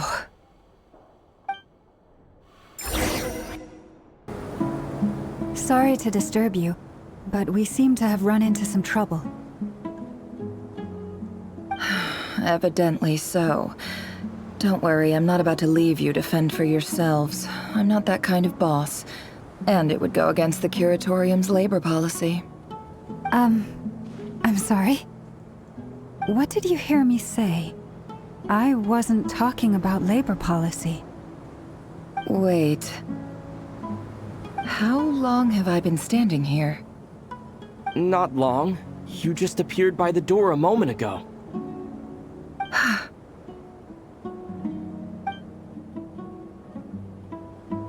Boss, what's wrong? You look like you've seen a ghost. We've been tricked. We never left at all. Somehow I hallucinated that whole scene back inside the office. Hallucinated? But how? How indeed. This place should heed my will alone. All thoughts and actions that occur in here are just a result of pawns moving across the chessboard in a carefully calculated manner. And nobody has access to this chess set but me. So you control everything in here? More or less. But yes, it's a special technique of mine. Has anything like this ever happened before? Only once. It was the first time I used the chess set. Is there any similarity between what happened then and what's happening now? I suppose my thoughts are a little turbulent, which was also the case my first time. Is there anything I can do to help? The first clause of your contract clearly states that I only need your help with things that I'm too lazy to do myself. Meaning, you're not feeling lazy right now? Meaning, this is not something Yehoda can help with. The chess set is a personal treasure that I alone understand. I must be the one to find our way out of here. Boss, it's fine. Really. Let me do something useful. Oh, listen to you. Whatever would I do without you, Yehoda? What? Really? Yes, really. Where would I ever find another employee as obedient and servile as you? God forbid anything ever happens to you. Oh, okay. Well, anyway, I was thinking of fetching some water. There's gotta be a source around here somewhere. I suggest everyone finds someplace comfortable to take a rest. We gotta conserve our energy. Even though all this chess malarkey doesn't exist in a physical sense, mentally speaking, it's all real. And so is our tiredness and fatigue. You don't want to dismiss mental fatigue. Just because it isn't physical doesn't mean it's any less serious. But anyway, I got your backs, so don't worry about a thing. Don't I have the best employees? Jealous much? If we can find a suitable time, I'd love to borrow Yehoda for a day to help out at the Frost Moon Scions. Would you be amenable to that, Boss Nefer? Oh, Lauma. Have I ever told you just how pretty you are? Beauty runs from the tips of your antlers to the depths of your imagination. Time to rally, everyone. Follow me. As we continue our journey, the same rules will apply. That means stay focused and no talking no matter what we encounter. And don't disturb the chess pieces. You have my word that I will get us all out of here.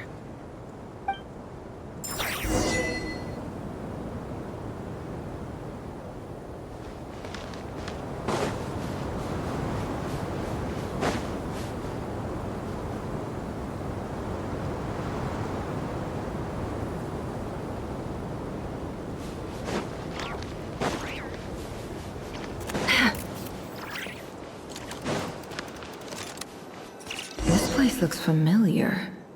That's not a good sign. There's someone up ahead. Time for a little chat.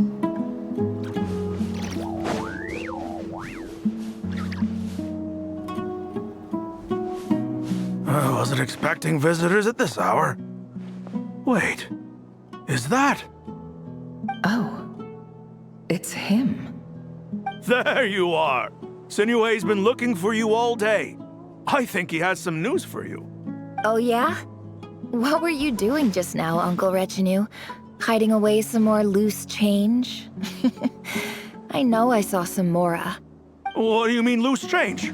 Oh, come on, I'm too old for this. Just pretend you saw nothing.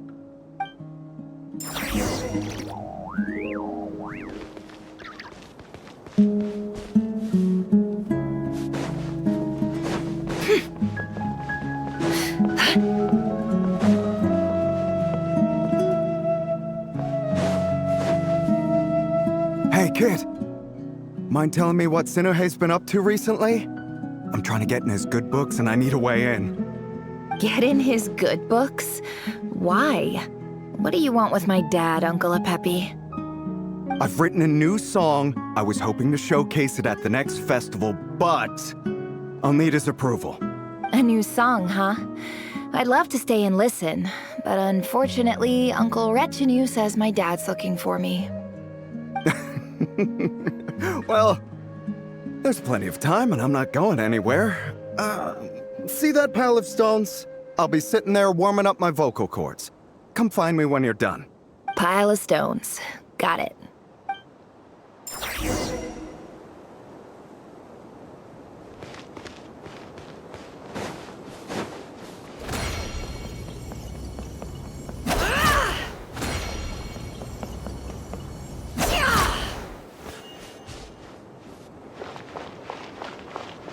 Hi, Dad.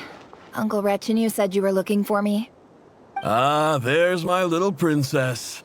If you'd gotten back just a little sooner, you could have shared the spoils of war with me. Spoils of war? Who were you fighting against, Dad? It was just a figure of speech. The aftermath of a sandstorm is no time to be waging war. I was talking about our war against thirst. I went out to fix our water supply problem, and now I'm back. Which means...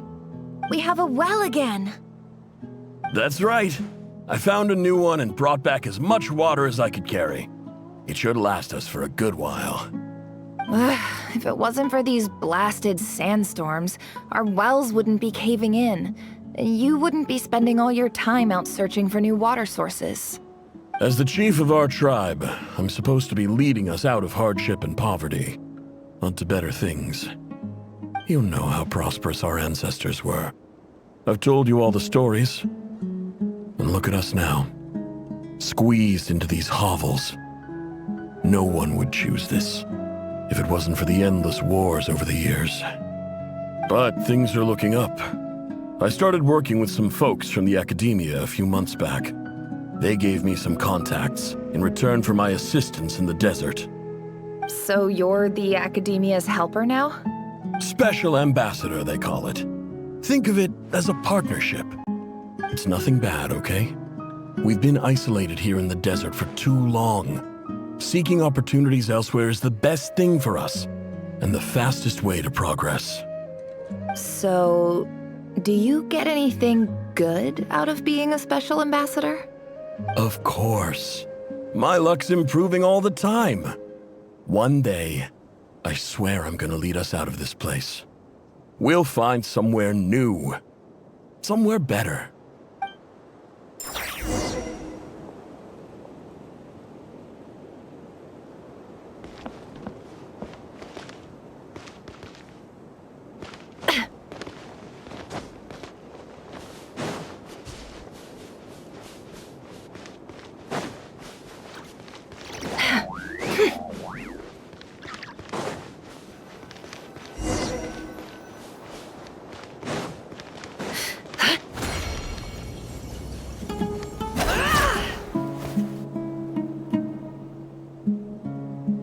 That's our well, and you know it! You stole from us! Well, you've gone from chief to thief, and now you have to face the consequences! Did you really think you could take our water without permission and get away with it? You're either brave, stupid, or both. And that special ambassador act? Yeah, nice try! We spoke to the academia. They said it was all news to them. You're a liar and a cheat!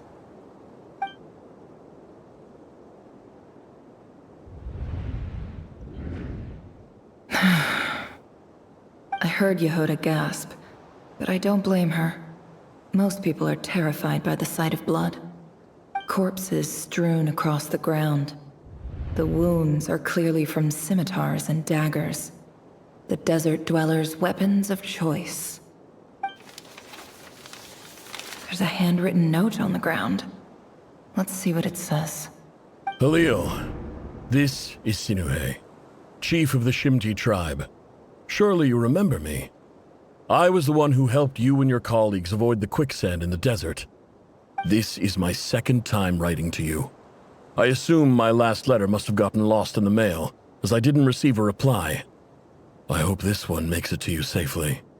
I'm writing to you because I need some help. That sandstorm the other day completely blocked up our well, forcing me to look for another water source in Iab and Unut territory. It was a matter of survival. Praise the gods. The well of the Iab tribe was intact. It was my last resort. I drew what water I could and left, but not without being spotted.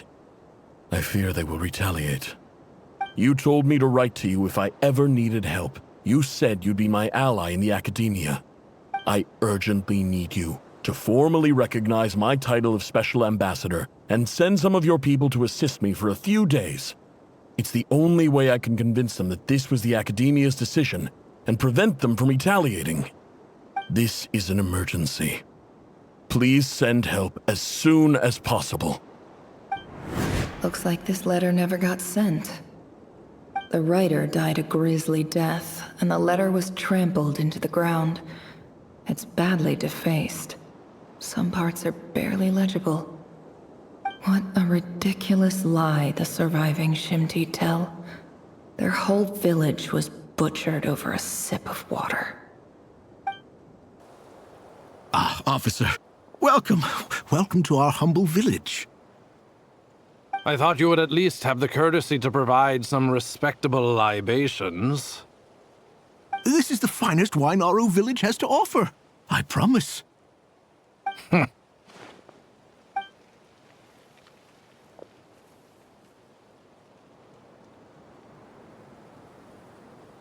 The Academia has agreed to reserve a single space for a candidate from your village. But I remain skeptical of this entire endeavor.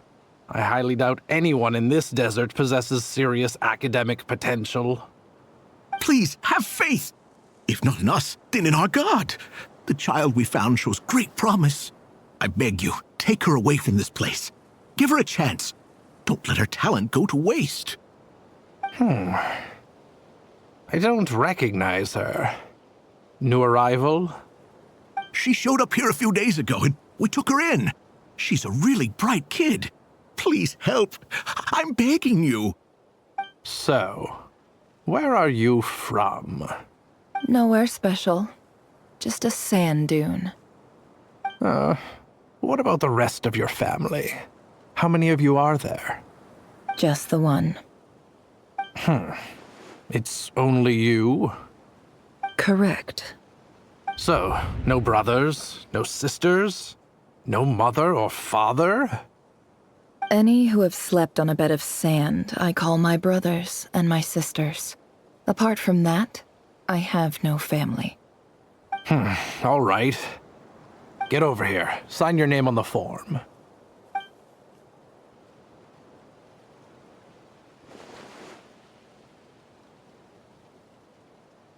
Nefer? You're rather fair-skinned for a desert dweller.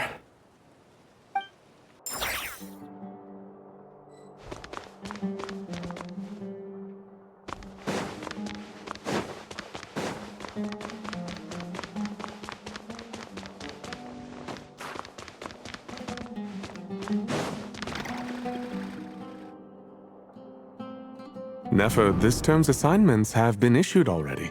Please read through the materials thoroughly, conduct your own additional research, and then write an essay on the topic.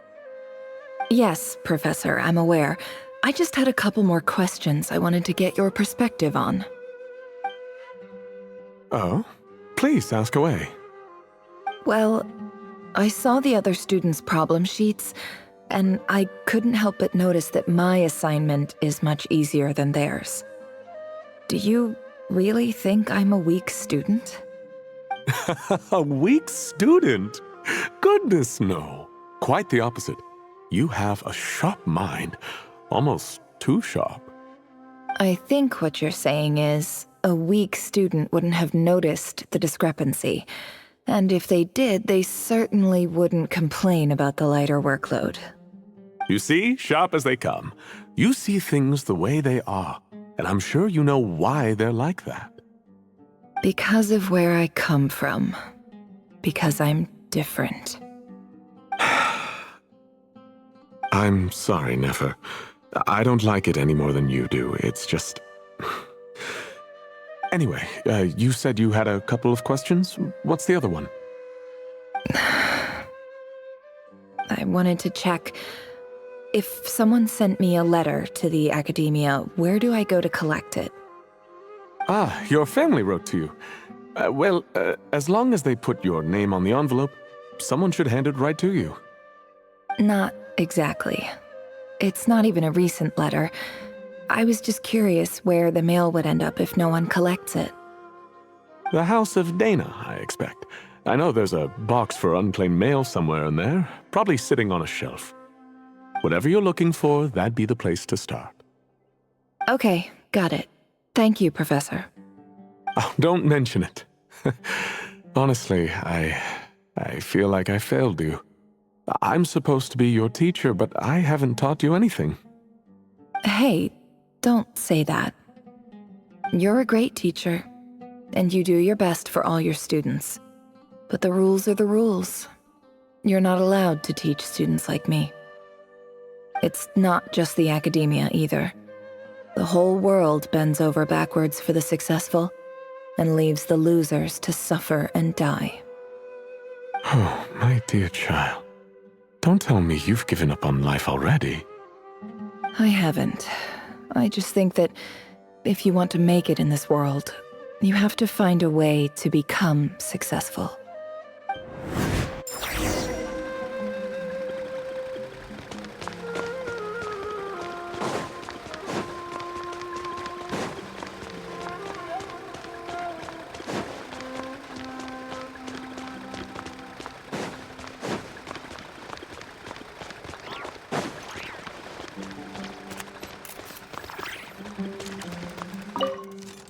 This must be it. A big cardboard box full of unclaimed mail. And probably some letters that ended up here by mistake, too. Let's take a look.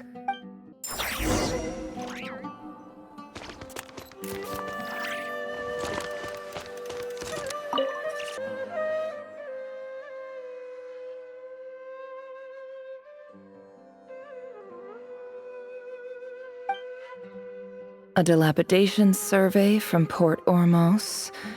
Looks like it's from a Corps of 30 representative. What a strange thought. A bunch of mercs losing sleep over rundown buildings. This one was never even opened. I guess the recipient didn't care what the Corps of 30 had to say about anything. Who was it addressed to? I don't recognize the name. But it must have been a Khanri'ah professor. This one is addressed to the Immorta Sage. The title is Changes Observed in Satyavada Life Symptoms. Why do all these letters read like full-blown dissertations? Guided by the incense, we became lost somewhere in the forest.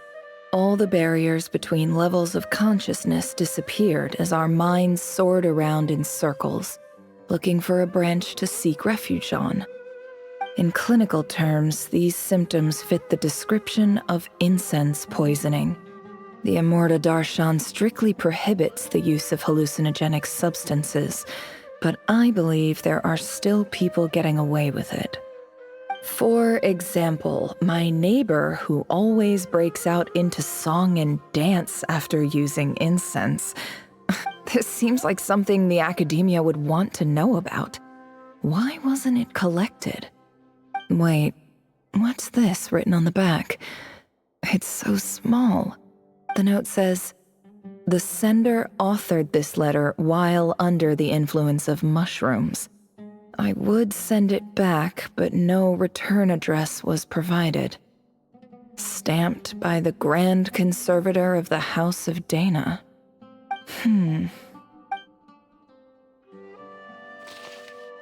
This next one is addressed to Grand Sage Azar. A few words of protest regarding recent changes in Sumeru's educational policy. In recent years, the academia has taken on a small number of students from the desert region, as per the policy to this effect. However, it appears to me that these students have not, in fact, been provided with educational opportunities that are, in any meaningful sense, equal to those enjoyed by their peers. As well as receiving dumbed-down assignments and perfunctory tutoring, they do not even have full access to the Akasha system. Education is the fundamental purpose of this institution, which should go without saying in a nation whose founding virtues are knowledge and wisdom. I ask you, is the lip service we pay to the policy of education for desert students truly the standard of pedagogy to which the academia aspires? As Grand Sage, policy decisions are your prerogative, but do not forget your roots. You and I were once students too, as was everyone else in this institution. I do hope you will give some serious attention to this matter. I encourage you to discuss issues like this with myself and others, and listen to some alternative opinions. Great letter. Shame it didn't get to where it needed to go. And the sender is... Sage Cyrus of Spontamod. I didn't realize anyone else even knew how bad students like me have it in this place. So this is where letters from the Sage of Spontamod end up? Nice one, Grand Sage. Really enlightened leadership. Whatever. This isn't what I came here for. Moving on. I'm not exactly holding out hope that a letter sent from the desert would even make it here. But if it did, where else would it end up if not in this box? I can't believe how much discarded mail there is. Must have been years since someone last went through it all. And this is just one box. The whole House of Dana is boxes on shelves. I don't believe for 1 second that any human being has sat down and read through all the documents in this place. Who has that much free time on their hands? Wait, could this be it?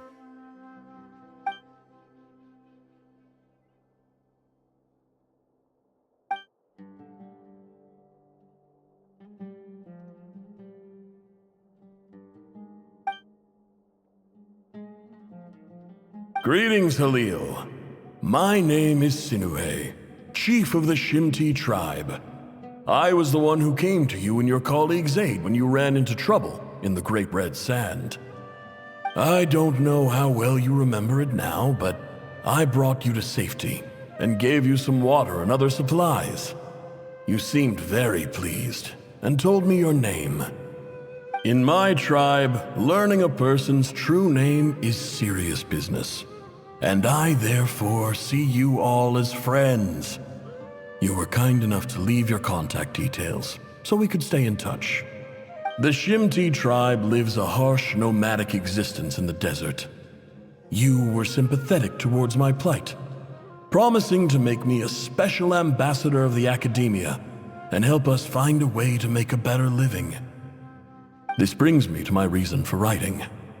Our tribe has fallen on particularly hard times, and I would like to ask for your assistance. There was a terrible sandstorm a few days ago, which blocked up the well in our land. To ensure my people's survival, I had no choice but to venture into Iyab and Unut territory in search of an alternate water source. The Eob and Unut are descended from the Thamudians, while we trace our ancestry to Tulatula. We worship the Lord of Flowers and have had relatively good relations with our fellow tribes, up until now. I found a well belonging to the Eob tribe. They declined to help us, but I really had no other option, so I took some water to keep me and my tribe alive. My actions are certain to incur their wrath. When we met, you assured me that you would be my ally in the academia. I would like to take you up on that offer, because I really need your help.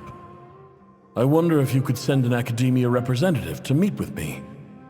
That aside, the last time you were here, you mentioned that the academia had started accepting students from the desert, and I told you a little about my daughter, Nefer. We have next to no resources here in the desert, and my power and influence are limited. Would you consider enrolling my daughter at the academia? She is a smart girl. I know she won't disappoint you. From the outset, the academia never took you seriously.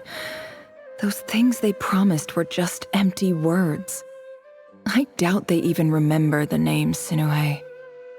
And you were so emphatic that your luck had finally changed for the better. You swore you'd lead us to a better place one day. You spoke with such conviction, like you were the most powerful chief in the whole desert. You liar. You lied about everything. You promised the world and delivered on none of it. And who fell for it? Just me, by the looks of it. Despite your best efforts. Which makes you a pathetic liar. You weren't even any good at it. I think I'll take over from here. Let me show you how it's done.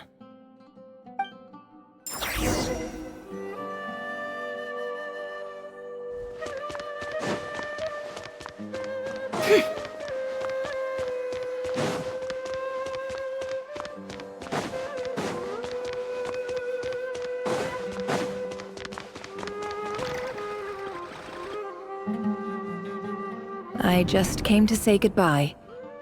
Thanks for everything you've done for me in my time here. Nefer?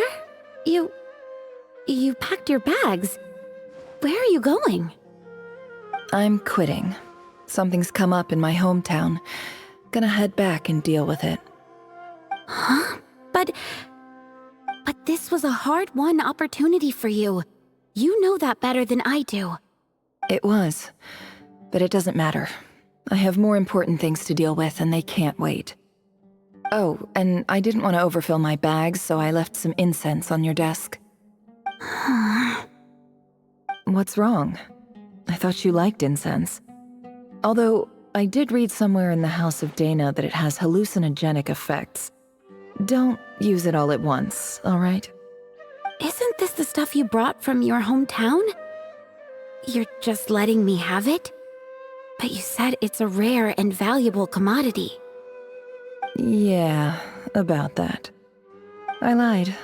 It's not rare at all. There's this bunch of ruins near my hometown that are practically overgrown with this plant. It's not worth much. Keep it, it's fine. But Nefer... Alright, that's all from me. You take care.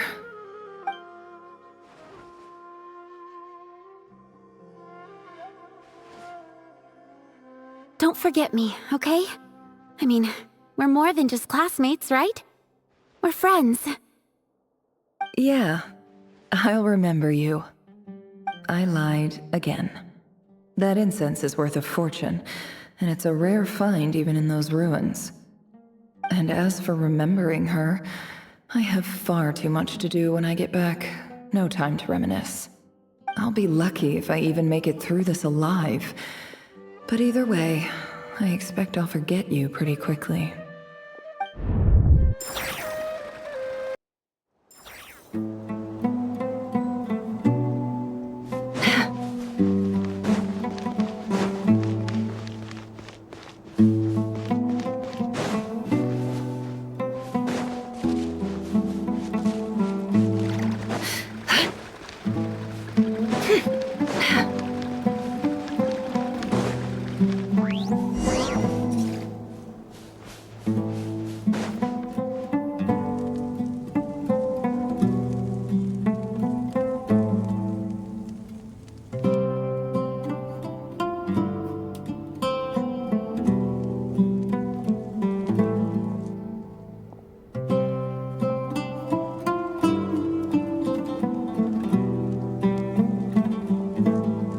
a pleasure to meet you, Mr. Arif. So, what does the Academia want? Since they've sent their special ambassador, I assume there's a big business deal to be made. If not, I'd be very disappointed. Please, sir, lower your blade. You're lucky I'm the one they sent. Not all special ambassadors share my admiration for the Iab people. The ever-shifting balance of power in the desert reduced the once great civilizations of this region to rubble and sand. But the story of the Iab has a very different trajectory. Others grew weak, but you grew strong, beginning in obscurity and moving to prosperity. You're the only ones who defied the trend. Huh. So, you do know who you're dealing with?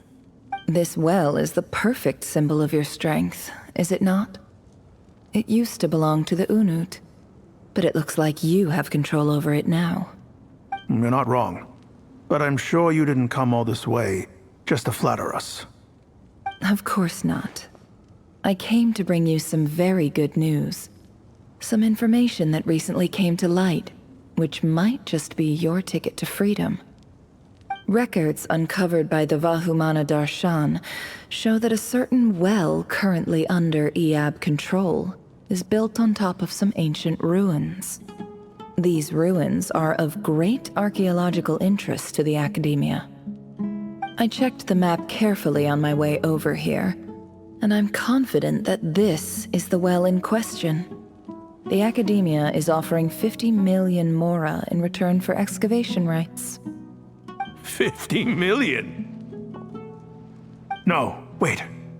If these ruins are as important as you say, 50 million's a little low, don't you think? Don't get greedy, Iab. We know far more than you think. We know that you seized this well by force. Wasn't that the first step in your rise to power? To drive away the Unut and steal their water supply? So what if it was?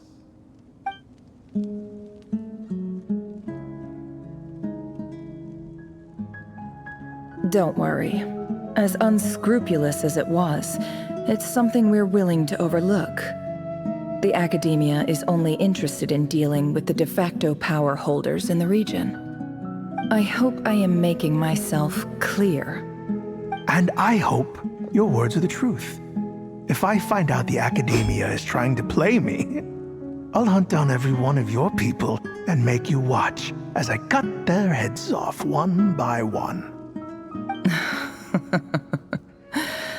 I assure you, Chief, that would not be in your long-term interests. You don't want to make an enemy of the Academia. You see how I'm dressed, don't you? I appreciate that you've never been to the rainforest, but surely even you recognize an ambassador's attire when you see it. And what does a barbarian like you have to lose anyway? You really think the Sumeru Academia would bother to come all this way just to lie to you?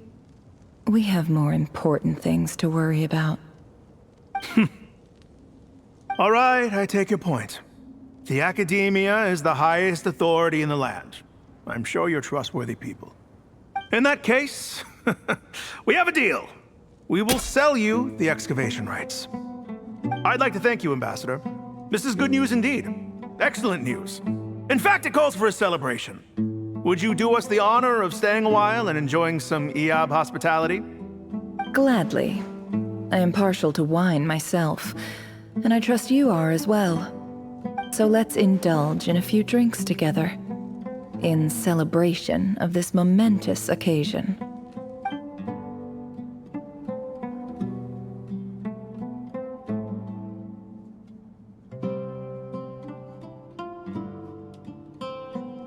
Chief! Chief, it's an emergency! It's the Unut. They've taken the well. What? Well, don't just stand there. Take it back. Yes, Chief. I have every confidence in the Iab's military superiority, and yet... Well, what is it? The Unut's response was alarmingly fast. The day after we reach a deal, they seize the well. This can't be a coincidence. Perhaps there is a traitor in your midst. I don't think so. I am obliged to remind you, Chief, that the Academia will only deal with the de facto power holders. If you cannot regain control over the well, I'm afraid you won't see a single mora of that 50 million. No! Please, Ambassador, just give me some time. I swear the Unut will not get away with this. That well is ours, and so is the mora. Glad to hear it. I will wait here for an update. If there is a traitor, I will find them. In the meantime, make yourself at home. I'll report back as soon as I have an update. Much obliged. Wow. All it took was a few words and I've got him wrapped around my finger. What an amazing feeling.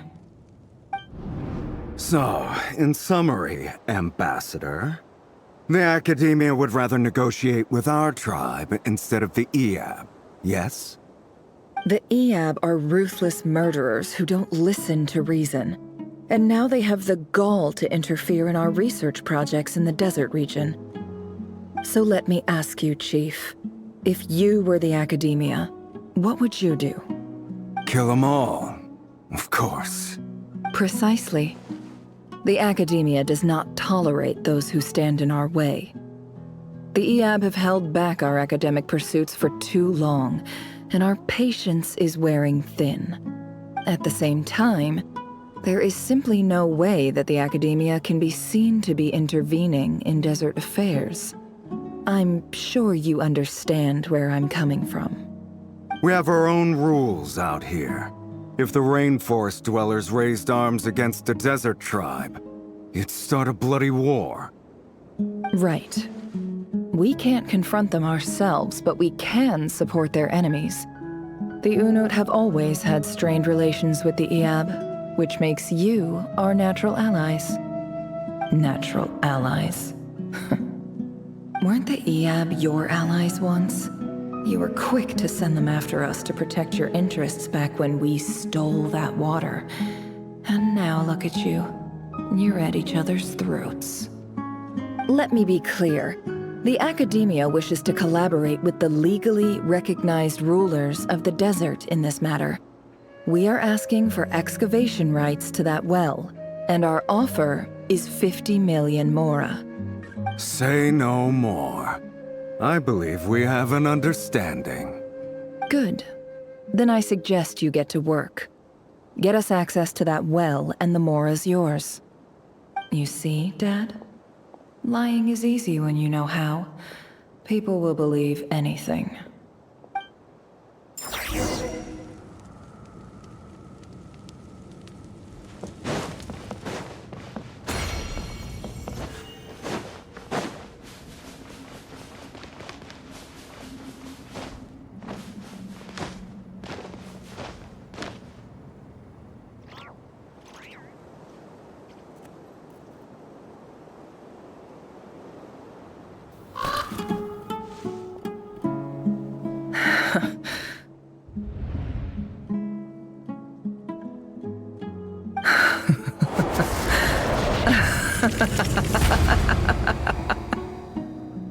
Look at yourselves.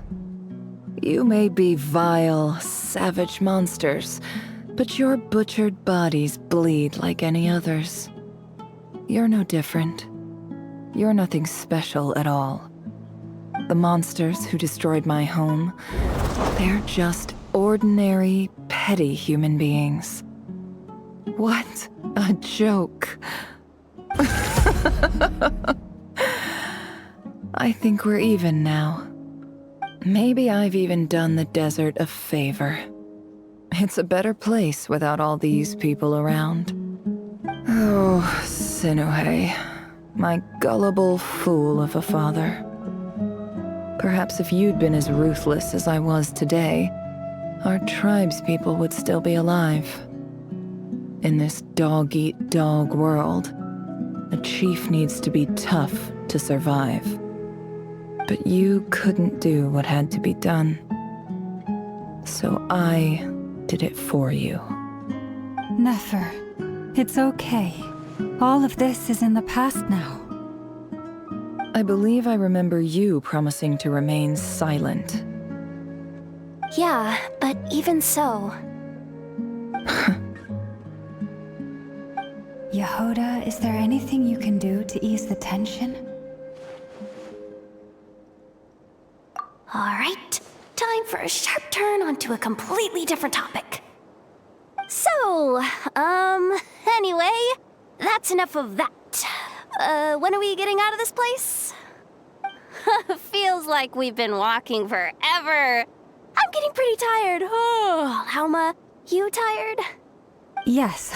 If we can find somewhere to sit down, I could certainly do with a rest. It's not far now. There should be a temple just up ahead. Yes. Really? A temple? That's where this story ends? I guess that's how things go in the desert. Desert dwellers can never escape their destiny. Or so everyone says. I never wanted to believe it, but looking back now, I'm as desert as they come. You mentioned a temple. What's waiting for us there? My biggest trade secret of all. Ah. Then I'm guessing it's where you got your power from. The power to peer into other people's minds. I didn't know you were clued up on any other religions. I'm no expert in the history of Sumeru, but since you come from the desert, I would imagine it has something to do with King Deshret. Sounds impressive. Oh, I know who you mean. General Mahamatra Sino. The spirit of Hermanubis dwells within him. That's Boss Neff for ya.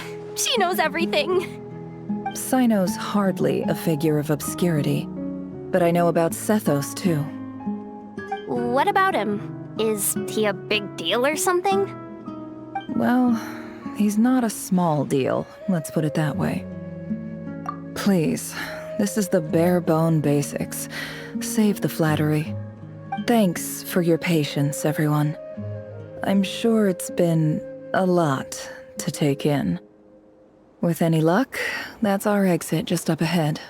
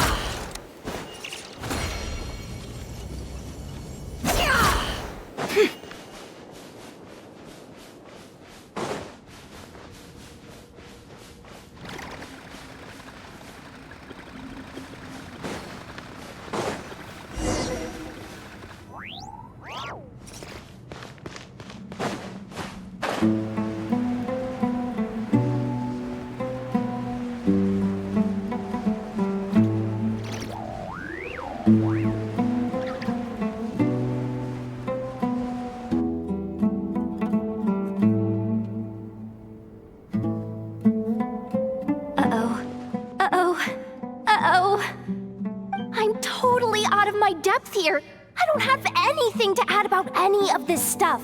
Like, look at that statue, for instance. I want to do the whole name-dropping, this girl knows her stuff thing too, but I've never seen anything like it before. A statue with the head of a bird. That's Thoth, the Ibis King, one of the 7 pillars of King Deshret. The legends say that he, the Crocodile King, and the Goat King were the 3 retainers of King Deshret. Let's take a look.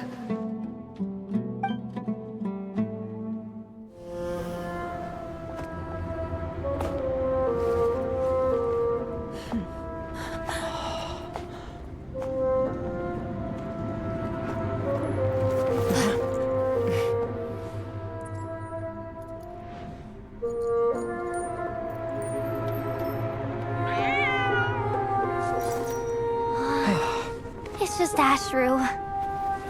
So, all is well?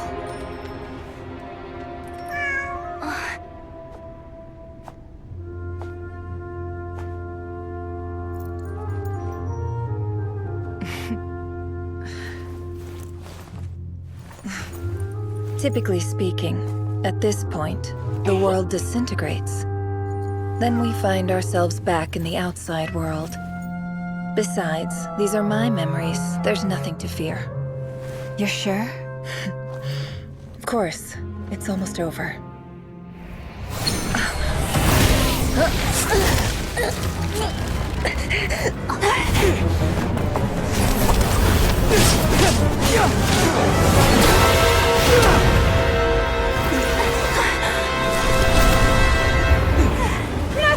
Hold on!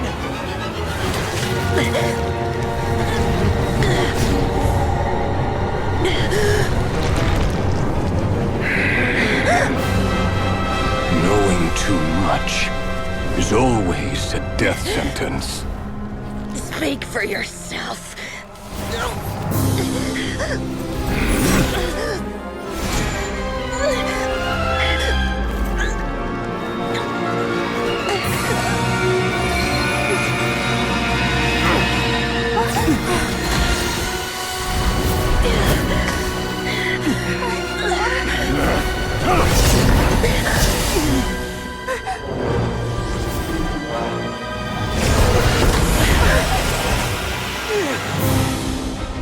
How repulsive.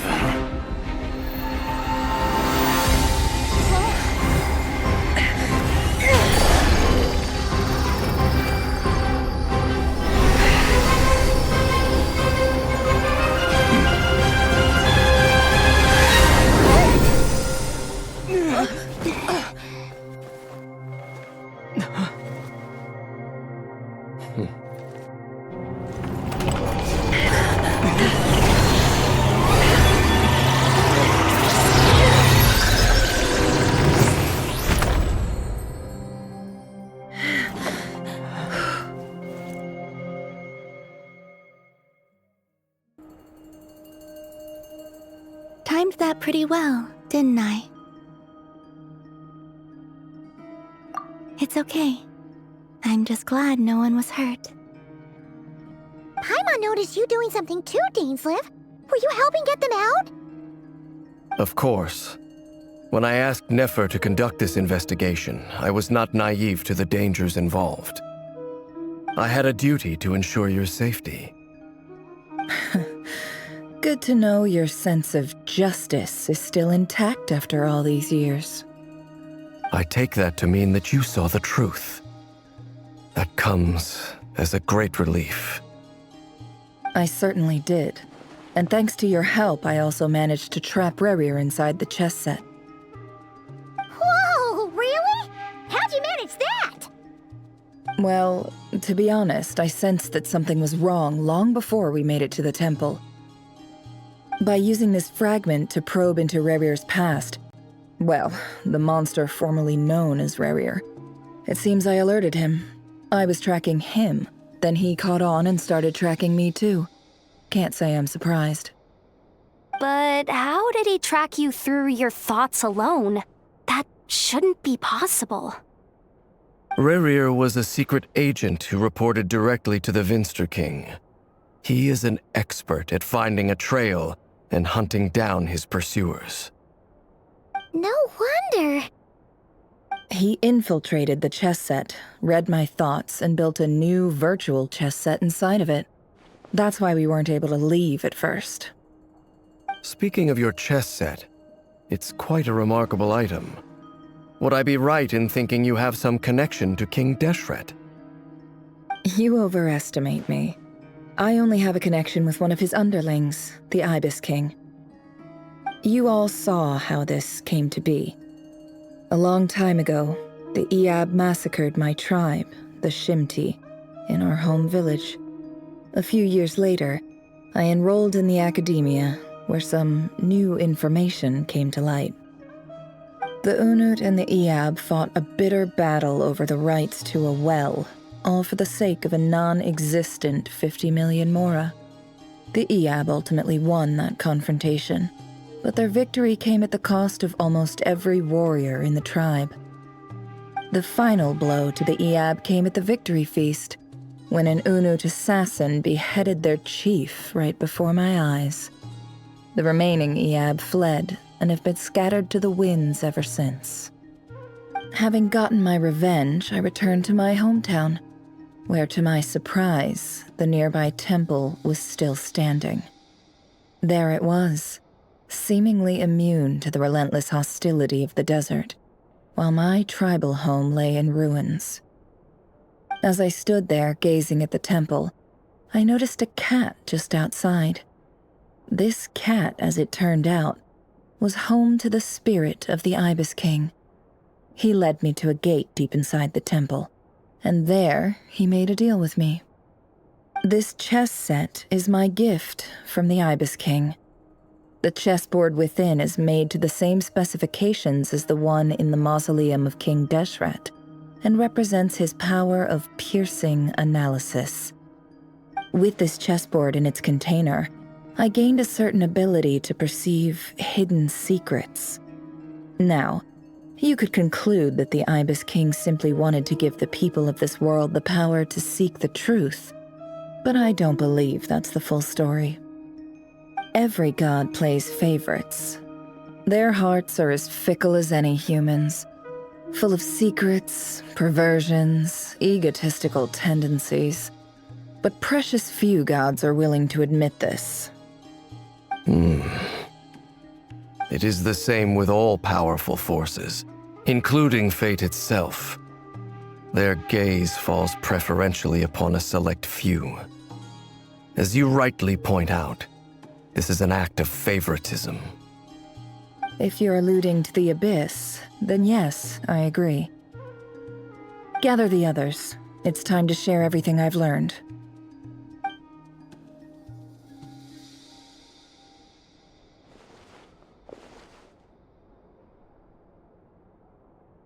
Thank you all for being here. As promised, I did some further investigating into the Rerir of Solnari's background. I am pleased to report that the investigation has been most fruitful indeed. The Rerir of Solnari, real name Rerir, was once a Khanri'ah subject who served the Vinster King. I will now share the important details of his story. Please save any questions or comments for the end.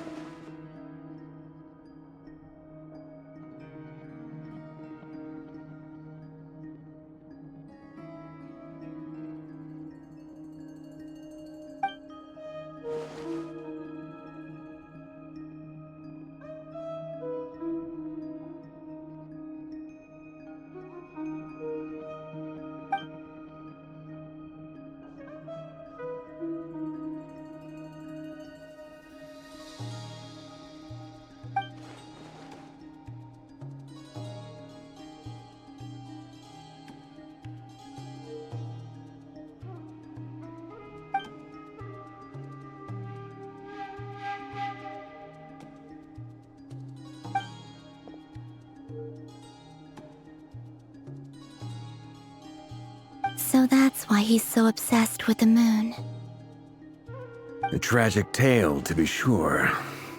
But it does not excuse his many transgressions. No matter how much Rerir suffered in the past, the fact remains that he is what we know today as the Wild Hunt, wreaking havoc upon innocent lives in nodkrai. He becomes more dangerous with each passing day. If left unchecked, it is simply a matter of time before all of Teyvat suffers the consequences.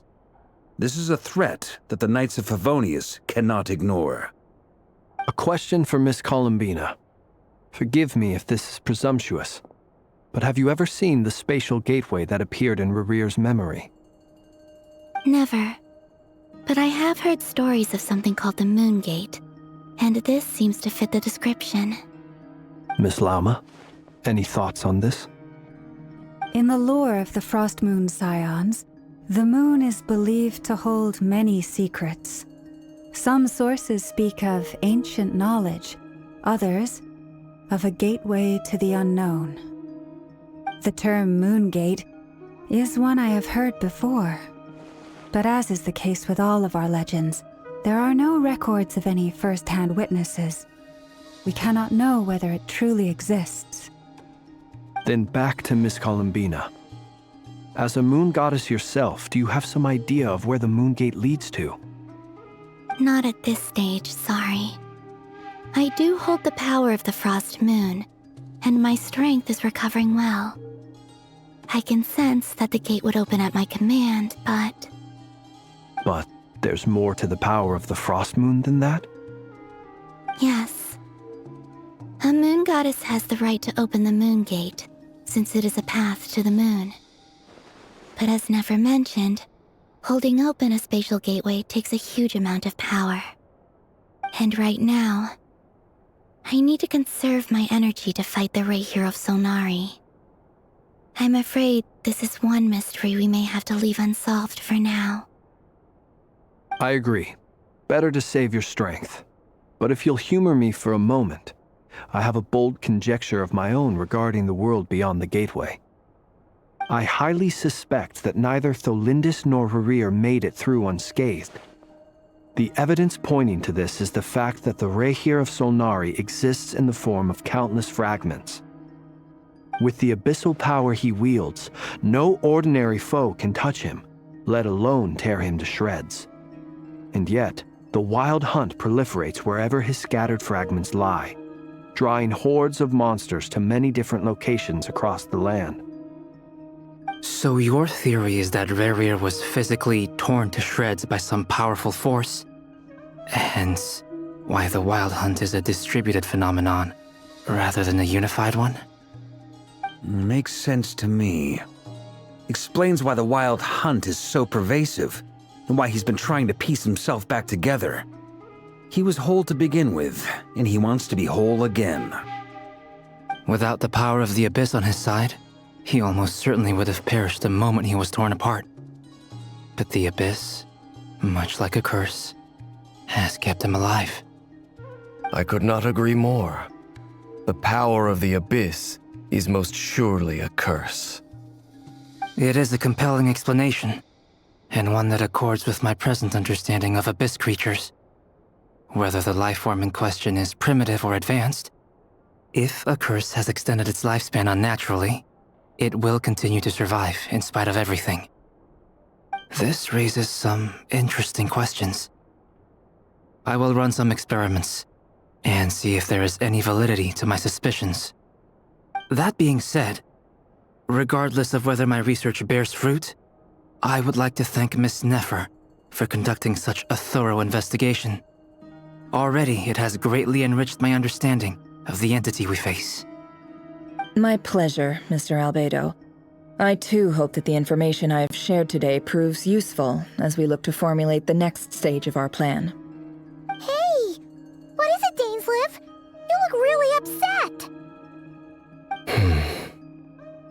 It's just... when I think of the man I once knew as Rerir, I struggle to understand why things had to turn out like this. The two of you used to be friends, didn't you? I don't know if these words will bring any comfort, but my heart goes out to you. Mine too. We can never know all the hows and whys of the way things are. The moon and stars are full of untold secrets and lies, and the skies are host to many more mysteries than these alone. Yet, none of that can begin to compare with the complexity of human life. Those are the first comforting words I've heard in a long time. Thank you, both. Well, I think this is a good place to end today's meeting. I'm sure Nefer needs some time to recover. She's been through an awful lot today. That's very thoughtful of you, Lama. Of course. Sounds good to me. Take some time to rest and digest before we reconvene to nail down a plan.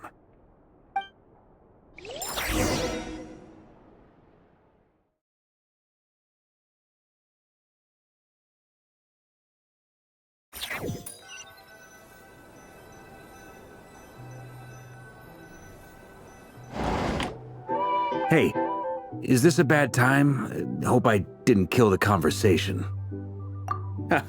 No need. Come on, let's talk outside.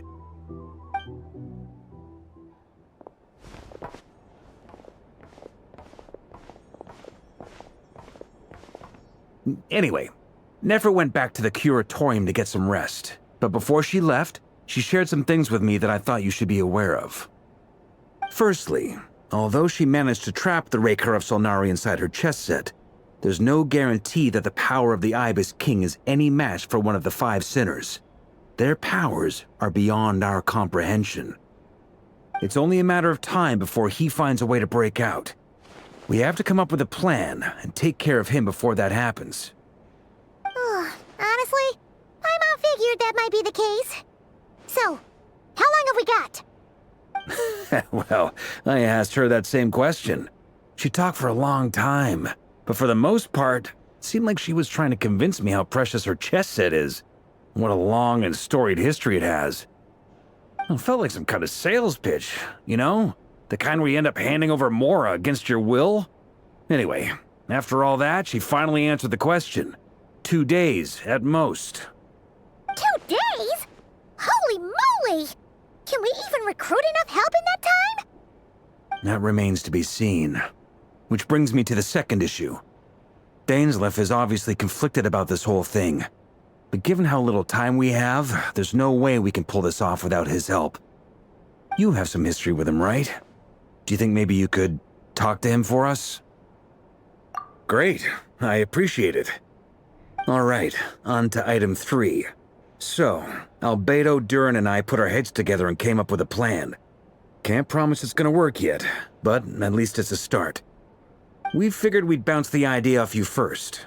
We'll explore it further once everyone's recovered. Oh, Paimon's dying to hear this. All right, so here's what we're thinking.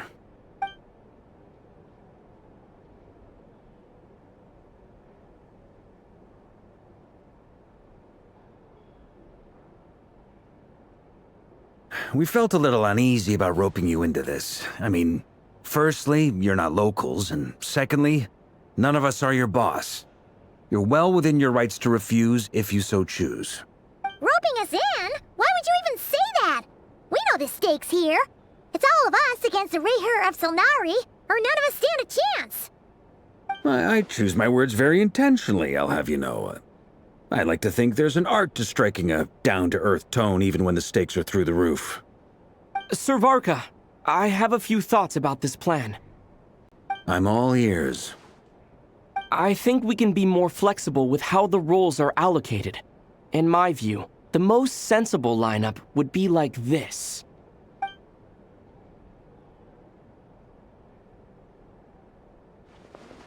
I see your point, yeah.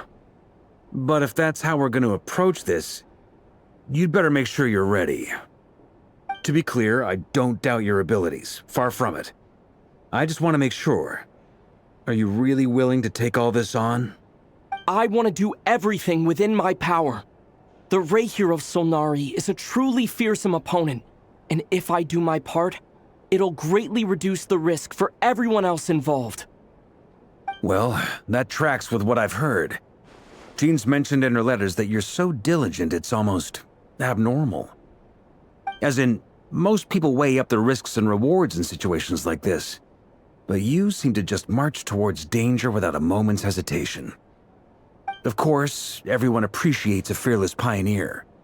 But all that aside, I'm the Grand Master of the Knights of Favonius, and you're our honorary knight. I want to make sure your courage doesn't come at the expense of your safety. Thank you, Sir VARKA. I should be the one thanking you.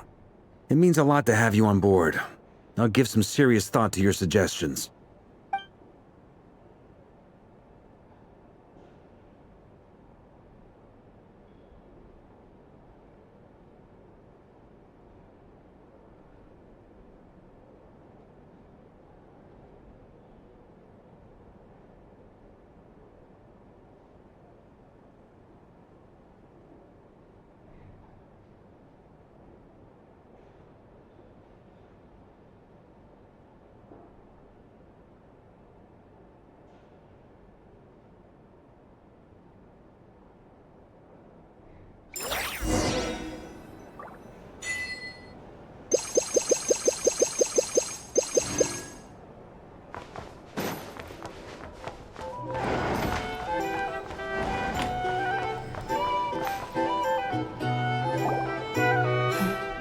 This is a thorough plan, but I do have one last question before we take action. How can we be sure that our enemy won't leave the designated area? Great question. Albedo's been hard at work analyzing Rerir and the Wild Hunt's behavioral patterns. His conclusions are as follows. Firstly, from the earliest known confrontation until now, Rerir has never displayed any ability to manipulate the dimension of space. So it's unlikely he has any power in that domain. Secondly, he seems to have a particularly strong vendetta against our group. If we put him in a fight-or-flight situation, he'll choose to fight every time. Thirdly, finally, and most importantly, he is consumed by hatred, both for the moon and for his enemies. Turns out, we tick both of those boxes. We have a reincarnated moon in our ranks, and a spy who accessed his private memories without permission. He'll be baying for blood, not looking to escape. As someone who's had their fair share of interactions with the Wild Hunt, those all seem like valid observations to me. Understood. Then I will defer to the verdict of the group. Well, everyone, that's the plan in full detail. Albedo and Durin are carrying out their part as we speak. Plan approved. Scheduling. Okay, any firepower you need, I got you covered. Let's light this baby up. The Frost Moon Scions are behind you as well. And the rest of you? No objections? All right, then it's settled. This is the plan we're going with. Next up, an old tradition of mine. Anyone who wants to back out, now's your chance. Wait, we can still back out of this? Everyone says things they regret, right? I don't want anyone feeling trapped because their mouth said yes before their brain had time to think things through. A very people-first approach. I hear that's common practice in the Knights of Favonius. Heh. Who'd you hear it from? D-Luke? Shh. We don't use people's real names at work. This contact will be known only as Owl, please and thank you. This plan can only work if everyone does their part. Flint's and I will absolutely support it. We shall indeed. You'll be glad you accepted our help. Also, you are the last person I expected to see here, Miss Dory. It's not often I get called Dory in a work context. My peers usually call me Lord Sangamabe. So, the longer your name, the higher your net worth. Is that the idea here? In that case, Mr. Flint's here must be worth a fortune. That's right, I know your full name. It's... The walls are thin here. I'd appreciate you keeping that a secret. Okay, fine. I'm actually only here as a favor for someone else. Do you have any idea how much it would cost to hire me otherwise? Whoa! Does this mean someone out there actually has the power to boss Dory around? It most certainly does not. We have a long-standing and mutually beneficial business partnership. She's actually the mom of a friend of yours. Said mom supplied me with a great little trinket, but now that lady's ruined everything. If I don't start building a little goodwill now, my whole business in nodkrai is gonna go down the drain! Okay. So what exactly is so special about this pendant? It's a lucky charm that a great mage made for me. We have a business relationship, and she was worried that something bad might happen to me. So, she wanted me to have something that can store power to protect myself with. I finally got it all fully charged up with Kuvaki, and then Nefer went and used it all up at once! Never lost so big in my life! You're right. It was all my fault. I didn't mean to drain all the Kuvaki in the pendant, but I'll make it up to you. You will? Well, in that case, how about you give me your chess set, and we call it even? I knew you'd say that. Well, it's yours if you want it. In fact, take it now, and I'll even throw in a free Rerir of Solnari. Deal? You're putting me in a difficult position here. It's a very useful thing to have around, but I have a funny feeling it won't be around much longer. I guess we'll see in a couple of days. Looks like bankruptcy for me. Hey, don't be so pessimistic. See this through and you never know. You might find a new business opportunity on the other side.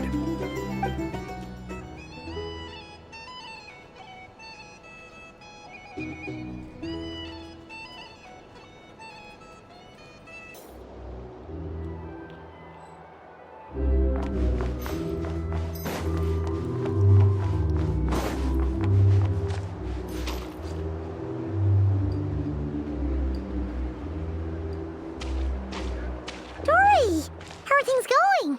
Feeling ready? Oh, I was born ready. We only have 2 days. You think Lord Sangamabe would let an opportunity like this slip by? Don't forget, when something's in high demand, the people with the goods on hand get to charge the highest price of all, even higher than the sellers taking advance orders. Ta-da! See? It's right here. Ah, it's so pretty. Did you make it? No, I have a supplier. We go way back, so he made me a very attractive offer. Aha! No wonder you were talking about Lucky Charms at the meeting. You've been getting Kave to make them for you. That's not the full story. It actually started a while back as a project between me and the Dendro Archon.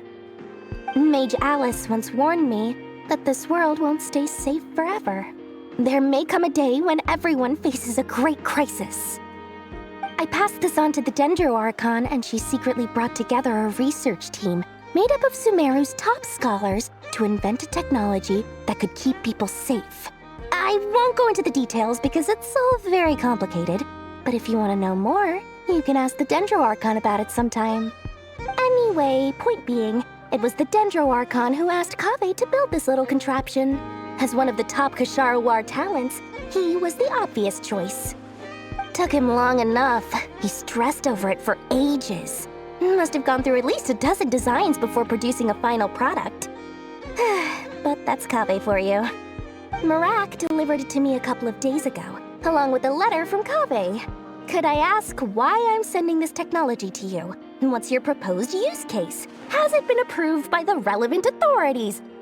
So nosy. My fault for sending him the research permit to begin with.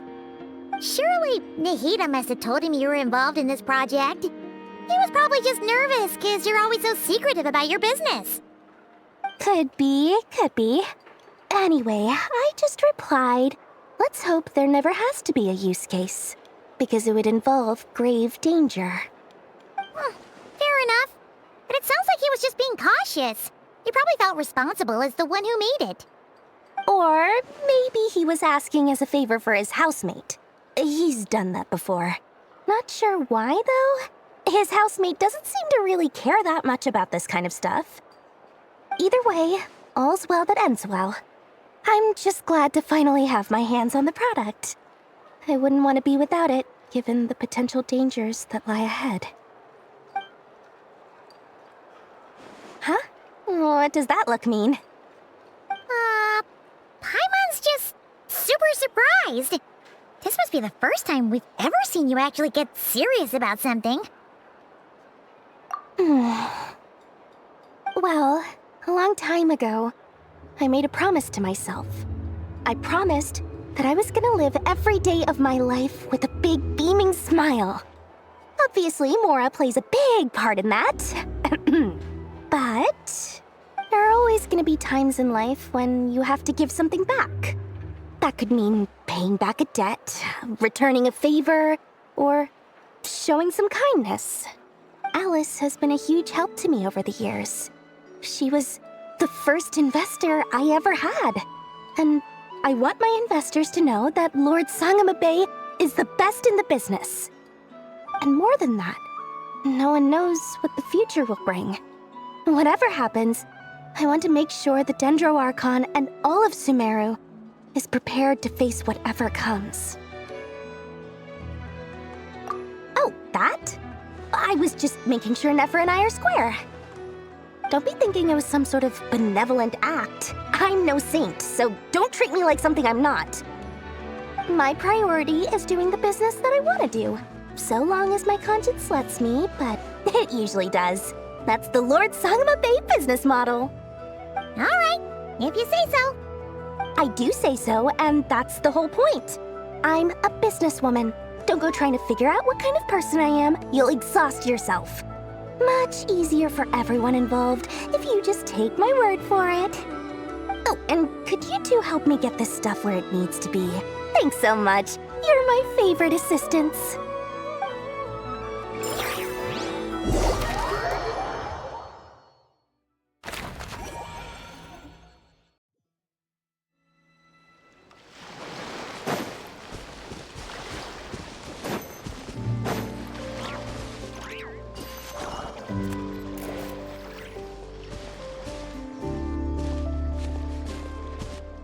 Traveler, Paimon, it's good to see you.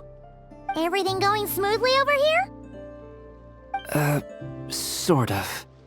As you're probably aware, VARKA, Durin, and I captured some abyssal creatures from the Wild Hunt. Per the plan, we dissected and analyzed some samples of these creatures.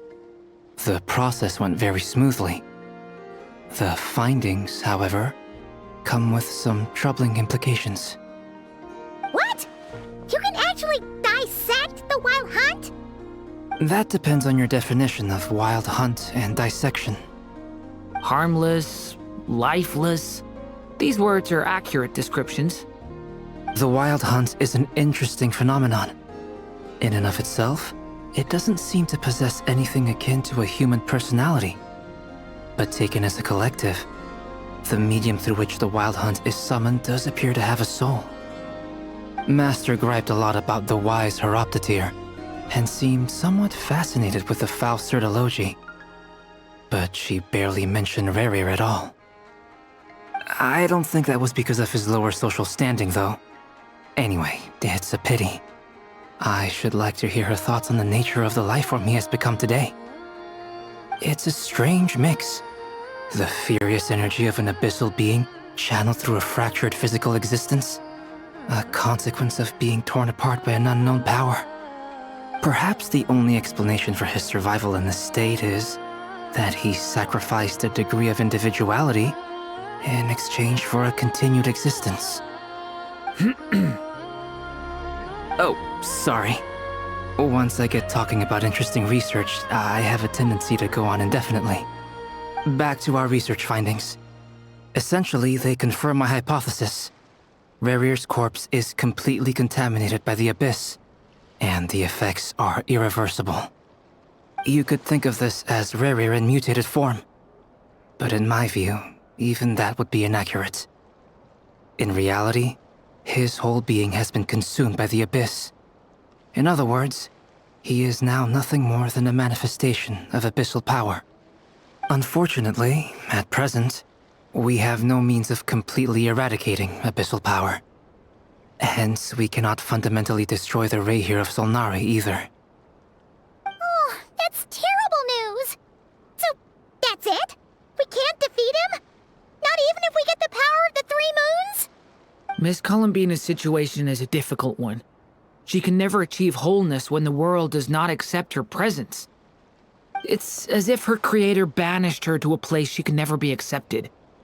It means she spends most of her energy just on her own survival.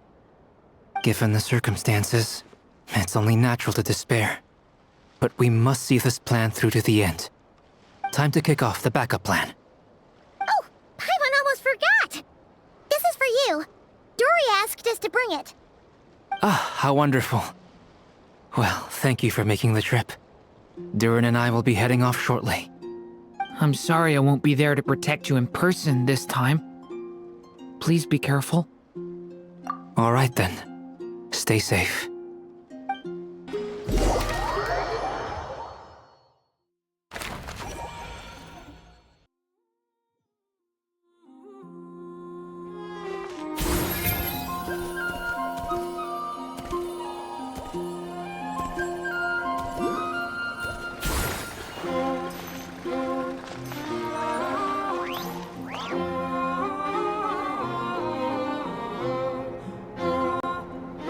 Miss Lauma, is everyone here?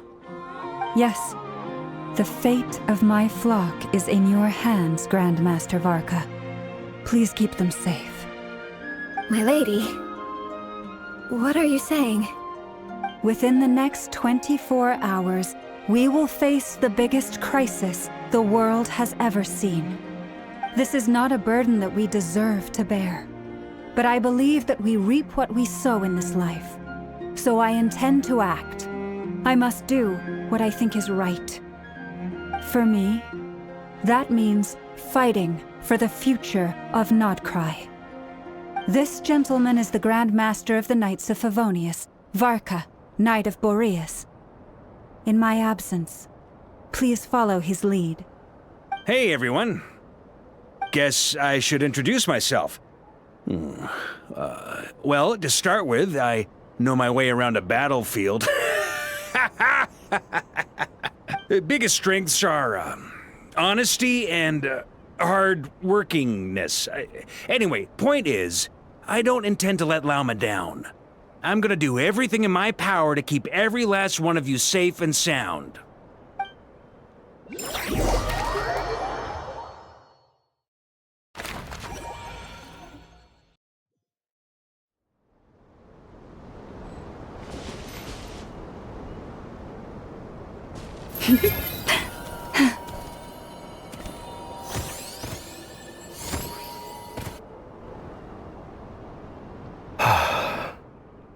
Something on your mind?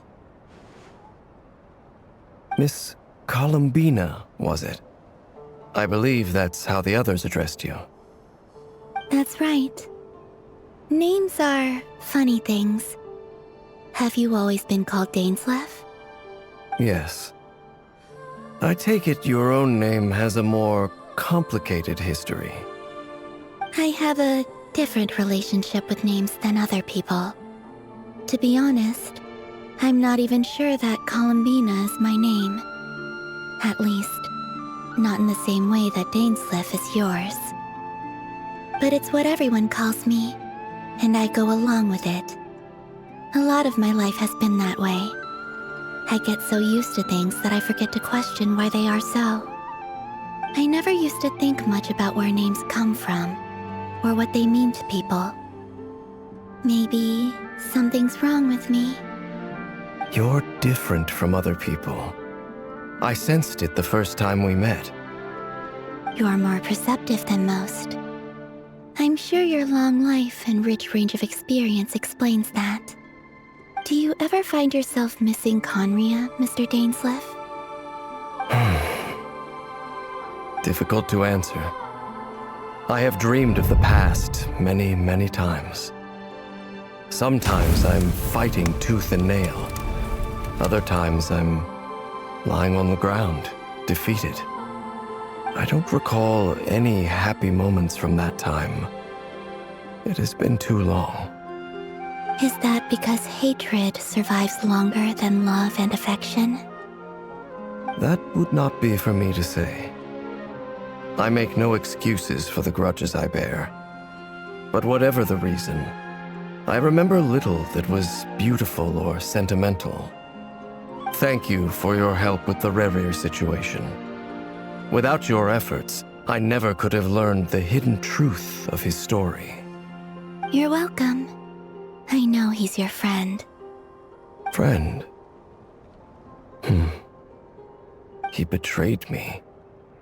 And I never really understood what he was going through in life.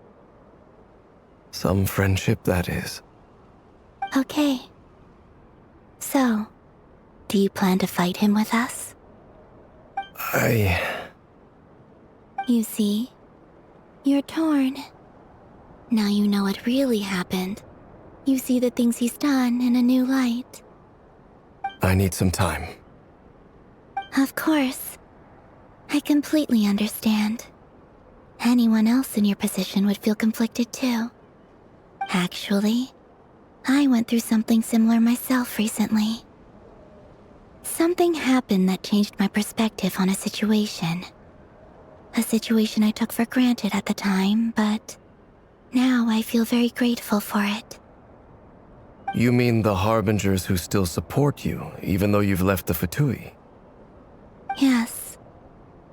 I always thought they were only helping me because Harbingers are forced to work together. But then I abandoned them. A warrant was even put out for my arrest. And even now, they still support me. Which means I was wrong about them all along. Clearly, they view you as a friend. I feel a little guilty now.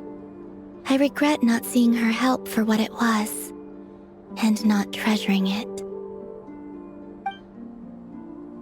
I see the guilt that you're feeling now, because I feel it too.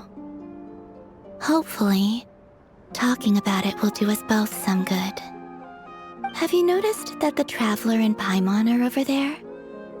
I think they've been listening. Huh. Shall we say hello? Sure. Hello. Ah! They caught us!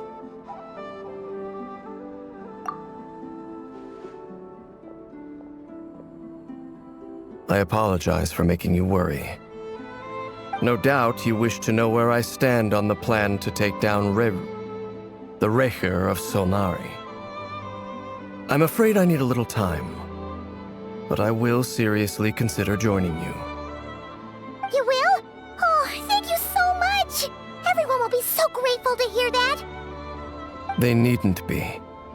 This was something that I was going to have to face up to eventually. That doesn't matter to them. They're grateful to you regardless. You can't control their gratitude, so just accept it. And then, have a think about whether you're willing to join us.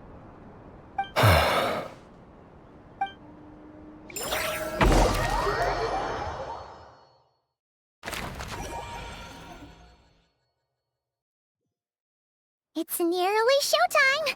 Let's go rendezvous with the others. You know the place.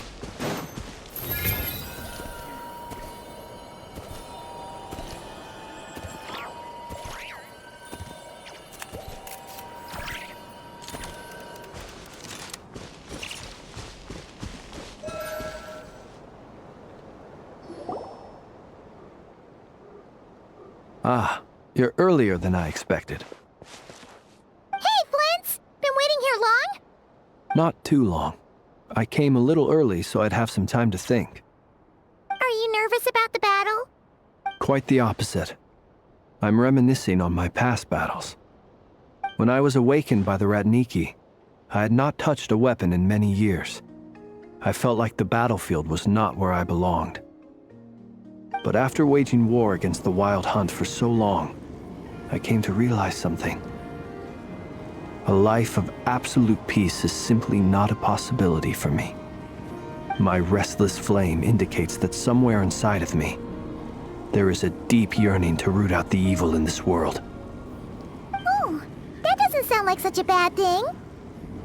Well, in the past, when I was a Fae whose primary concern was hibernation, it was hardly ideal. But it certainly serves me well here in the present. And I am delighted to be able to join forces with you in this endeavor. Looks like I'm not the first to arrive. Ah, Miss Lauma. Did you sleep okay last night? I struggled to settle down at first, because of the nerves. But don't worry. I got enough sleep in the end. I'll be just fine. Please, I'm just doing my part. Nefer! Over here! Aino asked me to relay a message. She said Nefer will be on high alert and keep a close watch over all secondary districts where defense is required, providing support as necessary. Meanwhile, Aino herself will provide range support to us directly, using her latest invention. Excellent. My thanks to all involved. The chess set's looking a little unstable. It won't hold him much longer. We should be prepared to engage at a moment's notice. No sense sitting around waiting. Let's make the first move while we still have the option. I agree. Paimon, find a safe hiding place. Got it! Be careful, Traveler! I will.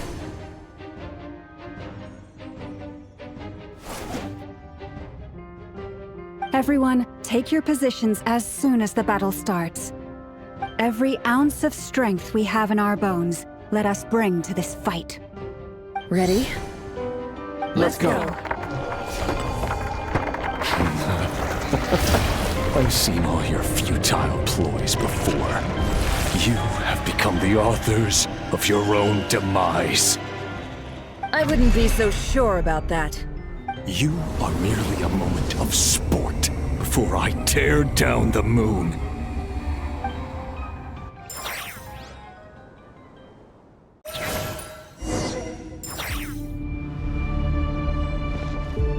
Stay on your toes. Yep, you too. Me! You poor lost lamb. Be silent. Close your eyes. Are you quite finished? Moonlight betrays you. Let me help you guys. Eat this!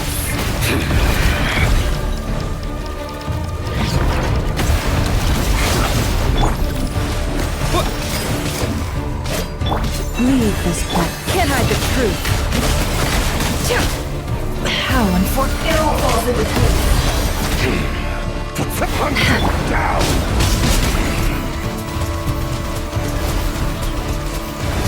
Hunt him down! It all adds up.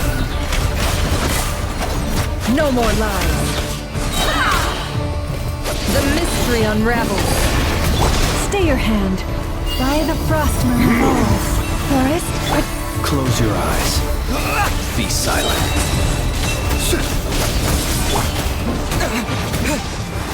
Water jet! Can't hide the truth. you poor lost lamb.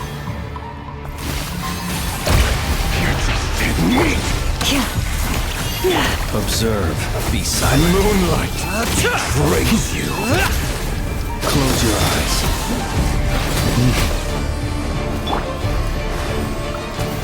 It's all futile.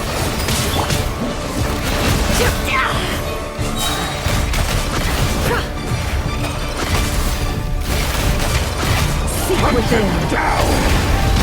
Bombs away! One heart, we pray. Be silent. Observe. It began with the moon, and so shall it end. The moon will protect you. The moonlight betrays you.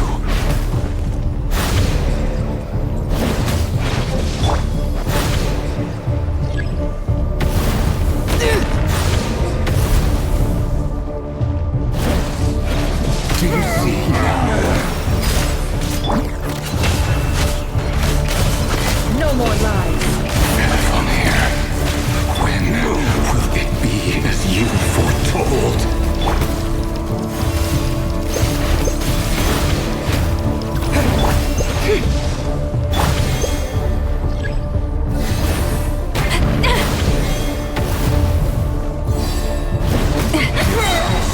Not welcome here.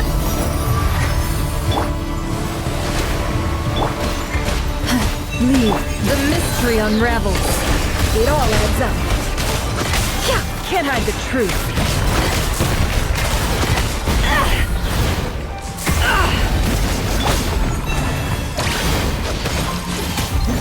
The night cometh. Close your eyes. The moonlight. Be silent. It's all futile. Hunt him down.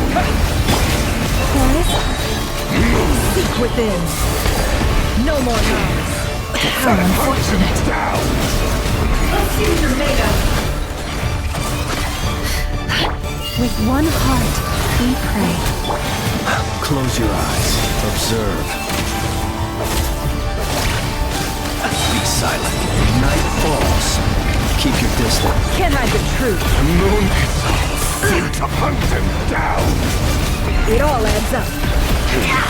Pathetic. The deception ends here. Move. Hunt him down. Go! Close your eyes. Do you fear the dark? futile! Time to come clean! The moonlight betrays you! By the frost moon of old. Be silent to dust! Can't hide the truth. It all adds up. Shame. Time to come clean. Move! No. Your moonlight betrays you. Who wants to go first? Move! Now, get out of my sight! No! We've been separated! Take! You okay? Nefer! Where are the others? Stuck outside the barrier. I guess he really doesn't like us. I told you before. Knowing too much is always destroys and reborn. Be careful what you wish for.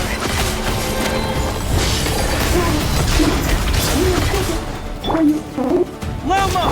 Can you hear me? Hold on, where? Silence. At least I know they're still there. I need to focus. Stick to the plan. Remember my most important task. Just keep stalling it. I've got this!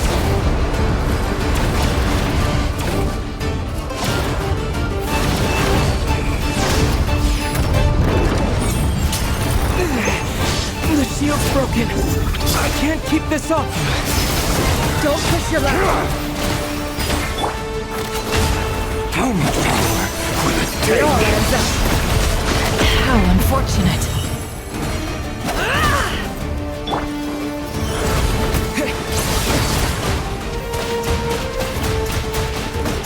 Water jet! Absurd.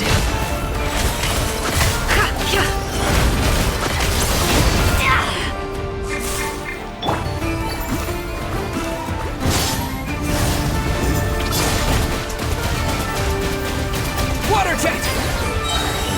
Bombs away! Can't hide the truth. The mystery unravels. Let's see what you're made of.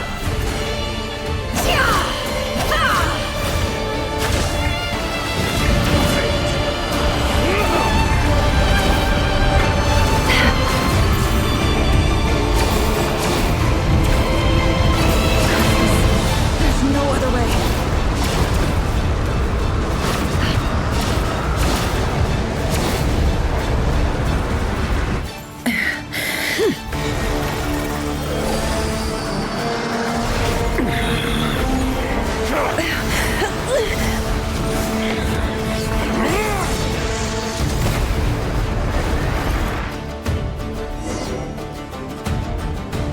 The only way to defeat Rerir is to borrow his own power.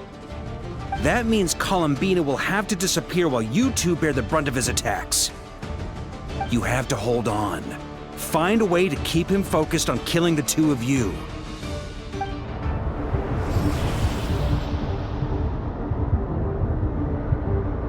Nefer, your eyes are bleeding. Soon you will be powerless to resist. And then, I will reduce you to dust. But that dust will plague your memories. Come on, keep holding on. Any other tricks up your sleeve? Let's see them. As entertaining as they are. You've backed yourself into a corner. You don't fool me. I see your fear clear as day. I have to stoke his rage. Make him unleash everything. You fear what you could never defeat. You fear the thought of never being able to save your beloved. You cannot win the fight against fate, Rerir. Is that what you think?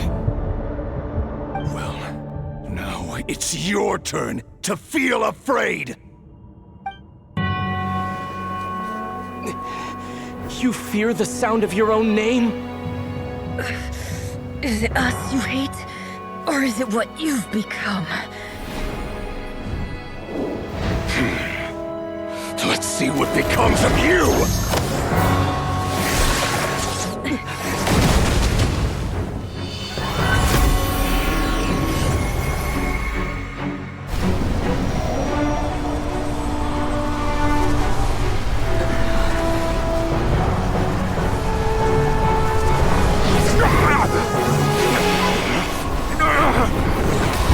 What's happening? That power... I've seen it before!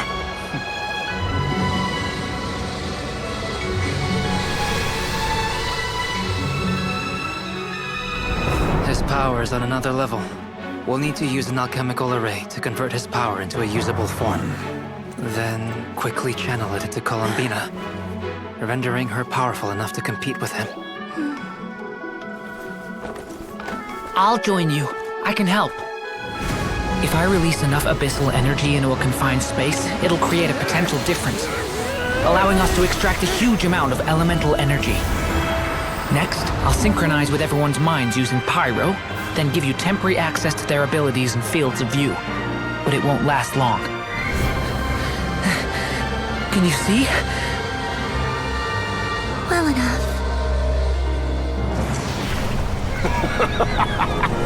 So, we have a student of Gold Rhine-Dottore in our midst! How about that?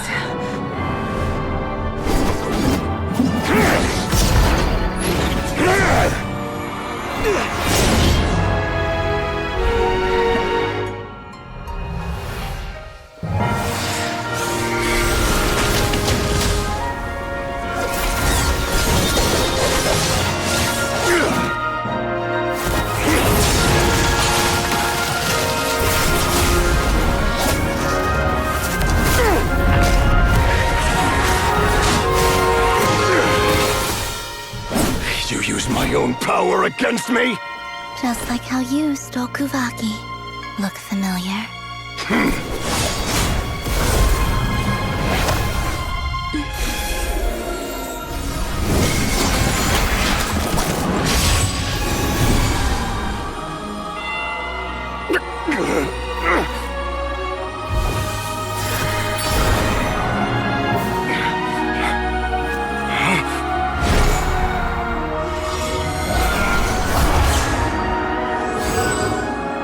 Don't you realize?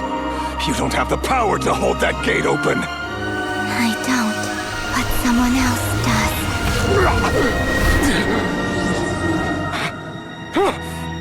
Goodbye, Rerir.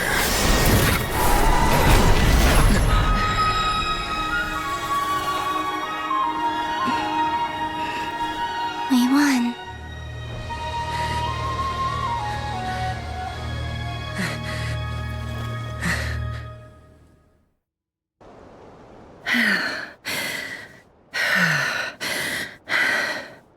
Nefer, how are your eyes?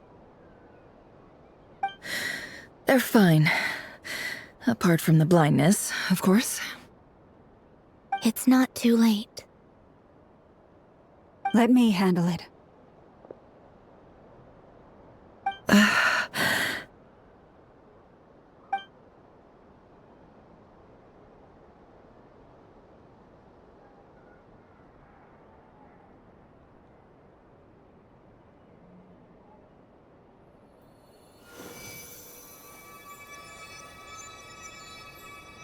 Miss Nefer, it's not like you to lose your composure. That was the most reckless thing I've ever seen you do. Reckless how? The situation was critical. Our lives were at stake. We had to do something. Even so. Okay. I guess you're right. Under the circumstances, it was a wise decision. You traded your eyes for an incredible victory. In business terms, I suppose that's a huge return on investment. I'd be hard-pressed to argue otherwise. Still, I don't like this outcome, and I don't want you to lose your sight for good. People suffer when they make sacrifices they shouldn't have to make, whether that means faith, strength, or in this case, your ability to even see. I had hoped you could win without sacrificing so much as a single hair on your head. Thank you. Really. All done. Don't try and open your eyes just yet. We'll see how you're doing in a couple of days. Until then, please follow your recovery plan to the letter. I'll send full details through Yehoda. For now, just get yourself home, relax, and rest. My dear friends, we have fought bravely and achieved a spectacular victory. A dark cloud has been lifted from the skies of Nodkrai. All in this land will be grateful for what you have done. The moon will remember this day. Thank you both.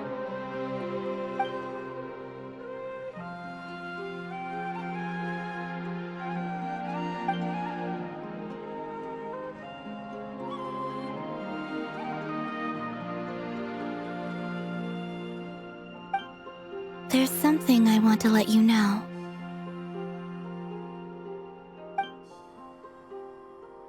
What is it? When Durin connected everyone's minds so I could access their powers, I also felt everything they felt. And since Nefer's eyes were injured, my eyes are hurting now too. Hold on. Let me try. I only feel the pain.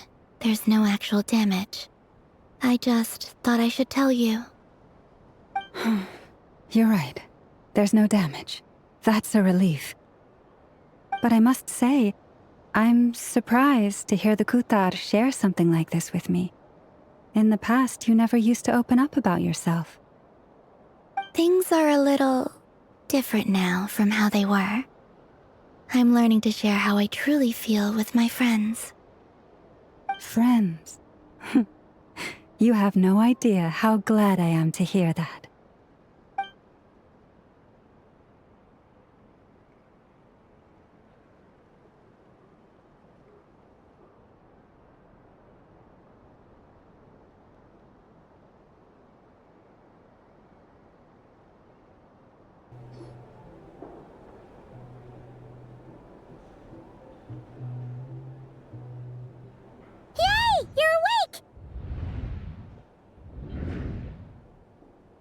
How are you feeling? Any aches and pains? Did you sleep well? I'm doing all right, Paimon. No need to worry about me. Phew! Well, that's good. Paimon's been sitting on the edge of the bed worrying about you for ages. You slept a whole day and night. Poor Paimon had to eat all by her lonesome.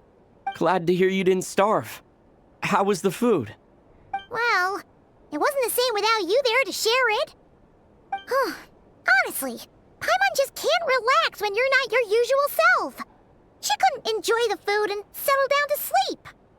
Well, I'm back to normal now. Oh yeah, and Albedo swung by earlier. He said to tell you to head to the tavern when you woke up. VARKA and the others are organizing a victory feast and they want to celebrate with you. He also dropped off some medical supplies, but you seem fit as a fiddle, so guess you won't be needing those. If you're feeling up to it, let's head over now. Wouldn't want to keep them waiting.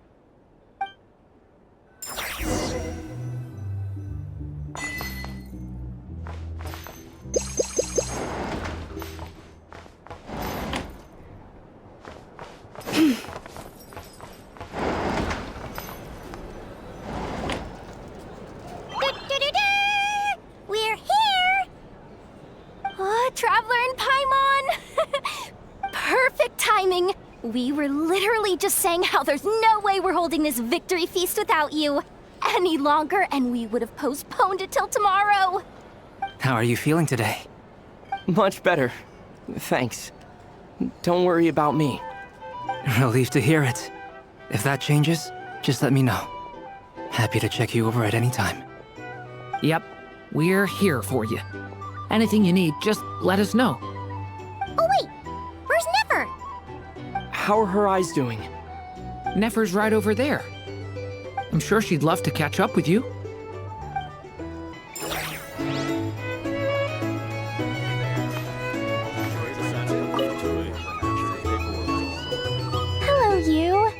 recovered from the battle? Come on, what do you mean? Of course I'm gonna ask. I care about my friend's well-being. And we are friends, aren't we? Get yourself a drink. You've more than earned it. In fact, today, your drinks are on me. Lord Sangamabe's got you covered. Wow, really? What about Paimon? Has she earned it too? Has she? Please? Well, you haven't been through quite as much as the Traveler, but... what the heck, sure. Yay! Wow! Drinks on Dory! What a historic day. Hey, keep your voice down, or everyone else is gonna want in too. Have you heard anything I've been saying recently? Doing business in nodkrai has been an absolute nightmare. If I'm buying for everyone, I'll...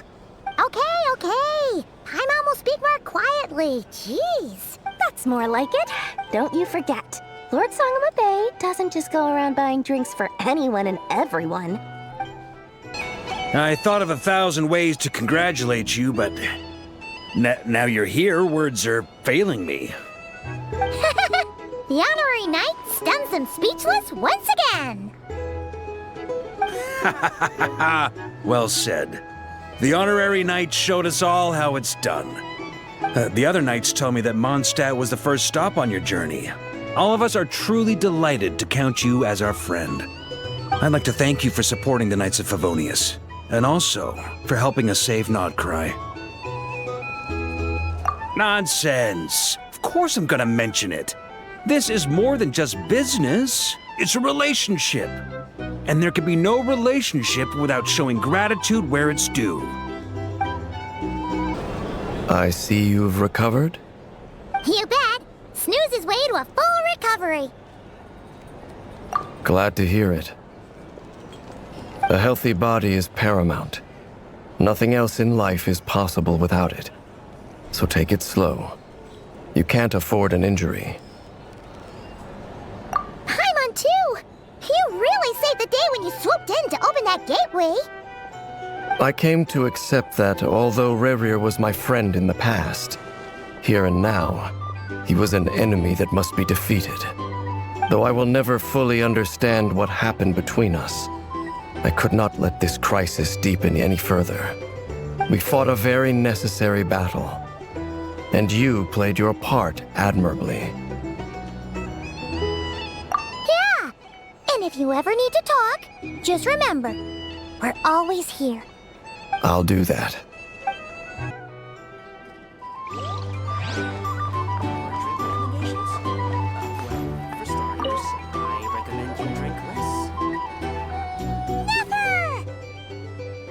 Traveler, Paimon, are you recovering well?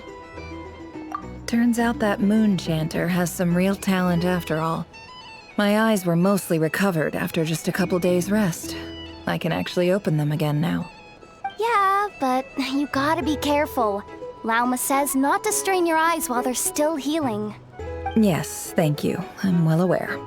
Yehoda, could I borrow you for a moment? I could do with an extra pair of hands. Oh, sure. Coming. Did you hear that? I gotta go help Lauma for a second. You guys chat among yourselves. I'll grab us some drinks on the way back. Paimon, you still like 'em sweet? You bet!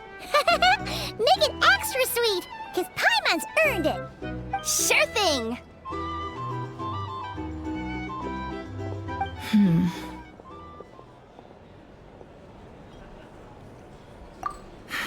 The Rerir of Solnari. Kind of a snake, don't you think? No, definitely a snake. A poisonous one who spewed his venomous hatred everywhere. Anyone who seeks revenge out of hatred for other people has become a snake. That's something my dad used to say. Perhaps. I'm sure it sounds like a very wise and open-hearted perspective to your ears. But me? I think hatred is a perfectly justifiable emotion. What else is left when everything you depended on in life gets stripped away? Something's gotta fuel that drive to keep on living. If you're worried about me, you can nip that in the bud. I'm not someone who gets stuck in the past. It's just... I suddenly feel like I was wrong to call my father a liar. He was just a fool. That's why the Academia turned their back on him, and why the other tribes ganged up on him. Oh, Father. How much better things could have been if you were a skilled liar. Look at the Ibis King. Thoth is a fiendishly cunning liar. And yet, strangely, he feels more like a father to me than my real dad ever was.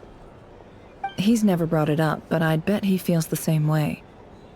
Why else would he give me the power to perceive the truth, while at the same time training me in the art of deception? Well, King Deshret banished him to Aru, which is essentially a prison, and posed 3 questions to him. He promised that he'd have his freedom if he could find the answers. His response was to take on a physical form and approach me, hoping that I could become his envoy and search for one of the answers on his behalf. Did he really think I'd fall for that? He's stuck there. He can't make me return what he gave to me. So that's enough for you to decide he's nice, is it? He's a prisoner, and he was scared. So he decided to perform some good deeds to win people's approval. He lives in fear because he's a deceiver. How is Rerir any different? You can't work as a spy your whole life and expect a happy ending. It's preposterous. Yet I can't say I don't understand it. Liars live in the darkness of their own making, but it's still human nature to want to go on living. They say that a liar's soul is the most worthless thing in the world. What do you think? Good. If you understand that, it means you're smart, and you see things objectively. If you ask me, the soul of a liar really is worth nothing, because all they care about is themselves. For example, when something good falls into my lap, I don't go sharing the news around. Stops other people trying to steal it from me.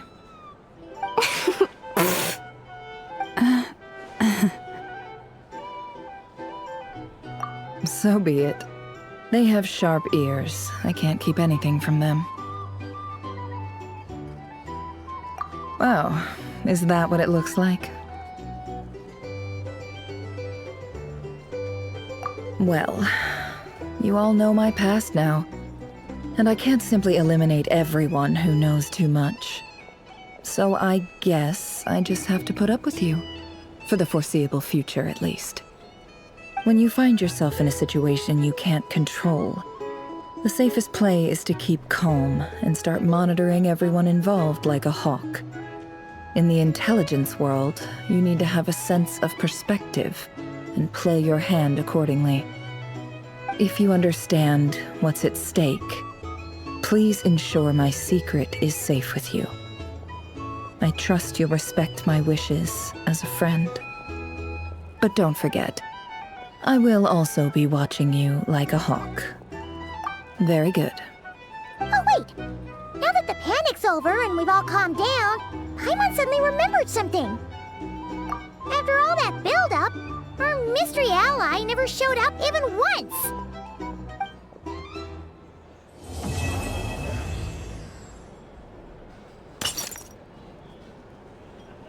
Huh? Am I imagining things? So, that close colleague who stayed behind with you? What's he been up to recently?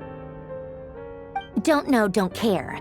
I get more normal human interaction from hanging out with Bosco too than him.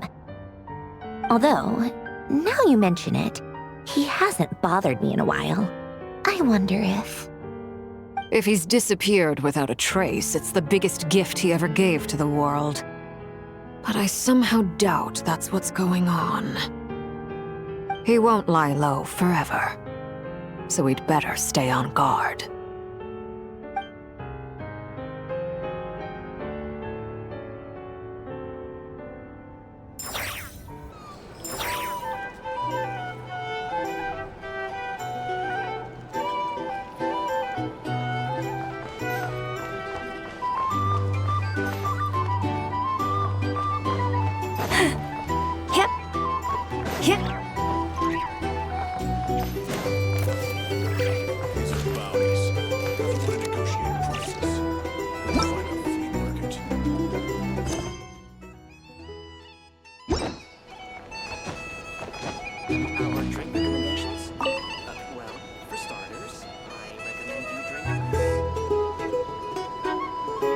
Ah, Lord Sangamabe. How lovely to see you. I must thank you for the device you provided. It was an enormous help. Would I be right in thinking that it was developed by the Academia? Why come and ask me when you clearly know already? I mostly came to thank you. That's more like it. A little gratitude goes a long way with Lord Sangamabe. Play your cards right, and you might even stand a chance of becoming my long-term supplier. The chance to work with such a kind and charitable investor as yourself would be a great honor for the Curatorium. Huh? Charitable? Who said anything about charity? First time hearing about it. Let's see. The first plot of land you purchased in Nodkrai, your desert interests, and... Stop! What do you think you're doing? Exposing my investment history! It's nothing to hide from. They're all perfectly legitimate investments. And some of the land you purchased was with the intent of building a sanctuary? Yes, I heard about that too. How did you... You're a curious case, Lord Sangamabe. You don't like people finding out about your good deeds, do you? But I'm afraid no matter how hard you try to keep things under wraps, where there's a will, there's a way. You did it for Sumeru, didn't you? It was empty land that was gonna go to waste otherwise. I figured if I built something there, it might at least get some use in an emergency. Disasters are capricious things. They strike without any warning. I've lost family to a disaster before, and I don't want to lose any friends or business partners if I can help it. My elder sister used to dream of finding a sanctuary. Somewhere with plenty of food, water, and medicine. Where everyone could live happy lives.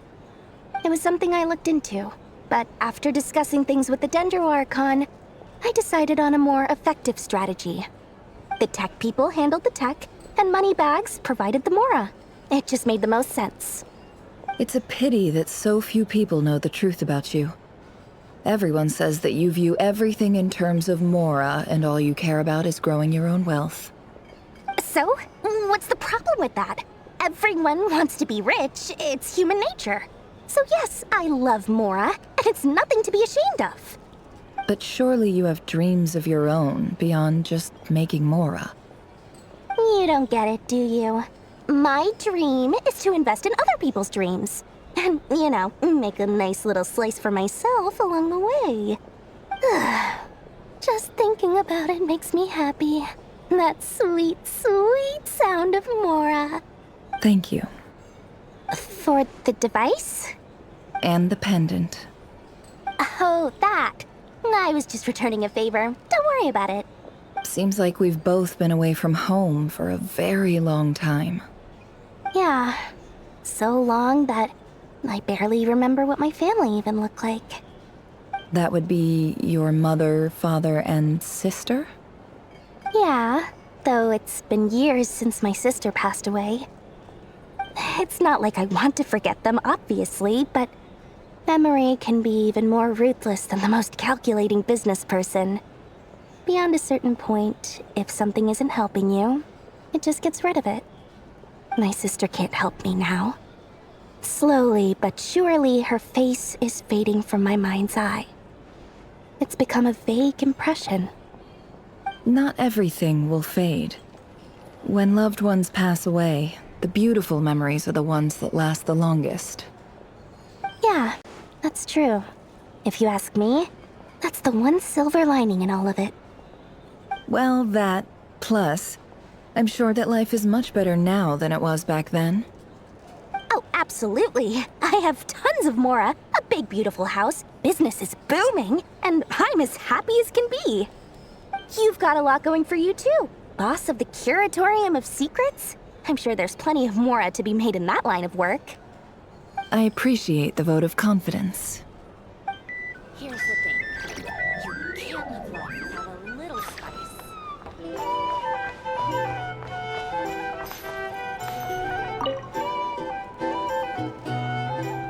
How have you been holding up? Any adverse reactions? If you start to take a turn for the worse, make sure you tell me right away.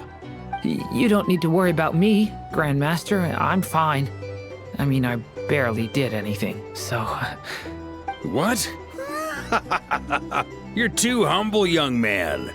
You played an indispensable role in the battle for nodkrai. We can't thank you enough for your support.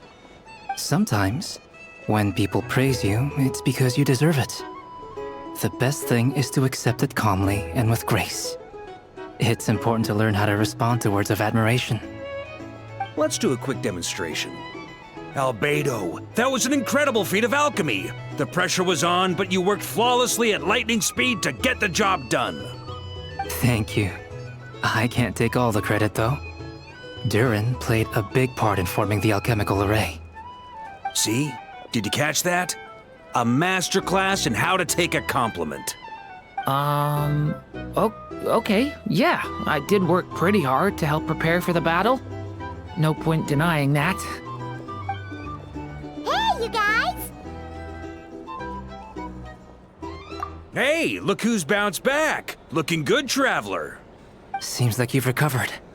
You won't need to take any more medication. Can I get you a drink? Huh? You know how to order at a bar now? You've sure learned a lot recently. Handling a drinks order is ridiculously simple compared to alchemy. Don't worry, I'll blend into society yet. Paimon believes it. You're clearly a fast learner, just like your brother. To be totally honest, though, Paimon didn't quite follow all the details when you first explained the plan to us. Don't worry, that's completely understandable. Unless you're a student of alchemy, it's hard to grasp the principle and how the process works. To put it in the simplest terms, we saw how our enemy stole the power of Kuvaki. And that gave us the idea of stealing his power to turn it against him. When facing an enemy you have no hope of defeating, it's best not to engage them in battle. So, instead of looking for a way to overpower him, we decided to help Columbina get strong enough to at least stand up to him in a fight. For this to work, we had to analyze his modes of attack, confirm who his main target was, and make sure that he wouldn't go beyond the range of the alchemical array. For added security, we prepared a total of 4 arrays.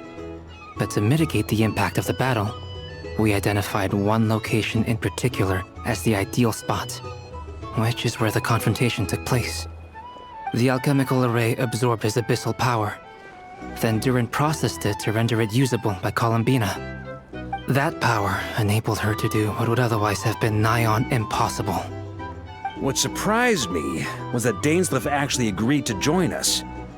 Given his history with Rerir, he had every right to sit this one out. But we're extremely grateful for the decision he made. It must have been a painful choice to make. But I'm sure that making a decision was far better for him than staying in limbo. Absolutely. He was torn between 2 paths, but in the end, he made his choice and stuck to it resolutely. He doesn't strike me as the sort of person who'd stay trapped in limbo for long. Anyway, however you cut it, everyone gave a stellar performance.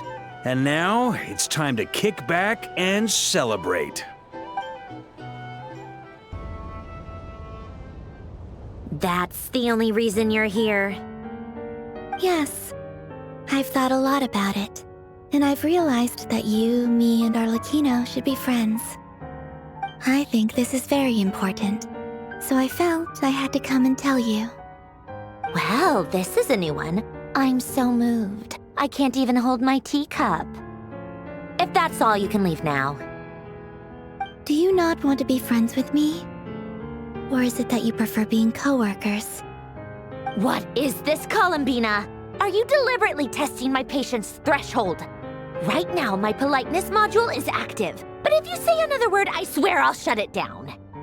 If your politeness module was active, wouldn't you say the word please at some point? Polonia, please see Lady Columbina to the door. Will you still invite me to your next tea party? What? Yes, I think you will. Bye-bye, dear Sandrone.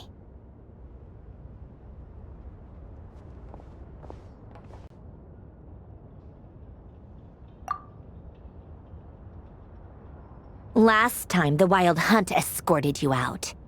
Would you rather I handled it myself this time? We just wanted to, see how you were doing now that it's all over. Why? Out of concern for my safety? I hope you didn't seriously think that the Rerir of Solnari would be able to lay so much as a finger upon me, given how prepared I was.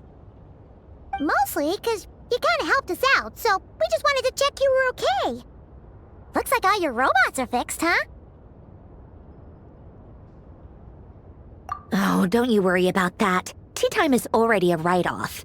The visitor before you managed to kill my appetite. If you're in the mood for tea, go ahead and help yourself. Otherwise, it's going to waste. My coasters are still missing in action, though. Use this notebook instead. Whoa! Pretty hefty notebook. Look at all those calculations. You can ignore those. They're just dumb scribblings. I doodle and write in my free time. Sometimes I remember the distant, dreamlike past. Sometimes I imagine the far-flung future.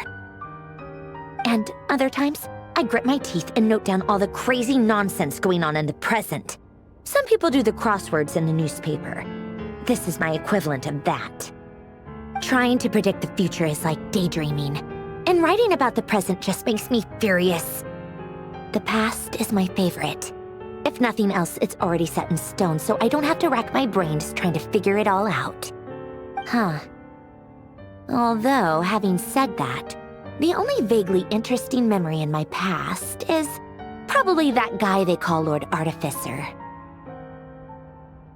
Who else? Pretty much all the mecha and Fontaine are his personal handiwork. Wait, are you saying you know him? Like, personally? As a friend?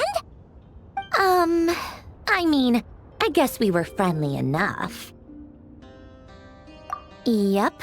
In fact, I'm probably the only normal person left who knew him at all. We used to chat occasionally back when he was still around. Before he passed away, he asked me to destroy all his manuscripts. I honored his request, but I did read through everything first before destroying them. I mean, I couldn't let the genius of Lord Artificer Alain Guillotin disappear like that. Would have been such a waste. So, that's where the formulas in your notebook are from? I just told you. Those are my equivalent of crossword puzzles. They're just dumb formulas that I solve for fun when I'm bored. Alain's work was like epic poetry. The formulas in my notebook are just silly little riddles in comparison. Not that there's anything bad about them. I mean, at least, solving those riddles isn't going to hurt anyone. Except me, 'cause I lose a few brain cells in the process. Anyway, while we're on the topic, I might as well tell you about what happened to him and his friends. Alain Guillotin had two close buddies, Renee and Jacob. They spent their childhood years together in the Narzissenkreuz Institute. They were all quite competitive, so there was some rivalry between them, but it was a friendly rivalry. But beneath the friendship and the rivalry ran something deeper, a sense of nostalgia for the past. Unfortunately, childhood would end. The prophecy would come true, the apocalypse would arrive, and the future would never be. A mad dream that would normally only capture the minds of lunatics began to take root in their hearts. A dream of saving the world. And if Renee and Alain had been people of lesser wits, that dream would probably have ended up as something for them to joke about in their older years. But alas, they were some of the sharpest minds around. They nurtured that dream with the full power of their intellect, and it grew into something that ate away at their souls. The first of them to fall under its spell was Renee. Against Alain's wishes, he persisted in experimenting on a mutual friend of theirs to try and save their life. Alain did not approve and parted ways with Renee. It's complicated. Alain wanted to believe that Renee only did what he did for the sake of their friendship. But when he told me about what happened, I could tell he still had some suspicions about Renee's motives. Perhaps the seed that would grow into a nightmare had already sprouted in Renee's mind. even then. The next time they met, Renee's soul had been completely engulfed by the dream of salvation. His futile attempt to change the tide of fate only resulted in a wave that swallowed up the world, even before the apocalypse came. And although that wave died down eventually, I hear that it just recently came back with a vengeance. As I understand, Renee wanted to live out his dream of salvation once more. But I'm told that the attempted resurgence finally died out for good. At long last, Renee awoke from his deluded dream. Though of course by then it was far too late. What do you think of Renee? Do you admire his transcendent genius? His view that any price was worth paying to achieve the lofty goal of saving the world? Or do you despise him? Dismiss him as an evil madman who wrought havoc on the lives of everyone around him as he pursued his delusional dream? Same difference, really. Just a matter of perspective. What a cop-out. But I suspect you'd have a more incisive and insightful answer if we dug into it further. I don't like fanatics who give up their whole lives for their ideology. Nor do I like fools who let their delusions take control. Maybe I could understand if Renee had just been an ordinary person. But he had a sage-like intellect, and still managed to get himself lost in the labyrinth of his own desires. Anyway, that's enough about Renee. Now, moving on to Alain Guillotin, the Lord Artificer. He managed to put a stop to the first storm whipped up by Renee. But after that, Alain lost his friends and family. To his credit, I suppose, the loss of his family and friends was purely a tragic accident. It's not like Alain sacrificed them for his cause or anything. After that, the only thing supporting his work was the same dream that had dragged his closest friend down to the abyss. But although the desire to save Fontaine drove him to found the Fontaine Research Institute, Alain continued to reject any form of transcendental knowledge or power. He was suspicious and fearful of it, having seen the way it had affected his closest friend. I think that formulas and machines derived solely from human intellect were the only thing that gave him a sense of spiritual comfort. Yet Alain's intellect was simply too great. It barely left him space to breathe in his lifetime. Once he realized that the end of his life was approaching, he finally accepted the truth. The Nazissenkreuz Institute needed someone, and a human being, to see its story through to the end. He quit working on his formulas, trading them in for the fairy tales that had played such a formative role in his childhood, but which he barely touched in his adult life. He told me that the director of the Nazissenkreuz Institute used to read those fairy tales to the children as bedtime stories. Apparently, they worked wonders at sending kids off to sleep. I think that all he wanted at that time in his life was to be able to sleep deeply without being plagued by depression. By that point, nothing else really mattered. At the very end, he laid down to rest in the ruins of the former Nazissenkreuz Institute orphanage, while the Fontaine Research Institute he had founded continued tirelessly with its work. Many years after that, tensions over competing dreams would once again cause a rift, this time between members of the Fontaine Research Institute. But the actions of those fools had nothing at all to do with Alain. And that is the story of two people from the Nazissenkreuz Institute who both wanted to save the world. One went all in on his fantasy of salvation without ever looking back, and ended up calmly sinking to the bottom of the deepest sea. The other sought desperately to burn bright in his life, even though he wasn't sure where he was going. I do sometimes wonder, why is it that people like them have such grand hopes of saving the world? Even the grandest tree starts as a tiny seed.